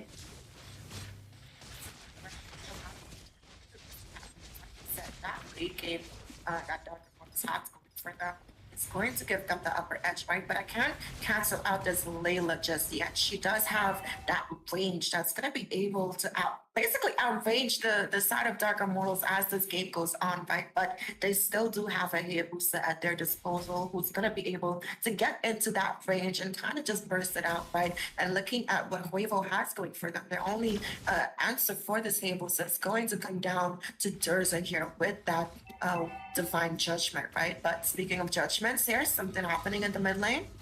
We are seeing the clash between the junglers, and now Dodge is in trouble as the Ouija Shadow kill from Ipos is going to find that Veil. And now look at Jay with the Mortal Coils trying to find a kill. And then over here, right next to the Litho, Rock Bomba going to take out Rito on this Hanzo. And it's kind of what kind of goes on when you have these immobile picks, especially early on, with this aggressive style that Dark Immortals has slotted in for their composition. Absolutely right. And as like I said, their only answer for the dive is going to be Durza. He doesn't have that level 4 yet. But Quavo, one of those teams that's kind of able to brush the dirt off and get back up into position. But speaking of position, a beautiful dive there coming in from Kufra. And he is going to try to hold him there, but Rito going to be able to escape and see a getaway car there from Watson. Reed is randomly riding through, but keep an eye on him. He is heading through that top lane right now. There could be some potential yank that happens. But no, they're going to miss completely. He's going to crash the wrong bush, and the recall is going to go without them being able to find him. But look inside of Dark Immortal with the rotation. There's 3 members here, but now they're trying to get that rage. Not going to connect, though. I believe he's not going to be able to find anything there. The magic ball they're sitting on top of Daizu is going to be taken by Rock Bomba. Coldwater has been popped inside of Dark Immortal. He's looking for a little bit more. Carry is looking for a play, a flicker stampede in for Rock Bomba. He's going to be able to pull out this Layla. You can in trouble, but Kufra going to miss the mark again, and then Divine Judgment to punish the misplay. I think the tower he goes with Rito is going to be able to take out this Faramis, though, out in the backside in that bush. Can't hide from the Ninja. That's going to be 2-3 between these two teams from the kill board. Absolutely. And again, beautiful responses coming in from the side of Quavo, right? We are seeing this Layla building into that Wind Talker to be able to clear this lane faster. But speaking of clears, a roadblock is what Rock Bomba is he's going to be taking out Daizu, going to be able to find the kill on him, and then starting to engage from this Kufa, but who's there? Hang on, Jay. Assure's Wrath, the Mortal Coils through the mid tower, not going to find the kill. Now he's in trouble, needs to be careful. Rito calling that ultimate, looking to find the play onto him, but chasing him down. And with the decimation, he's not going to find the kill here, going to be able to take a kill there. Those are going to be able to take out this smartest iPhone. Going to take down Daizu, the mid laner from Weibo. Trade, though, going into the favor of Dark Immortals. A quick 2-1 for them. And right now, trying to find some answers and trying to, like you said, utilize these winning conditions that they have as far as matchups. Absolutely right. And in the EXP lane, even though this Johnson is going to be able to rotate around the map, I think Jay has him beat in terms of what he can offer initially, right? We did see Layla locking in her first item, the Wind Talker. That's going to help her be able to clear these lanes a little faster. We did see Carrie picking up that corrosion site as well as this Johnson hitting a little wall there as we saw. But we did see in the EXP lane, he already picked up that damage. But speaking of some damage, we're seeing a dive coming from Weibo. They're going to clear God Bless from the tower, working on that gold shield there. Now maybe going to be able to pick that up as Jay is going to find a tower down on the bot side, but they're going to look for the trade, but they're not going to be able to take it down. It is pretty low, but Dark Immortals walking over the trade in their favor there as far as towers, but a little bit of engage here in the river. Rock Bomb needs to be careful. Divine Judgment isn't going to connect, but a Tyrant's Rage coming out from this Cooper. Tyrant's Revenge, though, going to completely whip an airball, going to miss the mark. Is real look for the 1v3 with this Honda Ultimate with the Cult Altar. Is going to provide that sustain. Now Cooper in trouble. He's no longer underneath the protection of the Cult Altar. Going to be forced to flicker here. And now the recall, almost sending him up here to the caster's desk. He's going to narrowly escape death there. And that's going to be a cold war and a cease and desist from both these teams. The side of Dark Immortals was able to go ahead and secure that tower in the mid lane, right? So beautiful answers coming in from Jay in the EXP lane. They're being able to find these openings on the map, right? He is going to go ahead and potentially build in for that Sea Halberd item next to get some more of that early game penetration that's going to be coming in from it, right? Daizu not quite able to secure that first item yet, right? We do see that they did opt in to build in some more of that defense as Hayabusa is wasting no time to melt them down with that ultimate. But Johnson locking in that genius wand. He's going to be going that full Mage Johnson route. But speaking of going this full route, we'll get back to the ceiling from Durza with the Divine Judgment, looking to punish Jay here, who was unaware, but look at Ipos now with the Hayabusa logging in on the Yukino. We just Shadow Kill is going to be split up by Durza, not going to be able to find it there. Still going to be able to survive. Rock Bomb, Shadow Stampede over the wall, going to go back over the wall, not able to find anyone to connect for the pool. They're going to walk away empty-handed there between both these teams yet again. The angle on Kufra going for the Tyrant's Rage and Revenge combination, but there's no follow-up there, so poorly used. The carry not in range to be able to follow up on that. But speaking of things following up and in range, Turtle, under 20 seconds to go, will be spawning in soon for both these teams. For Layla, right? We are seeing Darkamoto's put a lot of pressure in her lane right now, and she did read that. She's gonna go ahead and give up that tower, sensing that there's danger in my lane, right? Which is a smart read. Rather give up the tower than give up your life, because you haven't died yet. But speaking of life here, Kufa in a very bad position right now. That is correct. As Martis is going to be able to find another tower. Look at Cooper here, looking to find a target to jump on. He's going to find Durza here on this column. Needs to be careful. Speedy Light Wolf has been popped by the carry. Is going to be able to take him down the fast way. And speaking of fast, where is Reed going? You're going in the wrong direction, wrong exit. But no, he's going to catch you to this bot side tower. Not bad. I'm wrong. He was going a little bit of a detour there to a different destination, but look in the jungle, real in trouble on this Hanzo. It is just the shadow for him. Cooper finding time for revenge, but where's the follow-up? Yuki on the Layla was open to be taken out, but it looks like Jay and Feren's going to focus on that blue buff instead of going for this gold laner, and that's going to be an empty set once again for Cooper. I don't know, Hanzo is one of those really blue buff dependent heroes, right? So they rather take his buff than take out the Layla. She's not a scaling marksman, or anything like that. But speaking of scaling, we are seeing Dark Immortals pick up some more items here. But before we get into that, potential clash here coming in from Dark Immortals. Maybe, potentially. We're seeing the Tides Rage be charged up by Kufra. Not going to find the mark on anyone. They're going to be empty-handed there. It's going to go ahead and be forced on the backup. Nothing too much going on, but keep an eye on the Hayabusa and that Veil are in the same vicinity. Durza trying to check out the jungle there. Another raid being charged up by Cooper. Will he be able to find a mark? No. Ipos, though, in the bot side, going to win a 1v1 up against Reed on this Johnson. They have the number advantage now, 5v4 on the map. Starting to swing down to this bot side. They have a wave to work with on this tier 2. Will they make the call to go for it? Ipos making some risky plays in the flicker Divine Judgment. They're going to punish the Hayabusa, but the Cold Orcs are going to come in at the last second to go ahead and sustain him in that fight. Sorry, God, what's going to take out Durza? Yukinon taking out Ipos there. A 2-for-1 Jay's going to find him, and now a double kill. That's going to be a 3-for-1 trade in the favor of Dark Immortals, and they're going to walk away with the tower. A quick skirmish in the bot side for the tower. Absolutely right. And now I want to take a minute now that things have calmed down to look at what they have going for them, right? They have the damage coming in from Carrier. She's building into that Demon Hunter sword. Going to go ahead and secure that trifecta pretty soon. Right, soon, I mean right now, we do see Jay securing his tree core items as well, having that Bloodless Axe for that extra bit of sustainability. We are seeing Faramis building in for some more damage as he has the cooldown reduction right now going for him. But speaking of things going for him there, we are seeing a little scuffle potentially, but I think both these teams are going to go ahead and disengage though and leave it at a little bit of a poke.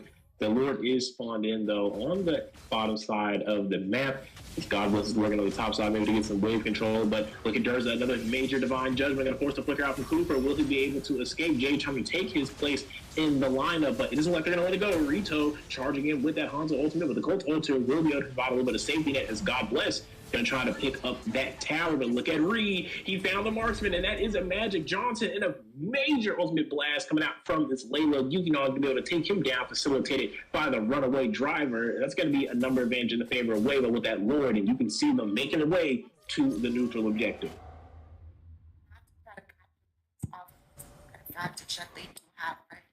They have their marksman, however, the set of Dark Immortals doesn't so far. So if they're able to find another pickoff, potentially on this Hayabusa, when he does decide to dive in right now, that's definitely going to turn the odds into the favor of Huevo, right? My only fear, though, for Huevo, and the reason why I said I'm getting a little deja vu from the first game, right? In the EXP lane, they did slot Hilda in that game, and she went full damage, leaving the only front line to the side of the supports here. And it's the same story in this match. But speaking of stories, another one to be told. A little bit of roadblock has been met as Reed finds a crash in the mid lane. Rock Bomba will find Reed. That's going to be an early pick for them. Colt Ultra, though, being used a little early. Wasn't really needed to be called in there as Hanzo's trying to make his way. Rito with the Shadow. Not going to be on time, a little too early for the Lord taken now. All he has is just his original body, and that's not going to be enough to be able to deal with Dark Immortals. They're going to be able to pick up this Lord. Sorry, God bless will be able to line that up for them, a huge pick for them. But hang on, look at Rito. He's gone to the shadow. He's on this Kufra. Jay, though, trying to keep him away with the mortal coils. Will force the back. Will force the recall off of that. But again, Lord, top side. For the members of the Dark Immortals, they have everyone up. This could be a good opportunity for them to maybe steal a little more inhibitors and even potentially close out this match up against Wavo. Say Quavo, they have the damage coming in, but their only heavy frontline presence is gonna come in from Durza here. And Kaja without that flicker to get that flicker divine judgment is a Kaja that's gonna end up in a very uncomfortable position while trying to secure these pickoffs, right? And Johnson, the only other option that could be the frontline, but he's building full damage. So what does Quavo have? But speaking of what they have going for them, The huge knockout coming out from Cooper, but you have to keep in mind the Divine Judgment able to stop him. A crash in there from Ree as well. Mortal Coils to get out is Jay, but Ferrandis is going to be taken out by Ree. He will be punished. Ipo's though trying to find his way through the backside force. No one in nature on Yuki Non. Not going to be able to get the kill with the Ouija Shadow kill. He's dropped dangerously low. Is going to be able to get out the way though. They do find some towers. They find the mid inhibitor. That's still a good takeaway for them, especially just using that first Lord of the game. Cracking open the base slowly but surely. And going here, though, a little bit of a fight maybe breaking out. No, they are going to go ahead and disengage, but Rito looking for more. Did call that ultimate. Mortal Coils trying to secure some disengage there that will be able to help him make his way back across that river. things to be secured there. Johnson did go ahead and pick up that Holy Crystal, right? We are seeing Yukinon lock in that Malefic Roar as well, and it's almost full build. She can go ahead and sell that steel breastplate to possibly lock in the immortality for some extra survivability, especially against the Sables. But speaking of, we see Ari finds the head-on collision up against his carry, but what he didn't know, Rock Bomba in the bush with a Cult Altar able to sustain him, and now a Tyrant's Rage coming out from Darky's girl, trying to make a play. Ooh, a big knockup from Vale. He's going to be able to take out Sorry, God bless, and that's going to be a huge pick-off for them. Gold Lander down from the side, a Dark Immortal, but Wave will still have there, but Durza is in trouble, knocked out by the Mortal Coils, taken out by the Destination, and now Darky's girl looking to find another knockup. Nothing there available as Ipos diligently working away on the bot side. Inhibitor, that's going to be huge as he's able to take out a wave. Has caught in the shadows, does find it. It is taken down, and now Dark Immortals trying to make their way onto this Nexus. Rock Combo with Shadow Stampede. They have a mini wave coming on the bot side. One came in there, two came in now. But it looks like they're going to go ahead and walk away. Not going to be too greedy. That is going to be an enhanced Lord spawning in around 20 seconds here. And that's what they're going to try to focus on in this match. For any other team, this would be a very uncomfortable position to be in, right? But we do know every time Wavo has kind of been in this position, they're usually able to capitalize on some of the over-aggression that's going to be coming in from the enemy team, right? Looking at what they have going for them as well. Revo able to find a kill on God Bless. This time, Cult Altar wasn't there to save him, but he's going to be traded out. This is Damage Johnson. He's going to be an easy kill for IFS, a 1-for-1, but you lose the Johnson, you take down a carry ahead of Enhanced Lord. That's a good trade for them. Definitely would look to go for that, but they do lose a little bit of engage now. But Rito charging up. Keep an eye on Darky's girl, though. He's going to fly right over the wall, finding a Tyrant's Rage. Durza, though, not going to be in trouble. Jay trying to find Rito. Decimation. He's going to take him down. That's a huge pickoff. Not only is some engagement taken out from the side of Wavo, but now the jungler as well. But look at Darky's girl. Using that conceal to get that rapid repositioning. Trying to find Durza. Didn't connect. Mortals coming out, but now the Divine Judgment is going to look for the punish. Yukinon on this Layla, slowly working away on them. He's full HP, and he's got a lot of damage. And right now, a major ultimate almost taking him low is going to force the recall. But look over there at the Lord Pit. Hayabusa, uncontested right now, is diligently working on it, and that's going to be an easy pickup inside of Dark. Absolutely, right? But Quavo right now, I don't want to count them out of the game. As long as they are able to play in this space, we did see Daizu being able to dish out a lot of burst damage, especially with that utility, with that knockup that he does have at his disposal, right? At this point in the game, I would like to see Reed try to drive around the map so he could start circling within the base. He did go ahead and crash there, so I do hope that he has his car insurance secured for this engage here. And we do see Dark Immortals already setting up to potentially end out this game and snatch the crowns from the heads of Wavo.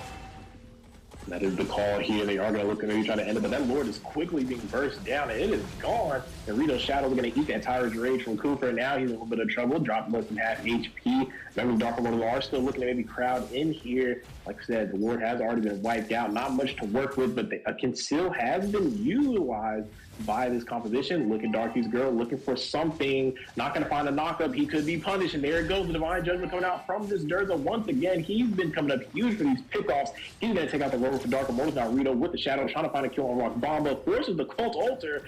Now they're going to look to turn around, but it's going to be to no use. And Dark Immortals having a hard time trying to end this game up against Wavo.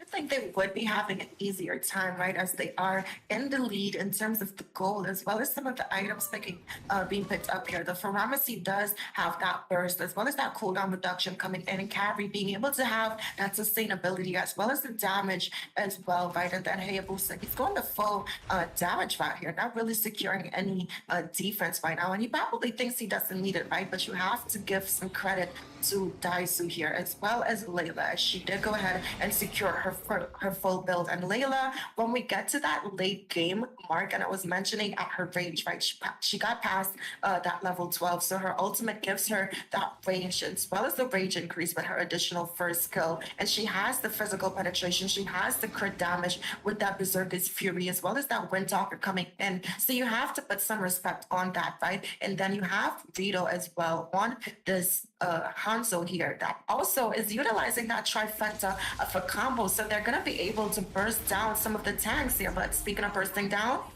two plays going on here. Is Reed's going to find a kill, and that Divine Judgment on the crew in the bush is going to lead to a second. Two members down from Dark Immortals. They're in trouble right now. 5v3 advantage for the side of Wavo. They can look to press the advantage. Those guys are going to be down for a little bit there on the member. A Dark Lord is coming in up under 20 seconds. Yet again, it's going to be another huge neutral, another Luminous Lord. This could go into the pocket of either side. And if I'm Wavo, this might be the opportunity they were looking for. Not going to have a lot of time to work with Darky Rose being off the map in a little bit. But speaking of going off the map here, Ipo is trying to find a play. Ouija Shadow kill. He's going to outplay this on to Reed. He's going to find the kill and take him down. And now Wavo is in trouble. Durza and Rito trying to defend this base. After the call on the ultimate, Rito is to try to clear that out. And that means he's not going to have it right now, as Dark Immortals is going to start to work on his Lord. God bless with the speed light. Will be bursting that down quickly. Rock Bomba going to look to zone out this neutral, and look at it falling so fast. Wavo's not going to be able to contest this at all. Durza needs to disengage here. He's going to be in trouble. There goes Rito, though, with the ultimate. As Jay's going to take down Yukinon, Gold Laner out of the way from the side of Wavo, and he's looking for more. Multiple Mashura Wrath. He's going to be stopped by a Daizu here with that knockup coming off from Veil. Go ahead and let them disengage, but at what cost? They went to go contest the Lord. You lose Yukinon, you lose your Gold Laner. He's out of the way for over 30 seconds. He's probably not going to make it back for this defense, and that's going to be a huge amount of DPS lost on the side of Wavo. absolutely right. They don't have the range now, but speaking of range here. There goes Reed on timing for a pickoff with the crash. He's going to have to trade his life, as God bless is going to be able to trade him right back out. But look at Darky's girl charging up. That knock, I'm going to miss the mark, but the Nexus being worked on by the members of Dark Immortals, and they're going to go ahead and knock off the Kings of the Hill in the final match of the night.